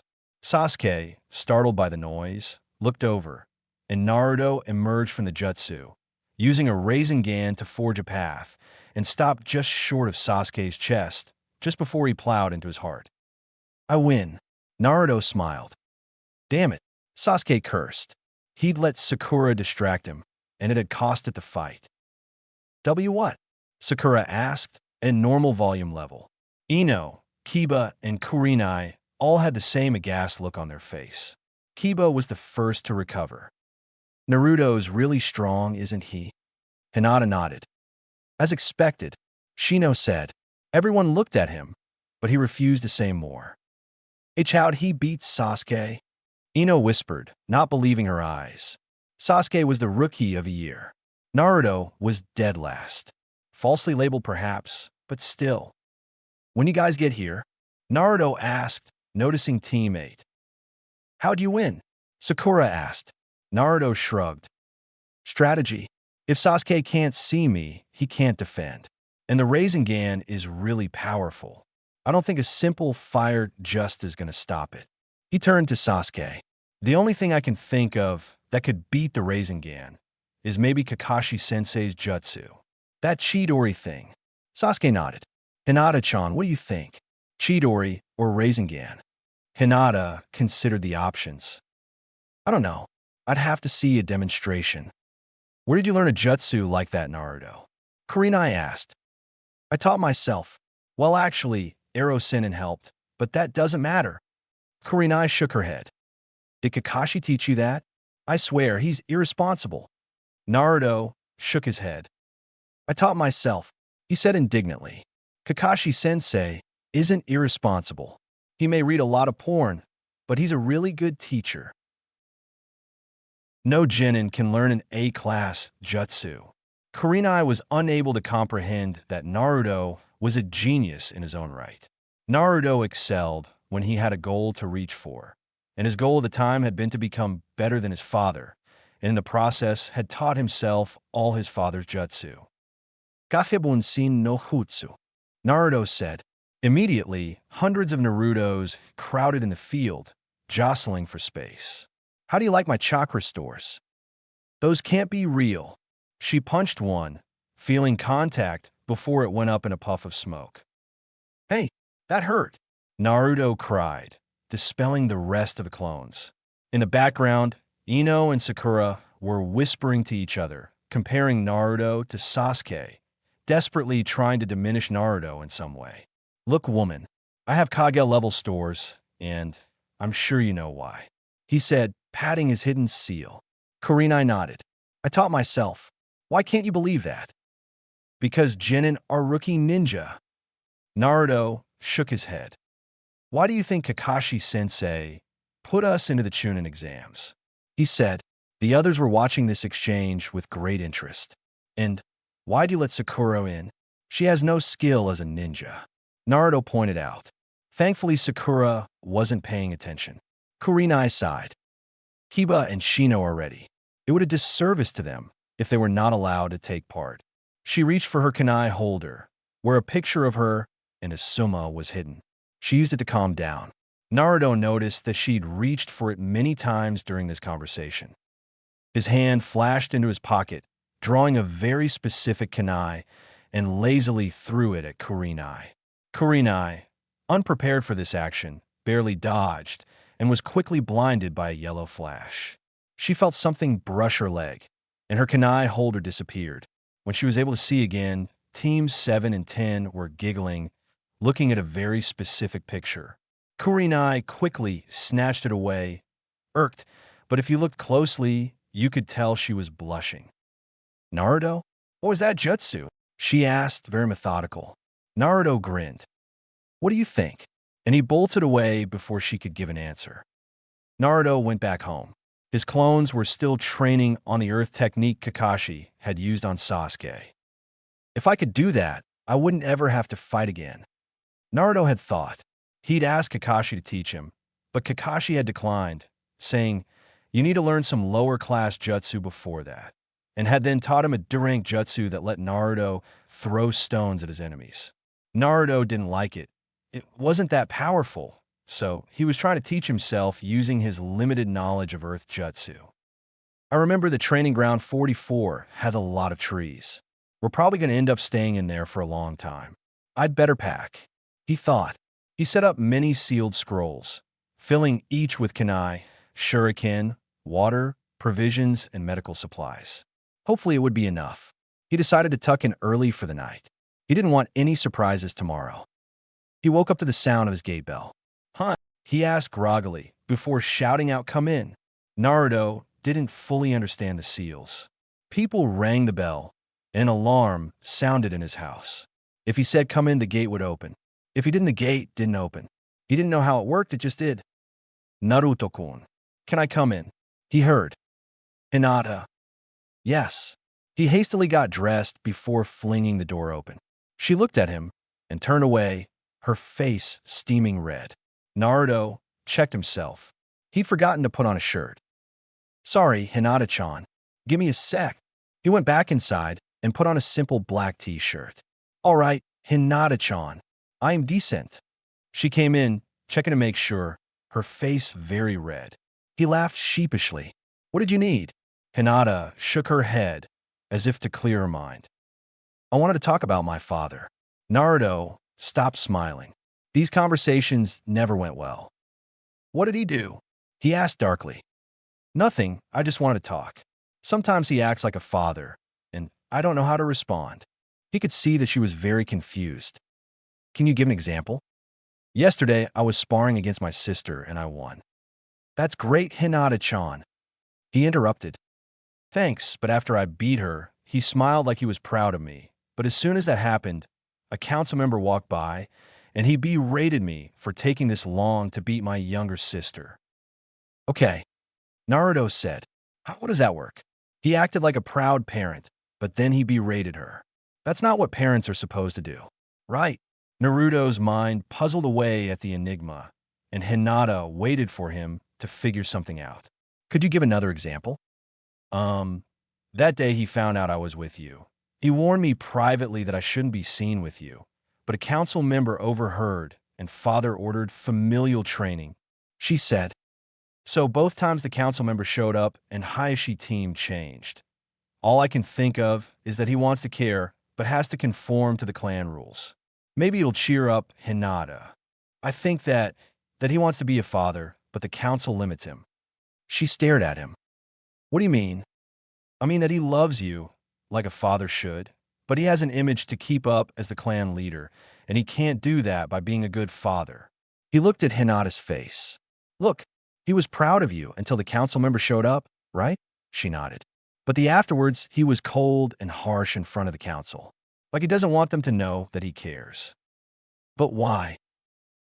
Because if they saw that he cared for the so-called failure of the clan, they would see him as a weak leader. You know, thinking about it like this, he's probably the only reason you aren't branded, he said, referring to the curse mark. She flinched and brushed her forehead. Naruto turned to his clock. What the hell? How long did I sleep? He asked. I was supposed to come and find you actually. We were waiting for you. I have roughly 6 minutes to eat and get dressed. Got me. Naruto grabbed a ration bar and quickly choked it down. Ugh, I hate those. He shooed Hinata out of the room and proceeded to get dressed. He wore an orange shirt, which reached his thighs, and black pants with his kunai holder on his right knee, scrolls on his left. He checked his forehead protector and decided that he'd wear his special cloak. Time for the Genin with an S-class mission to make an even bigger impression. Hinata looked at him as they ran to the training ground, which wasn't that far away from his house. Why were you wearing that? He shrugged. I gotta keep an image. They already know that I've had an S-class mission. Now I just need to cement the fact that I'm better than them. He giggled. He was in a mess with their minds so much. Hinata ignored it. Naruto had his quirks, and she liked all of them. There you are. They're just about to start, Sasuke said. Anko looked over. You there in the back, be quiet. Naruto grumbled. All right, you old hag. He felt a sudden pain in his cheek as a kunai whipped by. Stunned, he ran his finger across the wound, drawing back blood. His wound steamed and closed. The people around him were already disturbed by his clothing, and now they were seeing hyper-regeneration. He grinned, and even Anko was slightly disturbed. A kunai won't hurt me. He felt a something slimy on his shoulder, and turning to it, he could see the previously thrown kunai slithering back on a tongue. What the? He glanced back and saw a creepy woman with a very long tongue offering the kunai to Anko. Your kunai. Her voice sounded like snakes had learned to speak in perfect harmony. Thanks. She took it, undisturbed by the tongue. She licked it. Oh, your blood tastes good, kid. He grinned. I know. The rest of the teams were seriously freaked out. The kid in orange was obviously mentally disturbed. On the inside, Naruto was just as shocked. He wasn't usually this brave about this. Anko cursed. Her tactics weren't working on the kid. She turned away, giving up on scaring him. All right, kids. This is Training Ground 44, otherwise known as the Forest of Death. The Genin looked at her. It can't be that bad, said a ninja from Kyomo. Anko grinned. There are giant snakes and insects in there, waiting to feed on flesh. And that's what the second part of the exams are. A survival test. Each team gets one of 2 scrolls. There is a tower 10 miles from the outside of the perfectly circular forest. To pass this exam, you need both scrolls. You have 5 days to get both scrolls to the tower, she said, holding up 5 fingers. She took out a scroll. Don't open either one until you've reached the middle. She stopped talking, and people assumed they were supposed to line up and collect a scroll. Team 7 lined up behind Team 8, where Sakura was staring at Sasuke, making all of them really uncomfortable, including her own teammates. Thankfully, they made it to the front without a Sakura incident. Team 7, Heaven Scroll. A Chunin said, handing them a white scroll with heaven on the outside. Team 7 got their assigned gate and departed with a Chunin just before Sakura reached them. Ready, guys? Sasuke and Hinata nodded. They had elected to give Naruto the scrolls so that the others could use their eyes without checking themselves. The Chunin raised his hands, and the gate opened to reveal a dark forest. Go! All 27 teams rushed into the forest with only one goal in mind: get a scroll and get to the center as fast as possible. Team 7 rushed forward, trying to get as close to the tower as possible. They already had a plan: be near the tower and ambush a team on the way into the tower, while defending themselves against others with the same plan. Hinata activated her Byakugan periodically, checking for enemy ninja. No one approached. Naruto had scared them all away. This is boring, Naruto said as they bounced through the trees. Dobe. Naruto looked at him. What? I just want a good fight. A fight here is life or death, and I don't want to die. Sasuke and Naruto argued for a solid 10 minutes. Hinata sighed inwardly. Suddenly, her eyes caught movement of a massive chakra signature, coiled up in what appeared to be a rope. Guys, she called out. Just then a massive snake tore through the foliage behind them, chasing them down. Never mind. Boring was good. Naruto screamed. The snake narrowed its eyes and doubled its speed. It quickly gained on them, even as they accelerated. Dodge left, Naruto commanded. Instantly, Team 7 changed directions, and the massive snake went barreling past. They paused to catch their breath. Cool. So you survived. Team 7 froze. The creepy woman from before was in the tree above them. I would love to stay longer, but I only need the Uchiha. The woman said, pointing at Sasuke. Sasuke activated his eyes. Those eyes hold the key to all jutsu. I need them. The woman was slowly lowering herself to their level. She has almost as much chakra as Naruto, Hinata whispered. The boy's eyes widened. Naruto had Kage-level chakra, and it was only going up. This lady had to be crazy powerful to even approach Naruto's chakra capacity. You're not a Genin, are you? Naruto asked. Cool. I haven't been a Genin in a long time. I'm just here for the Uchiha. You don't matter. With a flick of his tongue, the snake appeared. All 3 Genin jumped, and Naruto rushed forward, ready to tear into the woman, only to be swallowed by the giant snake. Shit. Naruto, Hinata cried out, as she watched him disappear into the maw. The snake shivered and turned tail, presumably to digest Naruto in peace. Hinata slumped to the ground. Naruto, you can't die. Not now. Hinata, we can't focus on that right now. We have to get out of here, Sasuke said, not taking his eyes off the woman. But Naruto, Hinata began to cry. Cool. Did you perhaps care about the boy? He appeared behind her, too fast for either one to see with their eyes. It's too bad. It's already too late. Perhaps, if you'd been just a little stronger and braver, he would have lived, he whispered in her ear, his tongue slithering. Who are you? Sasuke asked, backing away. In this body, I am nobody, but in my original body, I was called Orochimaru. Now come, Uchiha. I worked with your brother for a few years. I can tell you anything you want. Sasuke faltered. I just want you to come to me. Orochimaru said, standing up. Hinata lay at his feet, shivering, unable to hear or care what happened.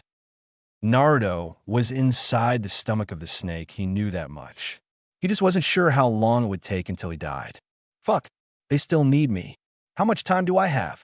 He observed his surroundings, barely any light coming through the snake's mouth.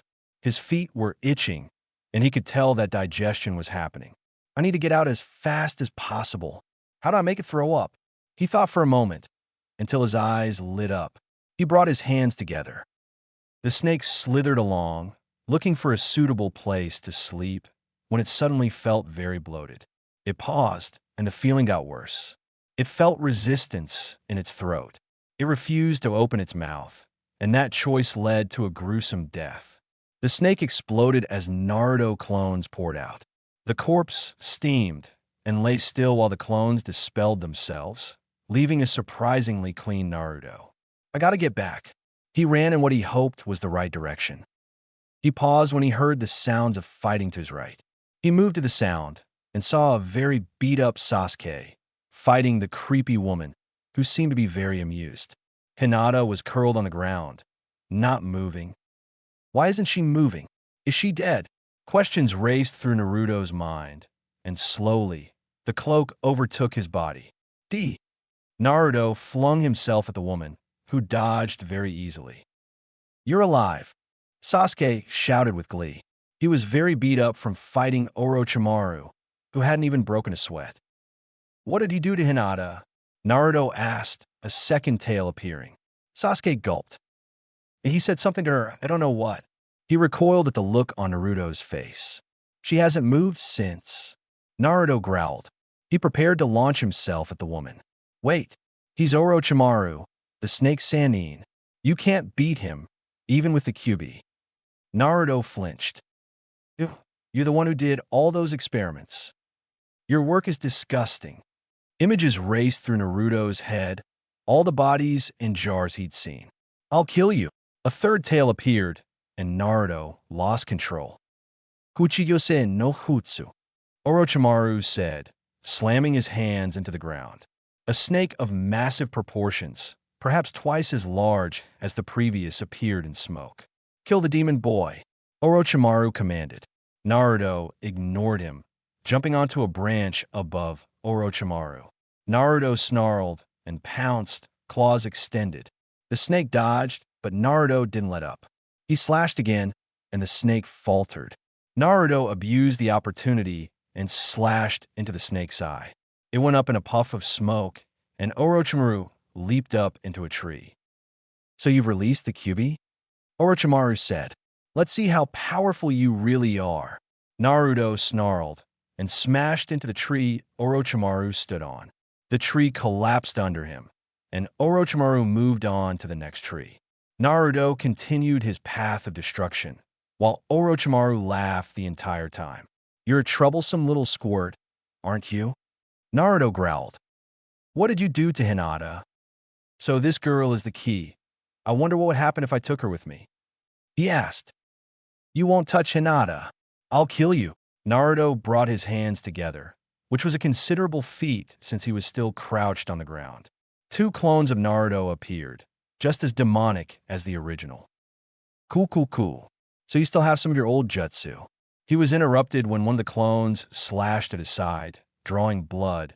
He easily dispelled the clone, and when the other clone and the real Naruto attacked, he dispatched them too. Naruto slid across the branch, stopping just shy of the trunk. I don't need you now, Orochimaru screamed, his calm facade lost to his rage. Naruto stood. Orochimaru brought his hand up. Everyone dies. Obviously, Naruto had lost control, but his attention was taken by Orochimaru. Naruto pounced at Orochimaru, who brought his hand right onto the seal, hitting Naruto mid-flight. Five-pronged seal. Naruto screamed. His eyes turned blue again, and he faltered. Orochimaru threw him to the side, where he hit the tree and fell down, too exhausted to stand again. Ugh, Naruto groaned. I'm gonna kill you, Orochimaru. Naruto said, his throat raspy. Orochimaru laughed, before turning back to Sasuke. Now, I need you to come with me. Sasuke shook his head. You don't have a choice. Leave my friends alone. Cool. You believe that they're your friends? You have an Uchiha to kill. I can grant you the power to do that. No, they're my friends and teammates. My brother is somewhere out there, but my friends will help me find him. You just want my eyes. Orochimaru snarled. Then I'll force you to come. Suddenly, Orochimaru's neck extended much too far, all the way to Sasuke's neck. He bit down, and Sasuke's entire body began to burn. Ah! Sasuke cried out. Everything hurt. He felt the spot on his neck that Orochimaru had bitten. He felt it something spin before his sight began to fail. His knees faltered, and he began to feel his mind succumb to the pain. Orochimaru drew away, content with his handiwork. Let's see if you survive. 5-pronged seal release. Orochimaru spun to see Naruto standing again, bringing his hand away from his stomach. He had ripped part of his shirt away, and the seal shone brilliantly against his skin. What did you do to Sasuke? You could hear the exhaustion in his voice. He couldn't muster the effort to yell. He couldn't even get angry anymore. He felt pitiful. Orochimaru cursed. Administering the seal required massive amounts of chakra, and even he felt the drain. Now, the Jinchuriki brought his hands together into his signature seal. Gahibunsin no Jutsu. 200 clones appeared. However, all of them were looking tired, unable to move nearly as fast as normal. Get him, he commanded. The clones charged, slowly. Orochimaru dispatched many of them before being overwhelmed by their numbers. He performed the Kawarimi Jutsu, escaping the dwindling clones. He only needed to seal Sasuke. The seal would bring the Uchiha to him. He turned tail and ran, knowing that almost all ANBU were hot on his trail. Naruto dispelled his clones, needing as much energy as possible. He went to Hinata, who was still curled in the clearing, unmoving. Sasuke lay next to her, shuddering, as a strange light came from his neck. Hinata. He shook her, she mumbled. Hinata. He's dead. Hinata mumbled. Naruto shook her harder. Hinata. She didn't reply. He's dead, and he's never coming back. She muttered. He braced himself. Hinata. He rasped as loud as he could. He felt his throat give out. She jumped, her pale, lavender eyes shining with tears.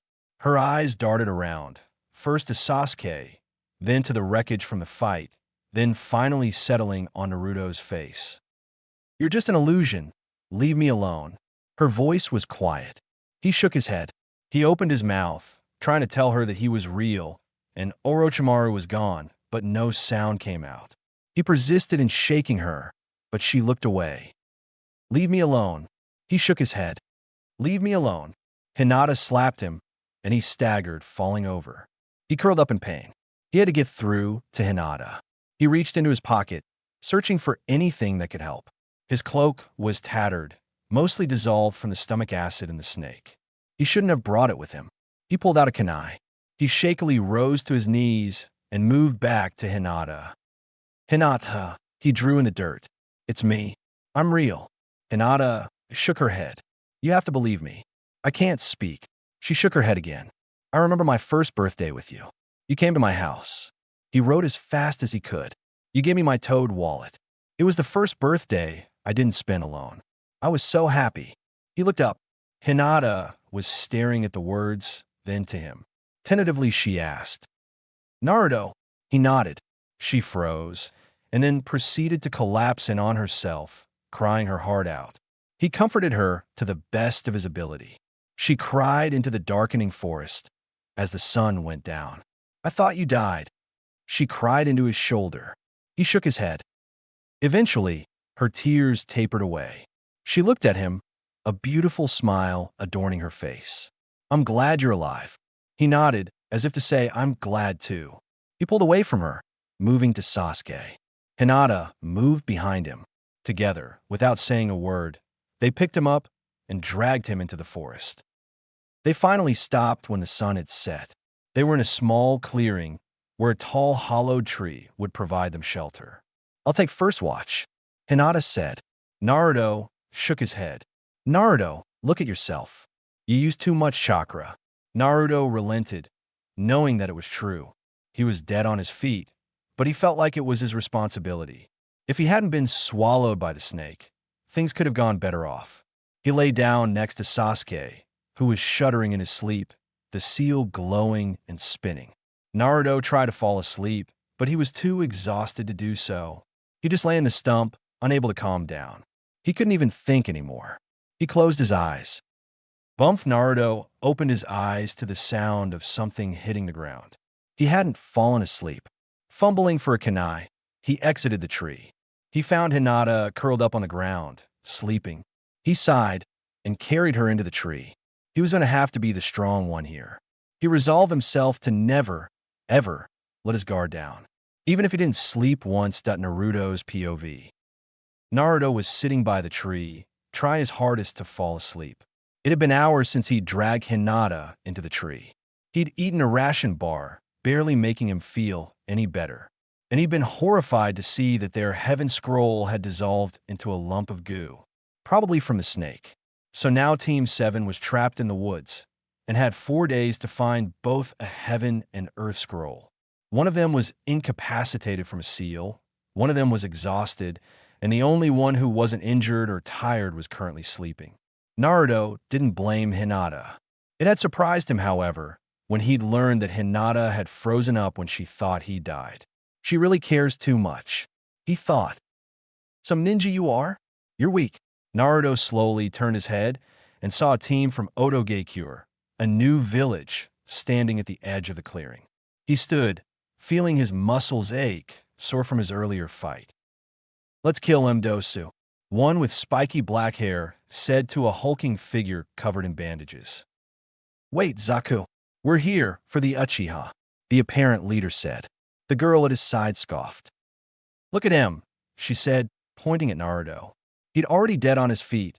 Let's just finish the job. We're here for the Uchiha kin. We do not need to expend any unnecessary energy. Naruto knew that he wouldn't win, but hopefully he'd wake Hinata up from the sounds of the fight.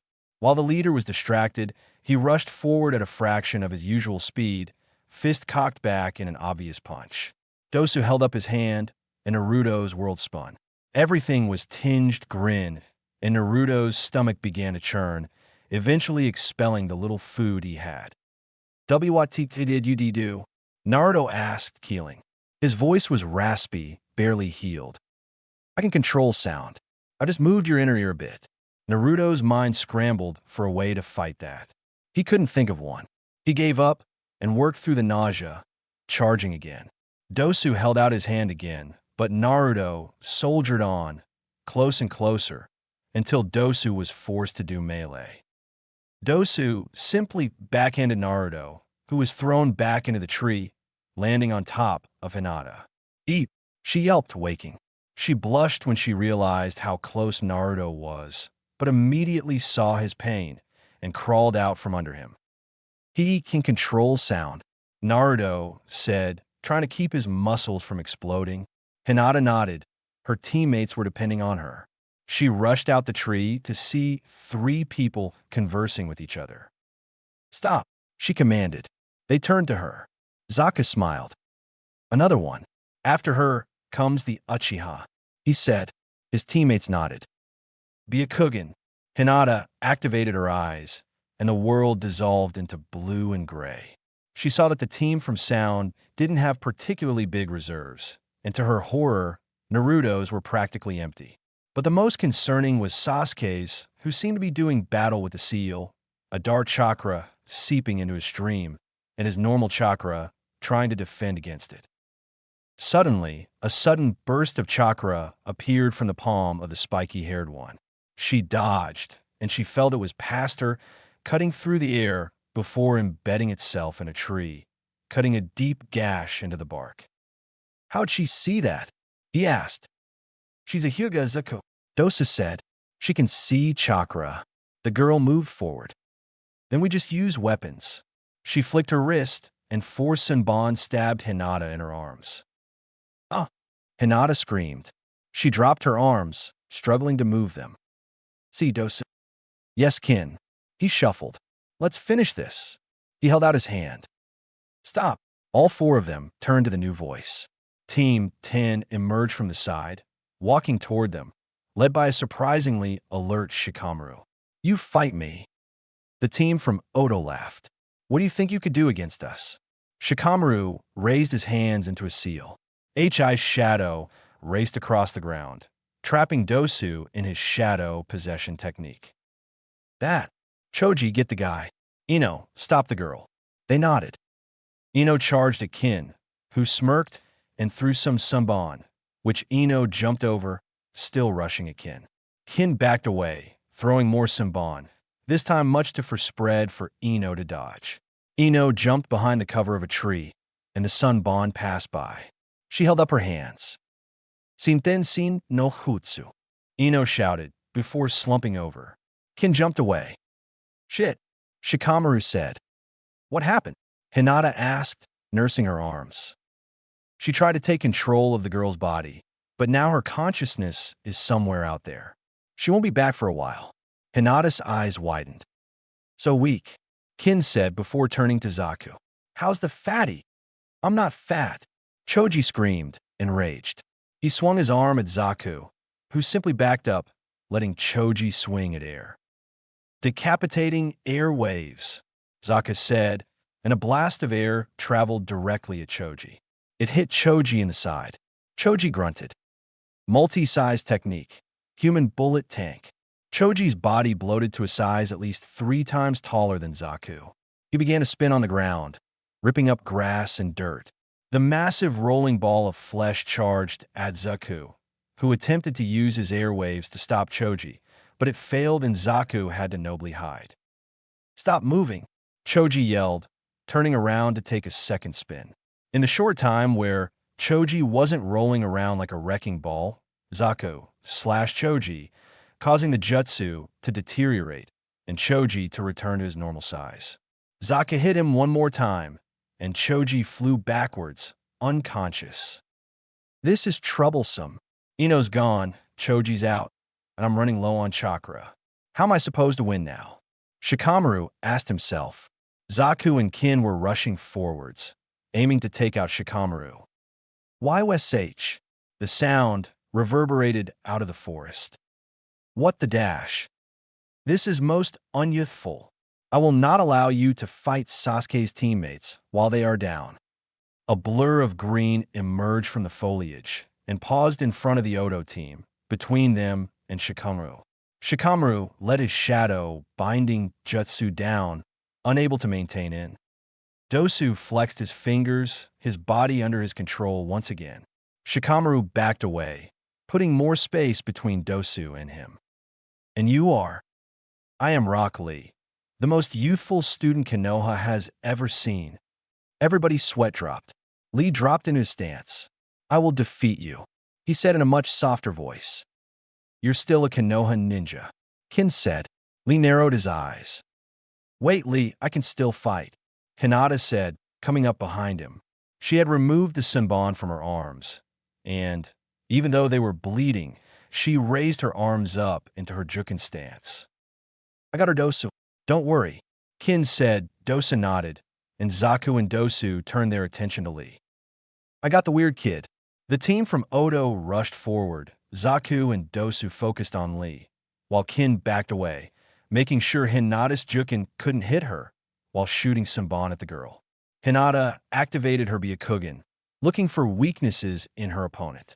Apparently, her opponent had very small chakra reserves for her age. Hinata danced towards her opponent, using her superior reflexes and flexibility to dodge oncoming Senbon.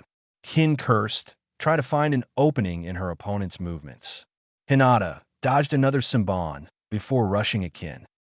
Eventually, you'll run out of Senbon. What do you do then? Hinata asked. Dosu was struggling with Lee. He couldn't seem to hit the kid with his sound attacks. Lee appeared at Dosu's side, landing a firm hit on the boy. Dosu recoiled, moving up a tree, away from the green-clad genin.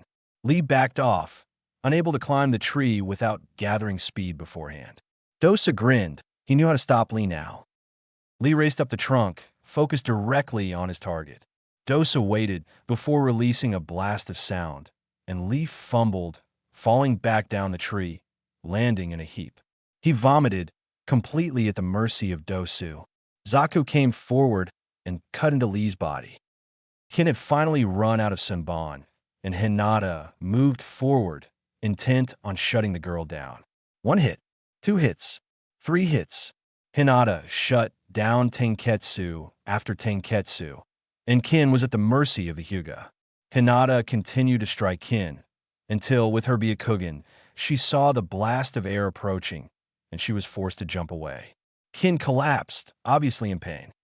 Hinata turned to her new opponents, sinking into her Jukin stance. Dosu and Zaku moved closer, obviously wary of her taijutsu. Hinata spotted movement from inside the tree. Sasuke! Naruto yelled from inside the tree.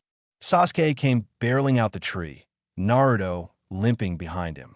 Sasuke was surrounded by a purple chakra, which gave off a perverted feeling. His Sharingan was active, but his left eye was tinted a strange color.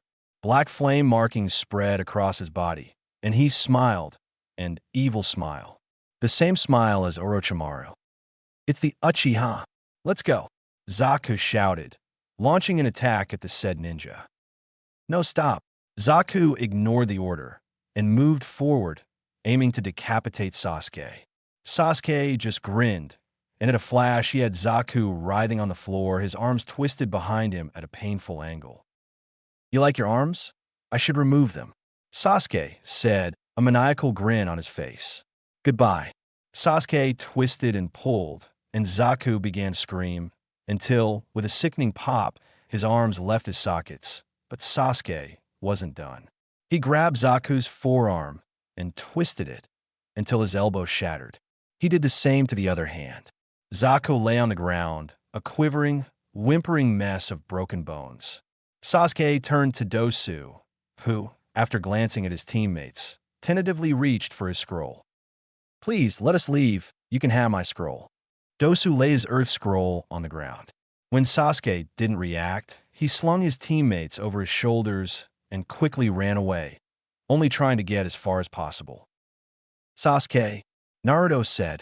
Sasuke looked at him, a faint recognition in his eyes. Hinata deactivated her Byakugan, approaching the Uchiha, while Shikamaru went over to check his teammates. Sasuke. Sasuke shuddered, and the black markings flared before retreating across his skin, culminating in the seal on his shoulder. Ugh. Sasuke fell to his knees, feeling very weak after that. Naruto stretched, trying to work the feeling back into his muscles. He was sore, so very sore, but he would keep soldiering on. Ow, why'd I do that? Sasuke asked, gripping the seal. Hinata reactivated her Byakugan, checking the seal. The black chakra had integrated itself into Sasuke's chakra coils, but most was centered around the seal. The seal stopped attacking your chakra coils. You could have died, Hinata said. Sasuke looked up at her. What? Sasuke. Apparently, Ino was back in her body. Sasuke groaned, and Naruto moved between teams 7 and 10, acting as a mediator. Let me check on Sasuke, Naruto Baka. Naruto shook his head. Sasuke is obviously recovering from that seal, and we were just through 2 big fights. What's happened here? The 2 teams turned to the new voice and saw Tenten and Neji enter the field. Tenten moved towards Lee, while Neji turned to Hinata, eyeing her wounds. You let an enemy hit your arms. You're even weaker than I thought. Naruto growled, but didn't have the energy to shout at him. Hinata ignored the jibe, but if you looked closely, you could see her shiver. The teams talked amongst each other, which meant that Tenten and Shikamaru talked to Naruto, as Ino wouldn't have listened, and Neji wouldn't have even considered Naruto's words. Sasuke and Hinata had picked up the Earth Scroll, and they were pretty pissed when they heard that their original scroll had dissolved. It turned out that both Team 9 and 10 had both scrolls, and Naruto had considered trying to take one, but realized that he was in no shape to be attacking a team from Konoha. The 3 teams split up, Team 9 and 10 moving towards the tower, while Team 7 went to find a team to steal from. They talked amongst themselves and realized that people had already had time to set traps at the tower, and it was probably too late to resort to their original plan. Orochimaru really threw off our plan. Damn it, Sasuke said, sitting at a fire he'd produced. It was night again, and they hadn't spotted a single living team, but they had found several dead bodies, which they'd pilfered supply from. Yeah, Naruto grunted, chewing into his snake. Hinata had found and killed the snake, while it tried to sneak up on them. I don't even care what it is. I just wish we had more to eat. His teammates nodded, staring at their own food. They ate slowly, with minimal conversation, each trying to strategize based on their limited knowledge. I'll take watch. No way, dope. I was asleep all night. I'll take watch. I said I'll take watch. Naruto raised his voice, something he rarely did. Hinata and Sasuke looked at each other. Naruto pointed at their sleeping bags, and they relented. When Naruto moved away, setting up a watch point, they turned to each other. What happened? He hasn't slept at all. He's probably really irritable. I wouldn't push it, Hinata said. Sasuke shrugged, but inside, they were both scared for Naruto. I shouldn't have screamed. I'm so tired. Why don't you let me take over? Do you think I'm stupid? Yes. Naruto sighed, giving up on the conversation. Naruto considered using a Kage Bunshin and trying to salvage some amount of sleep, but didn't want to take the risk of sleeping through his clone disappearing. Naruto sat on a tree, surveying the surrounding, barely able to see through the foliage. He looked down at Sasuke and Hinata, cursing himself. I shouldn't have made Hinata fight like that. Maybe Sasuke wouldn't have hurt the guy so bad. Naruto lay down, staring up into the moon. He kept his ears open, listening for even the smallest sounds. All he heard was the deep breathing of the people sleeping below him. The sky brightened as the sun rose on the third day of the second stage. Naruto sat up, feeling slightly better, but he was still tired. Lack of sleep. He didn't even know why he didn't want to sleep. He just couldn't let himself sleep. Determination kept him up. Naruto, he heard. Hinata was standing at the base of the tree, looking up at him. He jumped down, wincing at the pain that shot up his ankle. His muscles were stiff again. What did you need, Hinata-chan? He grinned, closing his eyes so he couldn't see his exhaustion. Are you all right? She asked. Yeah. Ewan, shut it, dope, Sasuke said, shifting in his sleeping bag. You need to wake up, team, Naruto said, bounding over to Sasuke. Hinata observed Naruto, who definitely seemed more energetic, but his movements seemed a bit labored. He hadn't slept. Okay, so we're going to spend all day looking for some team with a heaven scroll, aren't we? Sasuke and Hinata nodded. Damn it, stupid snake. Team 7 packed up, out to search for some unsuspecting team. The day was uneventful, and Naruto knew that they only had roughly 40 hours to find a team, or they'd fail. No, I won't fail. I worked too hard to get to this point now. I'm taking watch, Naruto said when the sun went down again. Dobe, you need to sleep. You can't fight at maximum like this. He gestured to Naruto's obvious exhaustion. Don't, just let me take watch. Naruto walked up a nearby tree, ration bar in hand, before they could protest. It was my fault that Orochimaru got Sasuke, so I gotta pay for it. He ignored his teammates' pleads. Eventually, they gave in, and Naruto was left alone again. I just gotta take care of them. Naruto slumped against the tree, listening to the sounds around him. It was quiet, with only the occasional rustle. I smell food. There's got to be a team over there. Naruto jumped. He'd picked up a conversation coming from the foliage roughly 30 feet away. He bolted down the tree. Guys, wake up. I hear some team coming. He shook his teammates awake. Hey, there they are, a feminine voice shouted. His teammates jumped to their feet. You woke him up, Sakura. Don't blame me, dog breath. Team 7 sweat dropped. Of all the teams to meet, it had to be Team 8. It would not be optimal to attack now. They are alert. Naruto heard. Team 8 walked into the clearing, completely unprepared. Sakura and Kiba were arguing, while Shino stood behind them. Sakura? Naruto said. She turned. Sasuke. She bounded forward, but Naruto held her back. No doubt that Sakura would never leave Sasuke alone. What scroll do you have? Naruto asked. Sakura looked at him. Why would I tell you that? Naruto baka.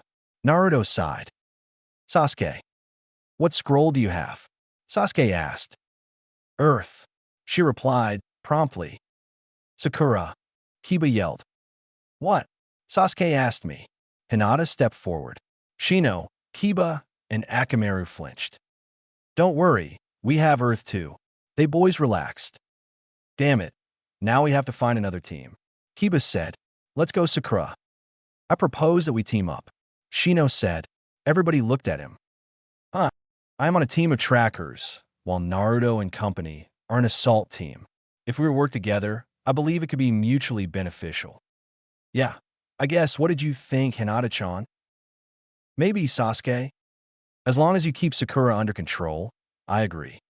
Teams 7 and 8 began to strategize. Obviously, most teams were waiting around the tower, and it would be dangerous to look for a heaven scroll there. But, as it was nearing the end of the Chunin exams, people would be closer to the tower anyway. The teams mobilized. Kiba out front, followed by Sasuke and Naruto. Hinata behind them, with Shino and Sakura in the back.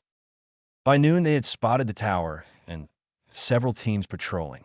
They backed off, not willing to try something so risky. They ended up breaking for dinner roughly 2 miles away from the tower. They only had one day until the end of the exams. They all retired to their sleeping bags. All except Naruto. One more day. That's all we have. He heard a growl. Akamaru was sitting up, growling at something in the trees. Kiba shuffled. Kiba, Akamaru's growling. Naruto shook him. He sniffed the air. Smells like iron and blood. Naruto and Kiba shook their teammates awake. Shino sat up quickly, making you even wonder if he was asleep at all. Sasuke and Hinata groaned, before sitting up and activating their eyes. One team, Kirinin. Hinata said, "Why'd you wake me up, Kibabaka?" The Kiri team sprinted towards them. God damn it, Sakura.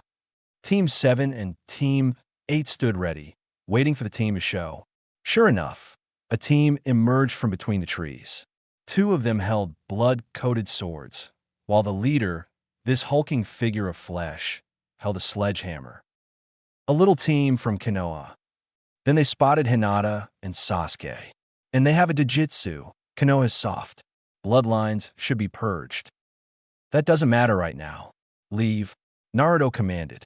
Light began to shine into the clearing. The sun had risen again. I'm afraid we can't do that.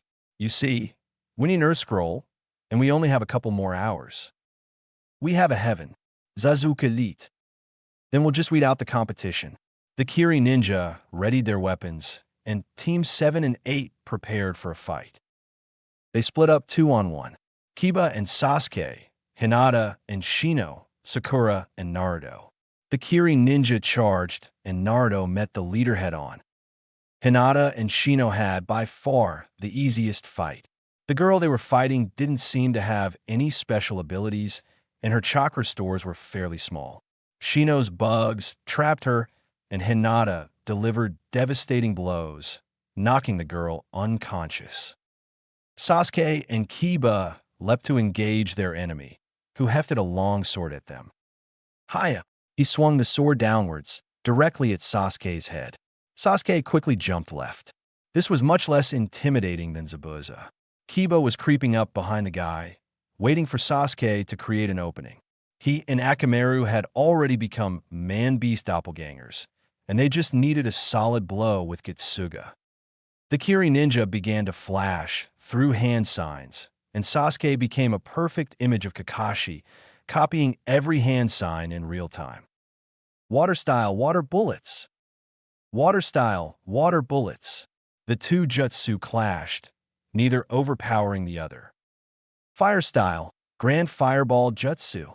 A massive wall of flames traveled towards the Kirinin, who barely had time to heft the sword up.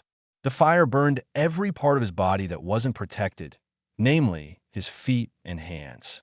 The Kiri bounced around, holding his burns. Getsuga, Fong over Fong. Kiba and Akamaru shot forward, tearing into the boy's body. The boy was flipped backwards, blood flying everywhere. Akamaru turned back into a dog, his red coat slowly turning white. Kiba became less animalistic. Sasuke walked over to the boy. "I'll kill you," the boy said. Sasuke grimaced, grabbing the boy's sword. "Yeah, I'll kill you first." Sasuke swung the sword down, cutting into the boy's neck. He couldn't let the team try and take revenge. "Sasuke," Sakura screamed. She'd watched the fight, and was horrified to see Sasuke kill. She'd never seen killing before. She'd never even considered the idea of having to kill before. You shouldn't have looked away, the leader said, swinging his hammer down, intent on crushing her skull. Sakura froze in fear, accepting that this was the end. No growing up to become Sasuke's wife. No making money. No future. And, in that moment, Sakura regret every decision she'd ever made, especially choosing to become ninja. A flash of yellow appeared before her eyes. "Act!" Naruto screamed. He'd pushed Sakura away, but had his right leg crushed under the sledgehammer. He stumbled, losing his balance and pitching forwards onto the ground. He couldn't feel his leg. "And Naruto," Sakura whispered, staring at his leg. He rolled over, onto his back. "Do something." "Sakura." She didn't move. "I'll just kill you first, squirt." He slammed the hammer down into Naruto's chest. Naruto tripped him, and the hammer lost momentum and only knocked the wind out of Naruto instead of crushing Naruto's lungs. The boy got up. "Sakura." Naruto cried. She obviously wasn't going to help. The hammer swung again. "Rasengan."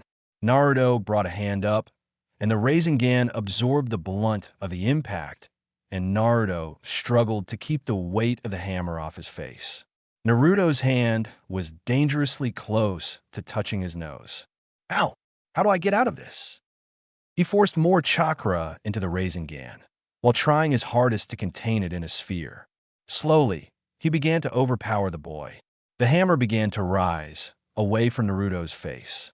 Naruto brought one finger up, forming a hand seal, all while forcing more chakra into the Rasengan. Kagebunsin no Jutsu. Several things happened.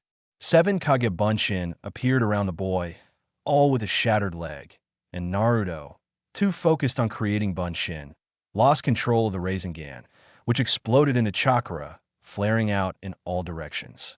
The sledgehammer was thrown backwards over the boy's head. The momentum dragged the boy backwards and fell over directly between 2 clones. Before the boy was able to gather his wits, he became a pincushion for a multitude of kunai and shuriken. The original Naruto shakily dragged himself over to the boy, raising his hand, which now held one of his father's special kunai. Eyes set, Naruto plunged the blade into the boy's chest. The boy breathed in before his eyes glazed over and he slumped over. Dead. Naruto turned his attention to his injury and promptly hurled. His leg was destroyed, a mess of blood and muscle. His bones were shattered, and blood was flowing freely. The pain doubled as Naruto became aware of how severe the wound was. "Oh geez," Kiba said, before retreating behind a bush to vomit. Sakura was still staring, completely frozen. Sasuke and Hinata looked horrified, as if this was the worst they'd ever seen. Shino stood by him passively, but even he was looking green. "Hey boss," a clone said. They had 2 heaven scrolls. He said, holding up the scrolls. Naruto weakly grinned. "Score." The clones evaporated. "Ah, feck." Sasuke was the first to recover. "How that happened, dope?" Naruto grimaced. "Shino, take this." He threw a scroll at the boy, who didn't make an effort to catch it, and it dropped to his feet. "Why?" Sakura said, shaking her head. "Why?" She shook faster. They ignored her. "Go. Pass the exam. We'll be right behind you," Naruto grinned. "I do not believe what you have said is true," Shino said. "You're not passing, Naruto," Kiba said, coming up behind Shino. "Not with that leg. I don't think you'll ever be a ninja again." Naruto shook his head. "Don't worry about me," Naruto panted. "Just go." Teammates stood there for a moment, until, with a pointed glare from Naruto, Akamaru grabbed the scroll, Kiba grabbed Sakura, and Team 8 slowly walked out of the clearing. "And Naruto, what about your leg?" Hinata yelled, jolting Naruto back. "The fox." Sasuke shook his head. "What if it doesn't?" "It will." Naruto turned inwards. "Hey, are you going to start healing or what?" "And why should I?" The fox raised its head. "You wanting to look weak?" The fox sighed. Listen up, brat. You need to put the bones back into place. Then I'll heal it. It'll hurt, though, the fox said, relishing the last part. I don't care. Just do it. Naruto turned back outwards. Hinata, I need you to set my bones. Hinata nodded. Naruto needed her. She wouldn't fail. Hinata activated her Byakugan and, finding every part of the bone, began to arrange them like a puzzle piece. Sasuke kept watch, checking in every so often. Finally, every part of the bone was put in place. Ready? The fox grinned. Naruto nodded. Hee, this'll be fun. Naruto's seal flared to life, and red chakra raced down his leg, centering around his leg. At first, Naruto felt a soothingly warm sensation until it began to heat up. Hours later, it was complete. First, his bone had melded together, then the muscles reattached themselves to the bone, and finally, layers of skin slowly covered the wound. The only noticeable difference between his old and new skin was the color. Help! Naruto couldn't get the words out. The healing process had exhausted him, and a lack of sleep wasn't helpful. He shakily sat up, an action which required massive effort. He looked up. Noon. Only 2 hours left, and with his fucked up leg. He stood, falling back down the first time. Let's go. Hinata and Sasuke supported Naruto under his shoulders, and he limped his way to the tower. With Sasuke's Sharingan and Hinata's Byakugan, they had little trouble spotting the traps and people surrounding the tower, and they made it inside without too much trouble. The room was empty, with only a scroll on the wall. They set Naruto down, who finally had the strength to stand on his own. If qualities of heaven are what you desire, acquire wisdom and knowledge to take your mind higher. If earthly qualities are what you lack, train your body in the fields and prepare to attack. When both heaven and earth are open together, the path of peril will be the righteous path forever. Underscore is the secret way that guides us on from this place today. The Sandaime Hokage. Heaven and earth. Maybe we should open the scrolls? Sasuke said. Hinata nodded. Naruto reached into his pocket, handing a scroll to each of them. Slowly, the scrolls were rolled open, and a familiar seal stared at them. Then, the scroll started smoking. That's a summoning seal. Sasuke threw his scroll to the ground, and Hinata quickly followed suit. A plume of smoke emerged from the seals, and Irika was standing in the middle. Hey kids, then he noticed Naruto. You guys really went through ringer, huh? If Naruto's that tired. Naruto didn't respond. Naruto got his leg crushed. Irika's eyes widened. Why but his leg? Kyubi, Naruto panted. Irika nodded. Well, I'm glad to say that you passed. Naruto grinned. Yay. What's with the scroll? Sasuke asked, gesturing to the scroll on the wall. I'm actually supposed to explain that. He cleared his throat, signifying a lecture to come. The Sandaime Hokage wrote this directive for all Chunin. In the scroll, heaven means the human mind, and earth refers to the human body. If your weakness is your mind, then you must gather knowledge and take your mind higher. If your body is weak, you need to train for stamina and skill. He grinned. Once you have qualities of heaven and earth, no mission, no matter how dangerous, will be the wrong path. And I'm happy to say that all of you have such qualities. They grinned.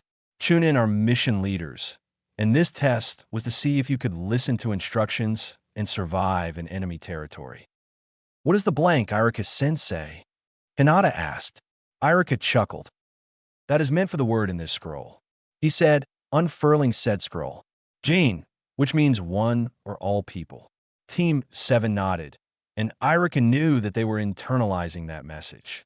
Irika checked his watch, and his eyes bugged out of his head for a second. You have 5 minutes. Go. He shuffled them through the door, watching Naruto wince every time he stepped. Naruto limped into the room behind his team. His leg was flaring up every time he stepped.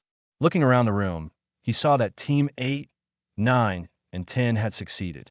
The team from Odo was there too, Gaara's team, and Kabuto's team too. 7 teams had passed. Each of their senseis was there too. Irika, Anko, Kakashi, Asuma, Kurenai, and Mato Guy stood together. Kakashi stared at Naruto, an alarmed look on his face. The Hokage looked Team 7 over, waiting for them to step into line. "Hey Naruto," Kiba whispered. "What happened?" he said, staring at Naruto's leg. "Il fast." That was all Naruto said. "Listen up. Congrats on passing the second stage of the exams. Now, the Hokage will explain the third stage exams." The Sandaime Hokage cleared his throat. "There's a reason we stage the exams like this. All nations participate in the exams and send ninja to other nations. The purpose of the exams is to promote friendship among nations and raise the skill level of shinobi. The Chunin exams are, in a sense, a war between nations." The remaining teams shuffled their feet. The alliance between nations is only temporary. The allied nations used to fight amongst each other for control of resources, and they only stopped when we devised the Chunin selection exams. "But I thought it was to choose Chunin," Naruto shouted. The Hokage grinned wryly. "Do not fret. The side effect of the exams is the selection of our Chunin shinobi. But more importantly, it demonstrates the ability of a notion's ninja to others." "To others?" Sakura asked. "The third examinations will be held in the arena, watched by distinguished people, such as the daimyos and nobility of each nation, and the respective kages from nations. If any nation shows superiority over other nations, people will bring missions to said nation. And when a nation is superior, they are a deterrent to attacks. By taking this test, you risk everything you value, all your friends, all your values, all your dreams, and even the dignity and reputation of the village." Gaara grumbled. "Wrap up the philosophy." "Very well, the exam W-." A man appeared on the floor in front of them. "Forgive the interruption, Hokage-sama, but please, let me give the proceedings." "Very well." The Hokage nodded. The man turned. He looked like he never left his house. I'm the proctor for the preliminaries." "What?" Shikamaru asked. I know that the first 2 exams were already hard enough, but we have too many people here." "Huh." Hokage-sama already said that the Kages would attend the exams, and we need quick, tight-moving exams. So we're holding preliminaries to whittle the numbers down. Now, if anybody doesn't want to fight, they can leave now. And from now on, you're on a team anymore, so don't worry about dragging your team down." People looked at each other. "I quit." Kabuto raised his hand. Hey looked at him. "Kabuto Yakushi of Konoha, right?" Kabuto nodded. "All right, go." "Why?" Naruto asked. "I just don't have the stores to keep fighting." Naruto looked at the Hokage, who seemed to be discussing something with Anko. Suddenly, Sasuke grabbed his shoulder. "Ow, ow." The seal was flaring again. "You okay?" Naruto asked. Sasuke glared. "You got your leg crushed. I think I can deal with a little pain dope. I guess no one else is leaving. Okay." Hey coughed. "The preliminaries are one-on-one fights, much like a tournament. It ends when you either concede, fall unconscious, or die. As proctor, I'll try to stop fights before people die, but," he said, trailing off. The wall opened, revealing a screen. This board will show the names of the fighters, and please, try not to kill. Now then, let's start with the names." Everybody turned to the board. Sasuke Uchiha versus Yoroi Akato. "Right away," Sasuke said. He gripped his shoulder again. Hinata and Naruto looked at him. "It's fine. Would the 2 please come forward?" They complied. "Do either of you have an objection to this matchup?" "Nope." "No." "Would everyone other than the 2 contestants please leave the arena?" The teams slowly went up the stairs, which was especially hard for Naruto, as he had to support all his weight on his weak foot. By the time he was on top, he was panting again. Sasuke was wondering about the seal, which hadn't done anything while in the forest. "Don't use the Sharingan," he heard. Kakashi was behind him. Sasuke raised an eyebrow. It worked in the forest. Kakashi shook his head. Orochimaru's closer now. If the seal activates, you'll be disqualified. All right, Sasuke grimaced. Ready? Hate asked. They nodded. Please begin. He stepped back, and Yoroi's hand glowed, and he began by throwing a couple of shuriken, which Sasuke reflected. The seal flared again, and Sasuke's vision faltered, and he felt a hand wrap over his face. His strength began to fade. You can steal chakra? Sasuke asked when he'd escaped the hold. Yes. I only have taijutsu now, Sasuke thought, scanning the room, until his eyes rested on a green-clad ninja. Maybe. Sasuke rushed forward, and, akin to Lee, dropped from Yoroi's line of sight, kicking him up into the air. He copied Lee's style flawlessly, until, while he was up in the air, the seal began to spread. No, no, no. Sasuke forcibly drew the seal back, and after a couple seconds, he'd thoroughly pummeled Yoroi. Hate checked. Winner, Sasuke Uchiha. He coughed. I think we'd better seal away that mark, huh, Sasuke? Kakashi said, sneaking up behind Sasuke. He helped Sasuke to his feet. I want to see the other fights. Kakashi shook his head. This can't wait. You were already supposed to be disqualified for even having the seal. You're lucky you even got a fight. Sasuke resigned himself. Zaku Abumi versus Shino Aburame. Naruto stopped paying attention after that. He was tired. Happy, I did what you wanted. And it hurt like hell. Naruto said. You healed an injury that would normally destroy a ninja in a couple hours. Be grateful, brat. Naruto knew the fox was right. Are you okay, Naruto? Naruto looked at her. You look tired. I am, but I'm all right for now. Winner, Shino Aburame. Naruto sat down. He has bugs throughout his entire body. Hinata muttered. Yo. Kakashi appeared in a bout of smoke. How's Sasuke? Naruto asked. He's doing better than you, for sure. Kakashi said. What happened? Misumi Tsurugi versus Kankuro. I got my leg crushed in a fight, and the healing took a lot out of me. Kakashi flipped his book open. Even then, you're so tired. An Uzumaki shouldn't be that tired, even after high-speed healing. I didn't sleep. Kakashi shook his head. Naruto, what have I said about sleep? Naruto groaned. Sleep is one of the most important actions for a ninja. That's right. Even for an Uzumaki, 5 days without sleep is pushing it. Winner, Kankuro. I know, Kakashi-sensei. Sakura Haruno versus Ino Yamanaka. I guess I should watch this one. Naruto thought, looking down at the arena. Ino and Sakura walked into the arena, but everyone could tell that something was wrong. Sakura was shivering, and Ino was frowning at her. Even if their friendship had been lost to their rivalry over Sasuke, Ino was concerned for a girl who she still considered a close confidant. Begin, Hate said. Sakura flinched. What's wrong, Sakura? Ino asked. Sakura mumbled something unintelligible. What? Ino walked over to her. Sakura began to shiver. Ino stopped. I don't want to fight, Sakura said, quiet enough that only Ino heard. What? Ino asked. Ino looked down, before looking at Hate with determination in her eyes. Hate-sama, I think that I speak for both of us. We quit. Hate looked at her. Ms. Haruno has to quit too. Sakura nodded. You're quitting. She nodded again. I guess we don't have a winner. Ino and Sakura walked back up the stairs, Ino holding Sakura close, soothing Sakura. The crowd was confused. Why didn't they fight? Tenten versus Temari. I guess we move on to the next fight. Tenten and Temari entered the arena. To say that the fight was short would be an understatement. Nothing Tenten tried worked, and Temari made quick work of the weapons ninja. Winner, Temari.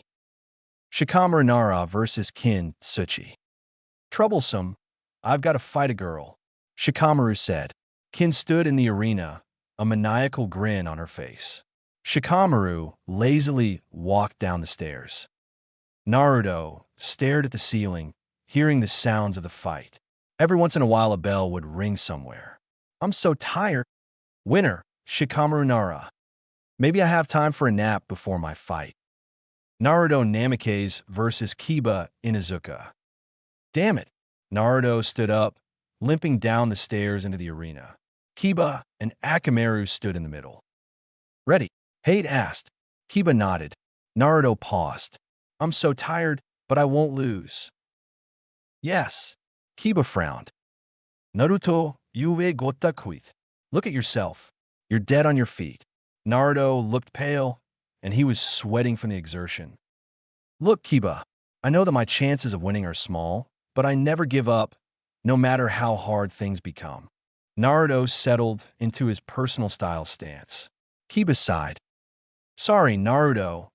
I'd never fight you normally, but I don't think you have a chance now. Begin. Man, beast clone. Akamaru and Kiba became clones and immediately began their assault on Naruto. He tried his hardest to defend, but with how tired he was, Naruto was having a hard time getting his hands where they needed to be. Up in the stands, Kurenai, Asuma, and Kakashi were watching the fight with great interest. What's wrong with Naruto, Kakashi? Asuma asked. He's usually much better than this. Kakashi nodded. He got hit in the forest, and the healing took away a lot of stamina. Ask Shino, he was there. Naruto-san's leg was shattered, and to see him even able to stand is a miracle. Shino stated. YSH. Naruto's flames of youth must be phenomenal to continue fighting after such an injury. I must train harder now, and if I cannot, I will run around Konoha 200 more times, and if I cannot, I will do 3,000 more jumping jacks. And if I cannot, Mato guy was bopped over the head by Kurenai, who seemed extremely peeved. Gitsuga. It looks like Kiba wants to end this as fast as possible. Kurenai said. Naruto tried his hardest to block the attack, but it ripped through his shirt, hitting Naruto's side. Blood spilt, and Naruto fell to the ground, forming a puddle. Proctor, Naruto's not going to get up. Hate nodded. Winner, K dash. Wait, Naruto mumbled. Hate froze. Please. Naruto slowly got up. He stood, heavily favoring his uninjured leg. I'm not done yet. Naruto began to remove his ruined shirt. He gripped a seal on his chest before twisting his hand, and the seal disappeared. YSH. Naruto trains with seals. His flames of youth, A dash. Mato. Kurenai said. He flinched. What was that? Kiba asked. Those were weight seals. Naruto panted. He felt lighter, but even then, everything hurt. Gitsuga. Kiba and Akamaru attacked again, and this time, Naruto dodged. He was noticeably faster than before, but as time went on, Naruto began to falter and began to get nicked by the attack, slowly whittling down Naruto's stamina. Eventually, Naruto got tired of dodging and brought his hand together. Gahebunsin no Jutsu. For Naruto's appeared and began to charge at Kiba and Akamaru. The clones had no stamina and were quickly dispatched by the two without even landing an attack. You want what, Naruto? You can't even make enough clones to touch me. Naruto growled. Gahebunsin no Jutsu. A single clone appeared, but the scary thing was that it was sickly, looking like Naruto's attempts at a normal bunshin. The sickly clone dissipated, and Naruto brought his hands together one more time. No, Hinata cried. Kagebun dash Naruto's eyes flickered, and he swayed on his feet before standing still, his eyes empty. Ichi's out of C chakra, Hinata whispered. Nani? Kakashi snapped his book closed. Raising his forehead protector, Kakashi cursed when Naruto wasn't emitting a chakra signature. He'll die. Inside, Naruto was panicking. Where's my chakra? Why can't I feel it? Naruto, Kiba asked. No response. Hate walked over. Naruto could see everything, and he could feel himself fading away. You stupid brat. Now we're both gonna die. The fox cursed from inside the seal. I can't die. I won't. I won't. I won't. I refuse. I'm Naruto Namikaze, son of the Yondaime Hokage, and I'm gonna be Hokage. No, no.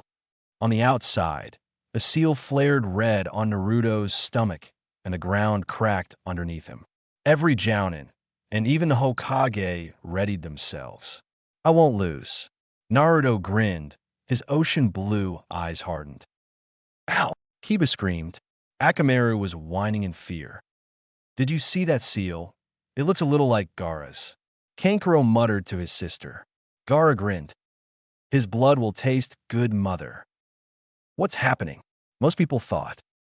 Kahebunsin no Jutsu. 300 Narutos appeared in the arena, all surrounded by this red, flaming chakra. All right, guys. Get him. Nah. Me. Ga. Sh. Naruto barrage. The Narutos kicked and punched, while Kiba tried his best to defend, but Naruto was too powerful, and Kiba was knocked out. Akamaru captured, and the original Naruto stood in the arena, slowly letting his chakra dissipate. Hate checked over Kiba, confirming that Kiba wouldn't be getting up. Winner, Naruto.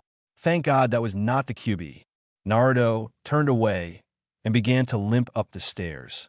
His chakra's signature began to fade away, but Naruto kept a little, waiting for his natural chakra to refill.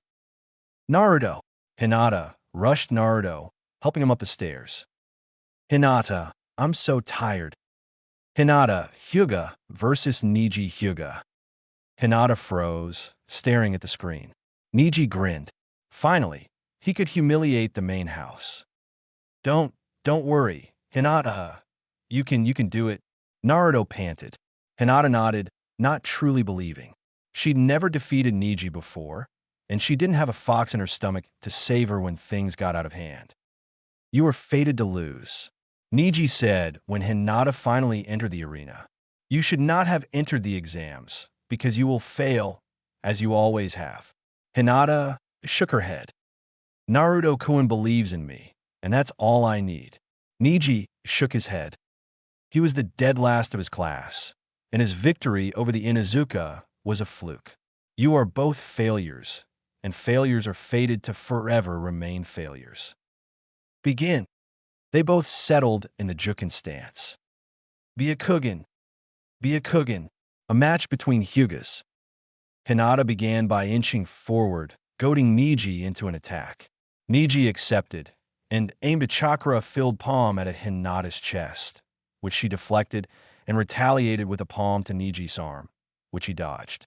They traded blows, each searching for a crack in the other's defenses. Come on, Hinata, Naruto thought, watching the match with worry. The entire crowd watched the fight with interest. The fight seemed fairly even, neither able to defeat the other. The fight continued for 10 minutes, until Hinata's stamina began to waver, and Neji hit her arms, closing all the tenketsu. With her unable to use her arms anymore, he attacked. 8 trigrams, 64 palms.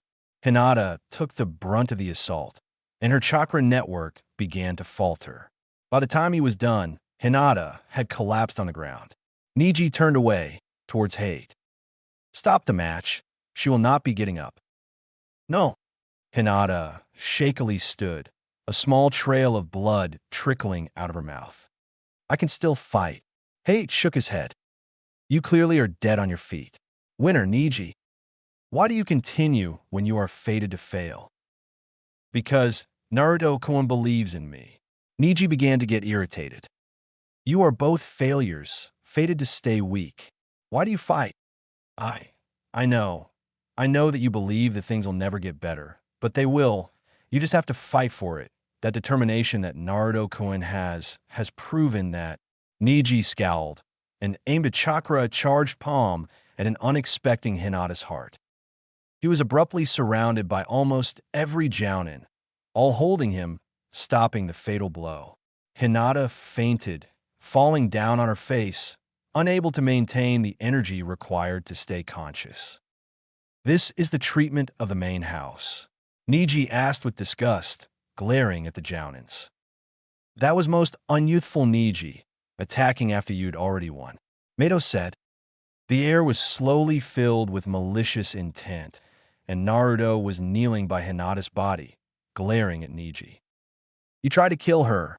If you look close, you could see that his eyes were shifting to red. He scooped up some of the blood that had surrounded her. I swear that we'll fight, and I'll defeat you. I swear on her blood. Niji scoffed. You will fail. Niji went back up the stairs. Move, boy, a medic ninja said, putting Hinata's body on a stretcher. Naruto growled. The medic flinched. Lee versus Gaara. Bushy brows? Against the creepy sand dude. Naruto, I know you're mad about Hinata, but letting the fox out here isn't helping anybody. Kakashi said, reading his book. Yep, the intent slowly died away. Kakashi escorted Naruto back up the stairs. Naruto tried to concentrate on the fight, but his mind kept wandering back to Hinata. I'll kill that team. Hinata-chan didn't deserve that. He noticed that Gaara was having a hard time defending against Lee's speed. Bushy brows good, especially for a guy who can't use jutsu, but he's still not hitting him. Then Lee dropped the weights. The ground under him threw up dirt, and the weights formed craters in the ground. Naruto stood up in awe. Lee disappeared. Naruto knew that he was fast, but Lee was just a blur before Gaara flew backwards, his sand failing to keep up. Mother, we'll have your blood. The fight continued until Lee began to release steam. What's happening, Kakashi-sensei? Hinata asked. There are 8 chakra regulations throughout the body, called the 8 gates, and Lee is opening them. Naruto limped over to Guy. Hey, Bushy Brows Sensei, could you teach me how to do that? Guy flashed a smile. Your flames of youth are tremendous, but alas, I cannot. You are a powerful shinobi, while my wonderful student has many limitations. I will not grant you a power you may misuse. But dash. No, I will not. I applaud your enthusiasm, but I refuse. Naruto gave up. Guy wasn't going to budge. Hey, Guy, how many gates can he open? Kakashi asked. 5. Guy smiled proudly. You're reckless, Kakashi said. Ino, Lee. Guy disappeared, reappearing before Gaara could kill him. Stop. Naruto hopped the railing, landing at Lee's side, wincing when pain shot up his leg. Lee's left arm and leg were a mangled mess. Oh, winner, Gaara. Bushy brow. Naruto, I hope I will have your flames of youth one day. They burn brightly like Lee was starting to fade away. Naruto looked around. Guy was still deterring Gaara, so he wouldn't be able to help. Medic. Naruto caught sight of the medic Nin bringing a stretcher. They crowded around Lee, taking him from Naruto. This is bad. Holy shit. Tell his sensei he won't ever be a ninja again. Naruto heard snippets of conversation from medics. Choji Akimichi versus Dosu. Ugh. Naruto trekked back up the stairs. He was really angry. Lee's entire life had been ripped away by some insane maniac from Suna. It's not fair. I'll make it better. Begin. Naruto. He looked up. Hinata. Nope, it's just me. Kakashi said. You okay? Naruto shook his head. Lee was hurt really badly by that freak, and Naruto's head exploded in pain. My head. That's why you sleep, Naruto. Kakashi said. It's too late for that now. Winner, Dosu. The preliminaries were over. Please, would the winners come down to the arena? Hokage-sama will speak now. Shino, Kankuro, Temari, Shiko, Naruto, Niji, Gaara, and Dosu stood before the Hokage. Congratulations for winning your matches. The finals will proceed in 1 month, as to allow the daimyos and kages of Konohagakure, Sunagakure, and Otogakure to arrive. The finals will be arranged similarly to the preliminaries, consisting of 1-on-1 fights. A jounin holding a box stepped forward. Please, select a number from the box. The box was passed down. 5, 7, 6, 8, 1, 3, 4, 9. So Sasuke has 2. The jounin held up a board. On it, was a tournament-like structure. The finals will begin in a month. The first match will be Naruto Namikaze versus Niji Hyuga. I'll beat you for what you did to Hinata.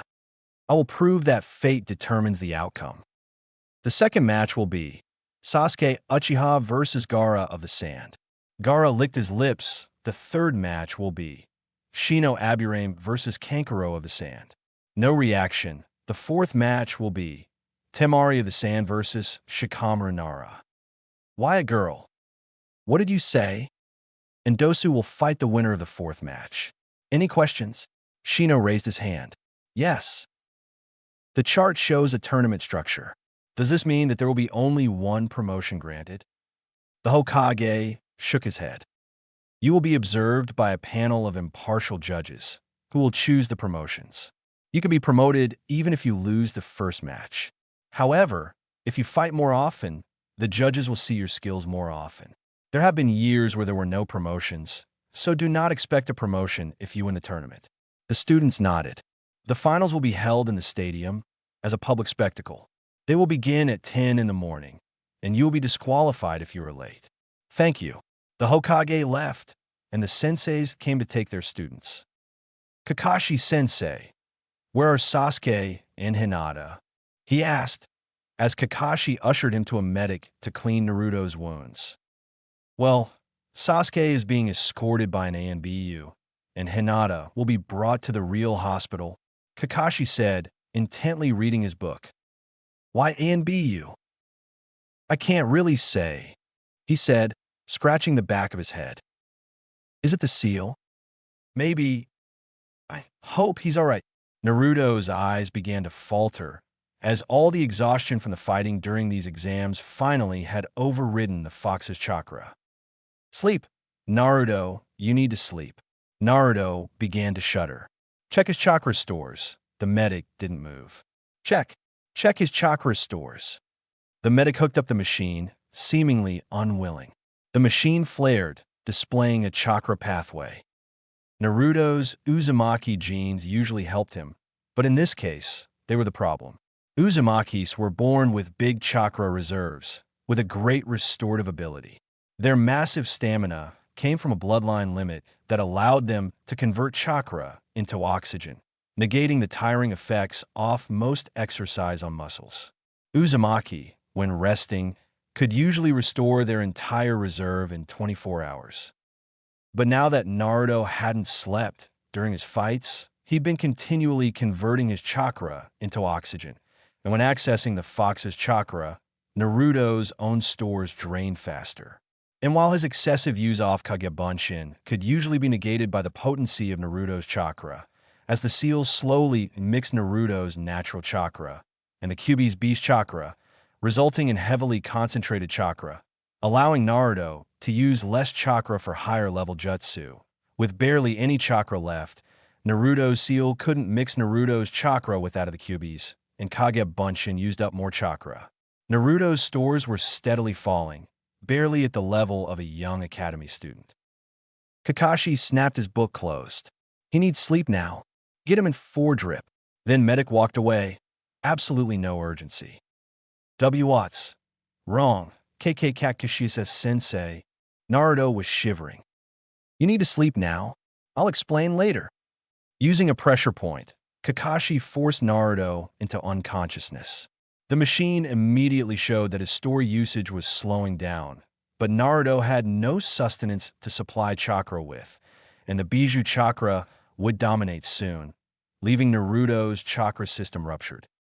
The medic came back, holding in 4 in her hand. Kakashi noticed the slight smile and the glint in the eye. His eyes narrowed. Give me the 4.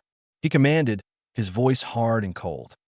I'm sorry, Kakashi-sama, but you are not a medical ninja. Give, Kakashi said, holding out a hand, his singular eye staring into the medic's. He poured out the intent until the medic relented. Kakashi ripped a small hole in the end, tasting the water. Normal. You try to kill him. Surely, you of all people know what happens when anything but salt water enters the bloodstream. Kakashi-sama, please dash. The Hokage will hear this. Give me a real 4. He shouted at a passing medic. He threw the tampered 4 at the original medic. Leave. The medic didn't need to be told twice. Kakashi turned to his student. Minato-sensei, if you knew how bad your son was treated, you would have torn Konoha apart yourself. Come back. Kakashi knelt over Naruto, whose remaining chakra was slowly began overpowered by the Kyuubi's. Kakashi began to do something he hadn't done in years. He cried. If you looked closely, you could see that even his covered eye was leaking. Minato, Kushina, Rinobito, I need you. This team is all I have. I won't let them end up like the last one, Naruto's POV. Come on, he's just a kid. Naruto ran down the street into an alley. He was just trying to find a way home. He shouldn't have left his apartment for ramen. That just makes him easier to kill. He's a demon, a murderer. I never killed anybody. Naruto cried. Don't lie, a drunk said. They cornered him in an alley. You were laughing when it happened. My mom died because of you. It wasn't me. Naruto began to cry. The drunk laughed, roughly grabbing Naruto's neck. So the demon can shed tears. He smiled. But can he shed blood?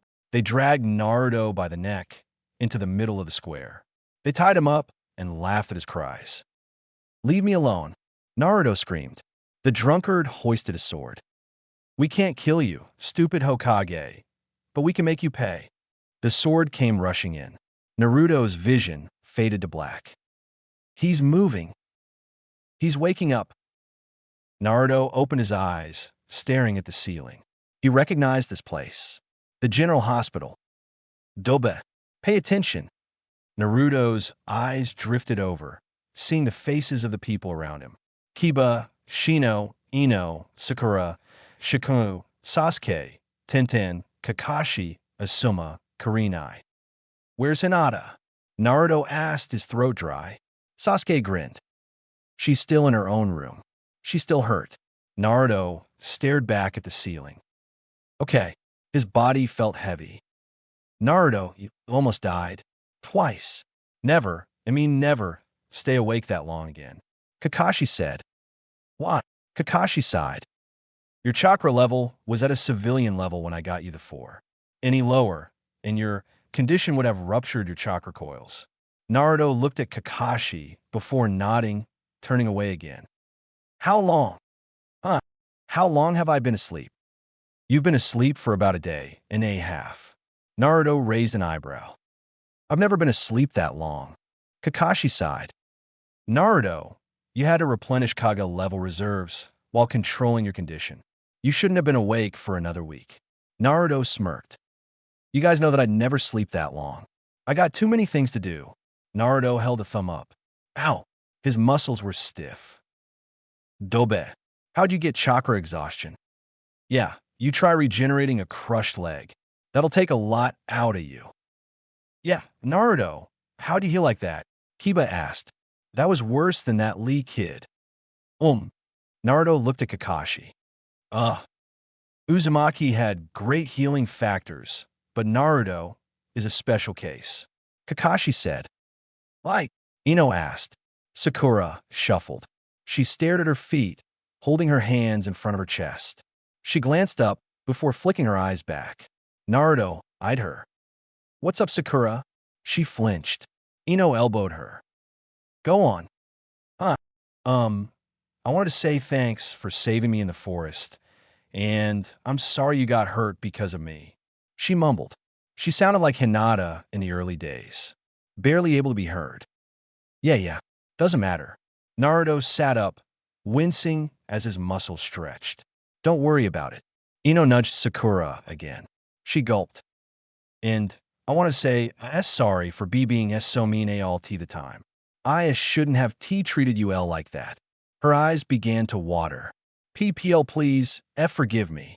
She bowed, staring at the floor. Naruto looked around, realizing that Ino had shooed everybody out of the room. Sakura was still staring at her feet, and tears were falling. Naruto was silent for a while. Haha, it's okay, Sakura. You're forgiven, he said, grinning. Sakura didn't move. Sakura, Thank you, I'm so sorry. Hey, Sakura, don't worry about it. She looked up at him, her eyes shining. Thanks, in Naruto, you're a better ninja than I ever would be. What do you mean by that? I'm retiring. Sakura said. Wait, what? Naruto asked, whipping his head at her. I am quitting. Naruto jumped out the bed. But what about Sasuke? What about your team? Marrying Sasuke is just a dream, and I know that I'm useless. It's better that I retire now and take over my mother's spot on the council than die on a mission. Naruto nodded. But now Team 8 doesn't have 3 people. He pointed out. They already know. She nodded. After we were visiting you, they were going to go to the Genin reserves for a new teammate. Really? I want to meet them. Naruto got up, looking at his clothes. His chest was bare, with his shirt hanging from the dresser. Next to it, though, was a new cloak. What? Yes. He grabbed it. Thank Kami. Sakura smiled. You really like that cloak? Naruto nodded. It's the only thing left of my family. It's precious. He got dressed. Bye. Naruto ripped the door open, running into Kakashi, who stumbled back a bit. Where's Hinata? Kakashi pointed to a nearby door, his eyes glued to his book. I want to meet your new teammate, Kiba. Naruto disappeared into Hinata's room. We'll meet you there, Kiba said to a closing door. Naruto entered the room, staring at the lump in the sheets. Hina-chan. Huh? The lump asked tiredly. It's me, Naruto. You okay? Yes. He could hear the sadness in the voice. He moved forwards, resting right at the bed. What's wrong? Naruto asked. She didn't respond. Hinata. Still no response. Hinata. He pulled back the covers. Hinata sat there, her eyes closed. Naruto stared at her. He could see her eyelids quivering. He wrapped his arms around her. He knew how she felt. She feels weak, 'cause she couldn't beat Niji team. Naruto felt her shudder in his arms. He sat there with her, holding her. Hinata, you don't have to feel sad. You don't have a stupid fox in your stomach for when things get bad. And you saw how hard that team had to try. You're just as good a fighter and a better person in general. She nodded. So don't be sad. He hugged her, trying to convey how much he cared, trying to show how grateful he was. A moment later, she hugged him back. He grinned. They sat for a minute, content with the other's contact. When are you getting out? Naruto asked when they let go of each other. She was looking a little red. In a week. I can move, but not for long, she said, demonstrating. Why were you in the hospital? I was using too much least. That's what Kakashi-sensei said. Sakura popped into his head. Oh, did you know that Sakura's retiring? Hinata nodded. They were in here first. Do you know who their new teammate is? Naruto shook his head. Actually, I'm supposed to meet them at the academy. He got out of bed. Just then, the door opened. Kakashi stuck his head in. Naruto. Yeah. Naruto asked, moving towards Kakashi. Kakashi put his book away, which meant that whatever he said was pretty important. Oh, he faltered. Naruto stared up at him. Look, the council has forced me into training Sasuke for this tournament. And if I train Sasuke, I can't dash. You can't train me. Guess I'll have to find a sensei myself. I wonder. Naruto trailed off. Kakashi smiled. Well, it's nice to know that you understand. You probably won't see much of me or Sasuke around. He took out his book again. See you. He disappeared. Well, shit. Naruto said. I'll see you, Hina-chan. Naruto left the hospital, not bothering to check out. They would just slow him down. Naruto took to the roofs, moving as fast as he could. His muscles began to ache. I guess this'll loosen me up. The academy came into view. He spotted Team 8, along with a new face. A girl with black hair, held up in a ponytail, and even then, it went all the way down her back. She had a small sword across her back. Naruto landed nearby. Hey, Naruto, Kiba yelled. The girl turned around. This is Sana Aoi. She's our new teammate. As Naruto approached her, she seemed to be looking him over. You don't look demonic, she pointed out, stopping Naruto dead in his tracks. Well, that's blunt, Kurenai mumbled. Naruto shook of the comment. Uff, I'm Naruto. Naruto Namikaze. He pointed to himself. Like the yondaime. You seem pretty strong.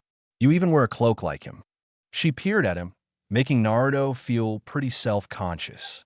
You know, when my dad said you were a demon, I thought you'd have canines or claws or something. You look pretty normal. Naruto blinked. Uh, well, when I'm mad you might see something, but you don't want to see that. Why? Uh, Naruto eyebrow twitched. What am I supposed to say? So now, I'd like to test you, to see where you fit with this team. Please follow me. Team 8 began to walk in the direction of their training ground. So, are you a civilian? Kiba asked. Sana nodded. Yeah, but being a civilian is boring. And I'd like to think I'm at least mediocre. She said, tapping her hand on her sword. Well, at least you're humble. Naruto said. So many of the girls in my class were just stupid. Ow! Well, my friend Sasuke is the last Uchiha, and practically every single goddamn girl in class just wanted to become a ninja so that he'd marry them. Even the girl you're replacing, but she did get better recently. He thought to the conversation from that morning. Actually, why didn't you graduate? My teammates were stupid and didn't want to work with me, so we failed the test. She grinned. But now I get a second chance. I assume that you feel prepared. Shino said. We're here, Kurenai said. Naruto recognized this place. He'd caught that beast of a cat around here multiple times. I was thinking of a simple spar. I want to see the full scope of your abilities. Okay, Sana said. Who am I fighting? Kurenai grinned. Naruto. 1, 2, 3. What? Naruto shrieked. Kurenai-san, you know that I'm still recovering. She grinned. Well, I need to test her, and to do that I need her to fight the strongest person. That happens to be you, even if your muscles are a little stiff. Naruto grumbled. He could see the logic behind the statement. And I want to see what you're capable of. Fine. He began to stretch. What are the rules? Sana was already prepared, sinking into a stance he hadn't seen before. She seemed to be leaning forward very far, with most of her weight on her front foot, which was at least 2 feet in front of the other. She hadn't drawn her sword. Everything goes. I need to test taijutsu, ninjutsu, jinjutsu, speed, strength, stamina. Naruto finished stretching, drawing his father's kunai from his pouch. She narrowed her eyes before drawing to kunai. Naruto sank into his own brawler stance. What's that stance? That's nothing like a ninja. Naruto smirked. Just something I picked off the streets. He felt his mind settle into battle mode. Ready. Prepare to lose. Sana said. We'll see. Kurenai checked that both were prepared. All right, go. She yelled, backing away to join her students. The field was silent for a moment. That's when Sana rushed forward. In a moment, she was up in Naruto's face, slashing towards his chest. Blood spilled before Naruto disappeared, leaving a log in his place. She might be faster than Lee. With weights, though, Naruto was banking on the fact that since she hadn't been able to pass the test, she'd never been taught how to climb trees or walk on water.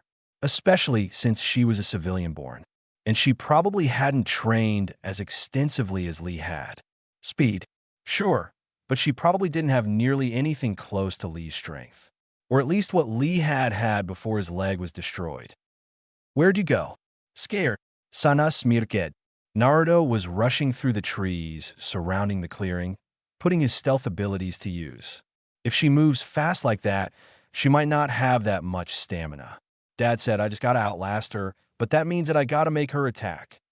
Naruto launched out at her left, which appeared to be her weak side. She disappeared into a blur. He felt a breeze on his back, and he turned just in time to block her kunai. You're fast. Naruto grunted, a drop of sweat falling from his face. Too fast for you? She disappeared again. Never. Naruto tucked his kunai into his hand. Gahibunsin no Jutsu. Naruto felt his network twinge. Apparently, it didn't appreciate being used so soon after recovery. And it showed. Only 30 clones appeared, instead of the normal couple hundred. All right, guys, tie her down. Every single Naruto fanned out. Sana was halted in her tracks, unable to keep moving through the crowd. Get her.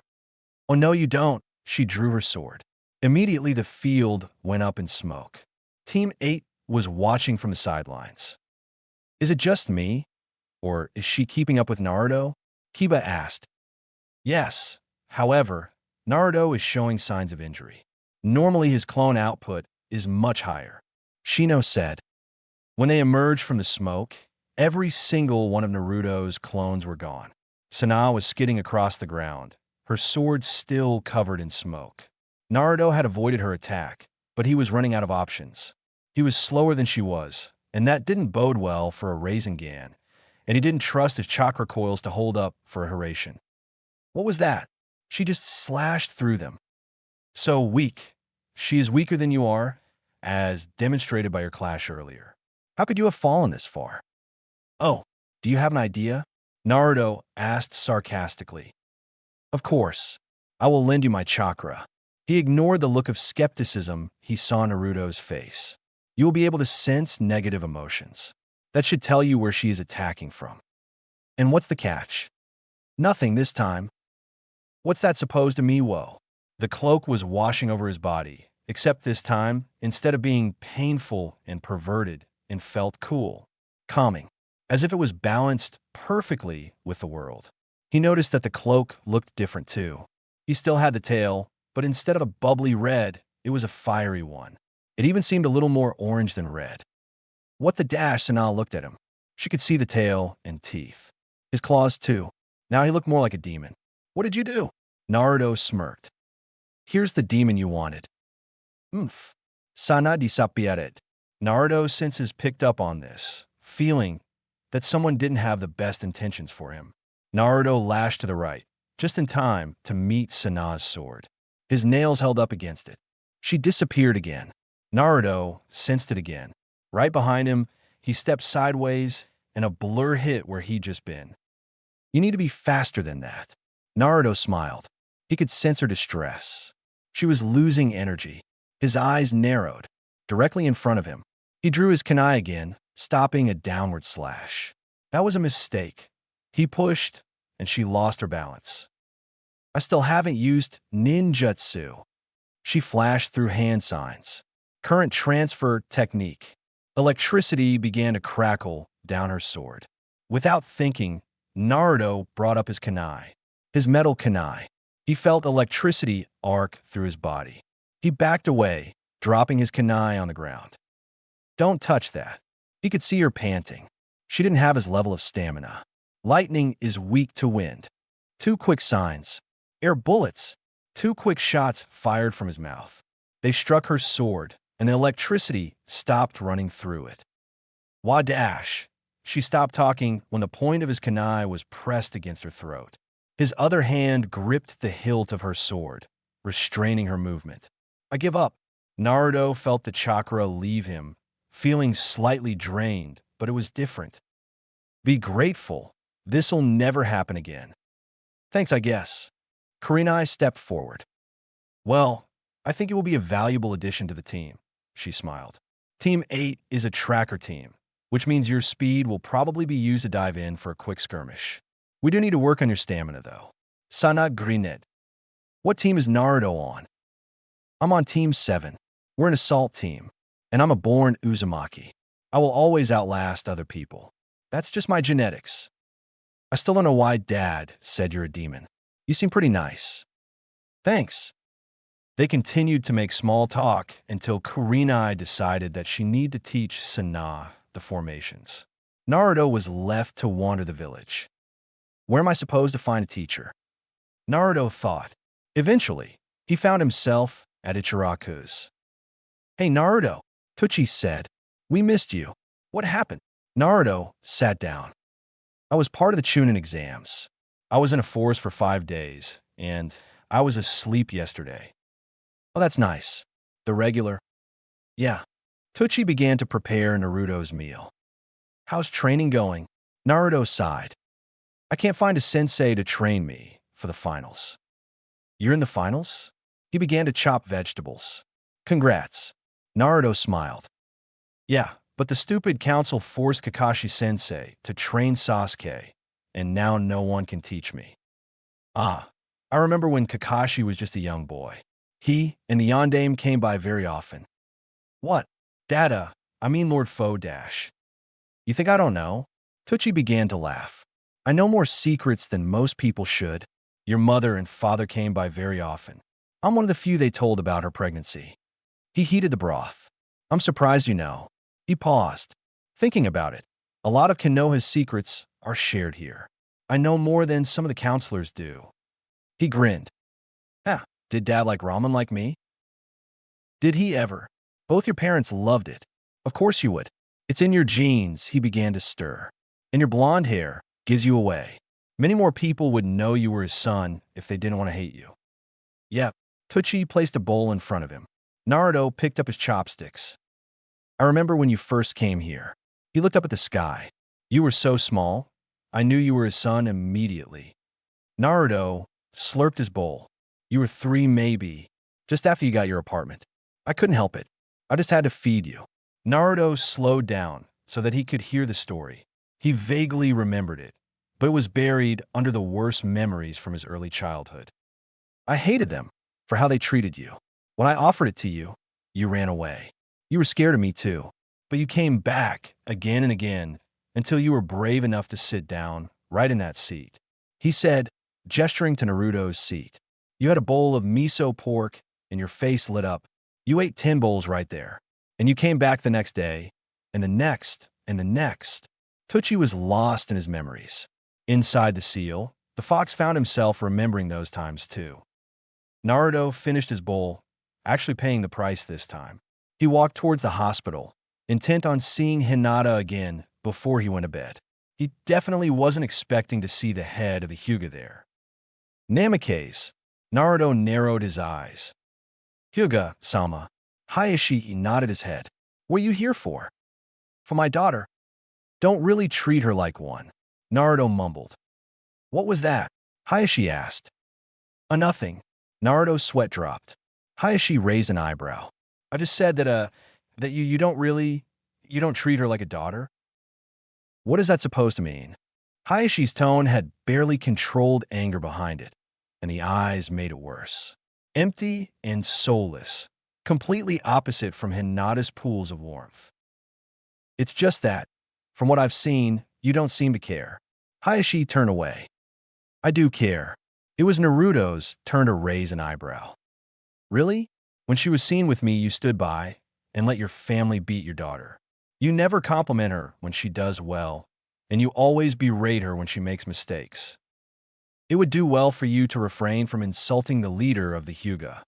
Hayashi said, I'm just stating facts. You don't understand, boy. Hayashi said, unnervingly calm.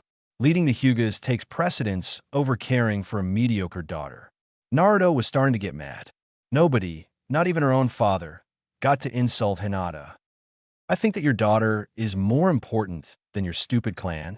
I don't know why you're all so mean to her, but you're the ones that made her weak. As soon as she showed a little vulnerability, you broke her, telling her that she would never make it no matter how hard she tried. And then you make her feel worse every time. You're her family. You should support her no matter what. Do you know how long it took to make her feel good about herself? And every time something goes wrong, she falls so far. You broke her because you weren't there when her mother died. He was yelling now. Every nearby nurse had turned to the sounds and were pleasantly surprised to see the demon yelling at the Hyuga head. He would finally get what was due. I did what was right. No, you didn't. Naruto began to rant. You let your pain overshadow your responsibilities. You didn't want to care for Hinata because she looks like her mother. You didn't want to face it. Well, you should have. You definitely should have. Maybe Hinata would have been the daughter you wanted, instead of a failure in your eyes. The Hyuga have all-seeing eyes. Well, you sure were blind to how Hinata felt. You were a disgrace. How do your mother would react hearing what you did to your own daughter? She'd be disgusted. Boy Dash. I didn't hurt you, and I'm not part of your clan. You can't make me do anything to me without the council. Hayashi was silent for a moment. Do you believe it is too late to reconcile our relationship, Namikaze?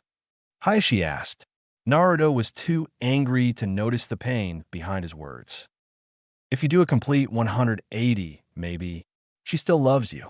She still loves all of you, even through all the shit she's had to put up with. That's why she's stronger than all of you. The Hyuga are cold and uncaring. Trust me, I know from experience.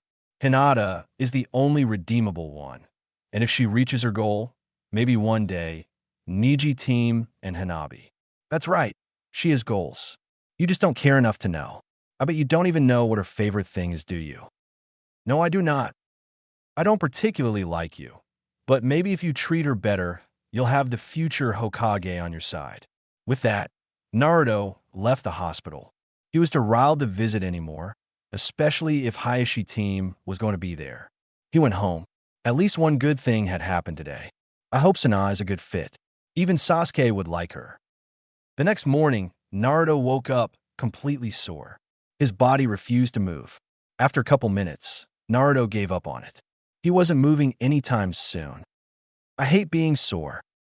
3 hours later, and Naruto had finally mustered the strength to get up. He went to the bathroom before limping his way to Ichiraku's. Ino's POV. Why? Sakura asked.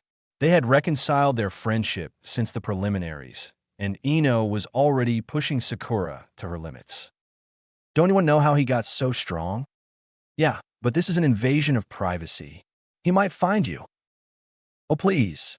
He might be strong, but he's still Naruto. Not the smartest.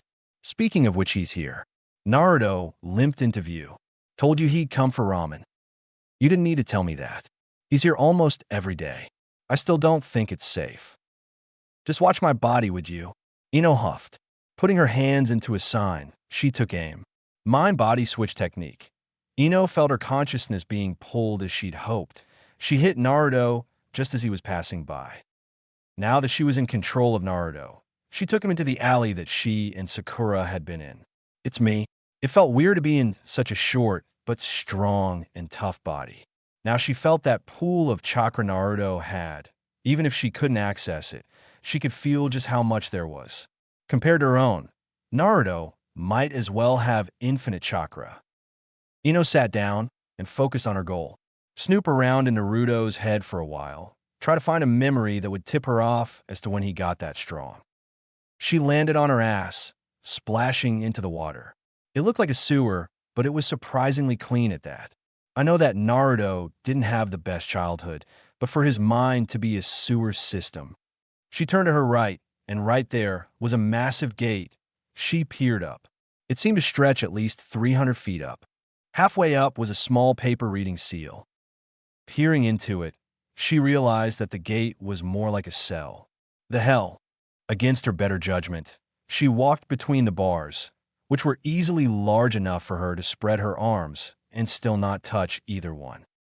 She walked forwards, and she heard what sounded like a shuffle, and a sliver of light appeared before flashing away. Why is this here? I've never seen a cell inside someone's mind before. Something began to laugh. Foolish girl. Always looking where you're not supposed to. 13 years without another soul. And now a mortal has entered my prison. Ino was spinning. The voice made her want to curl up and hide, but she couldn't find the exit. Should it be quick, or should I savor it? I wonder. She saw whatever was smile. Rows upon rows of sharp teeth, each one twice Ino's height. Fast, so you can't escape. The mouth opened. Release. Ino woke up in a cold sweat. Sakura was hovering over her. What did you find? Ino shook her head. He has this thing in there. In a cage, it tried to eat me. What? I went in, and there was a big cage, and I went in, and whatever is in there tried to eat me. So, it happened when you went into the cage? Ino nodded. Then don't go in there. You want me to go back? Ino screamed. A couple minutes ago you said this was wrong. Yeah, well, I want to know too. Quick before he wakes up. Sure enough, Naruto was stirring. Go! Naruto jolted up just in time to see Ino and Sakura. What dash? Mind-body switch technique.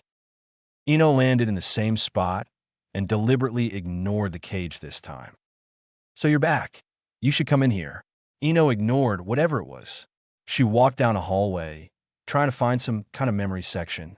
She began to hear footsteps, and that seemed like a good place to start. Rounding a corner, she ran directly into something, which threw her back a couple steps. Ino, what are you doing in here? Naruto asked. Looking around, she realized that she was very near where she'd started. She could see the cage again. What's in there? Naruto, eyes narrowed. Why are you here? He asked. His voice was simmering. I wanted to find out how you got so strong, she admitted. So you came in here without asking? Tendrils of red were beginning to sneak out of the cage, culminating around Naruto. Most of the tendrils came from a gap in the cage. One bar was broken at the bottom. Yes. Get out. The cage began to shudder, as if whatever it was trying to force its way out. Now, Ino compiled, and when she came to, Naruto was standing over her, a frightening face staring down. Never do that again. Never. Naruto's POV. A week had passed, and Kakashi and Sasuke had disappeared. Naruto still hadn't found a teacher, but most importantly, Hinata was finally leaving the hospital. Naruto watched as she checked out before leaving together.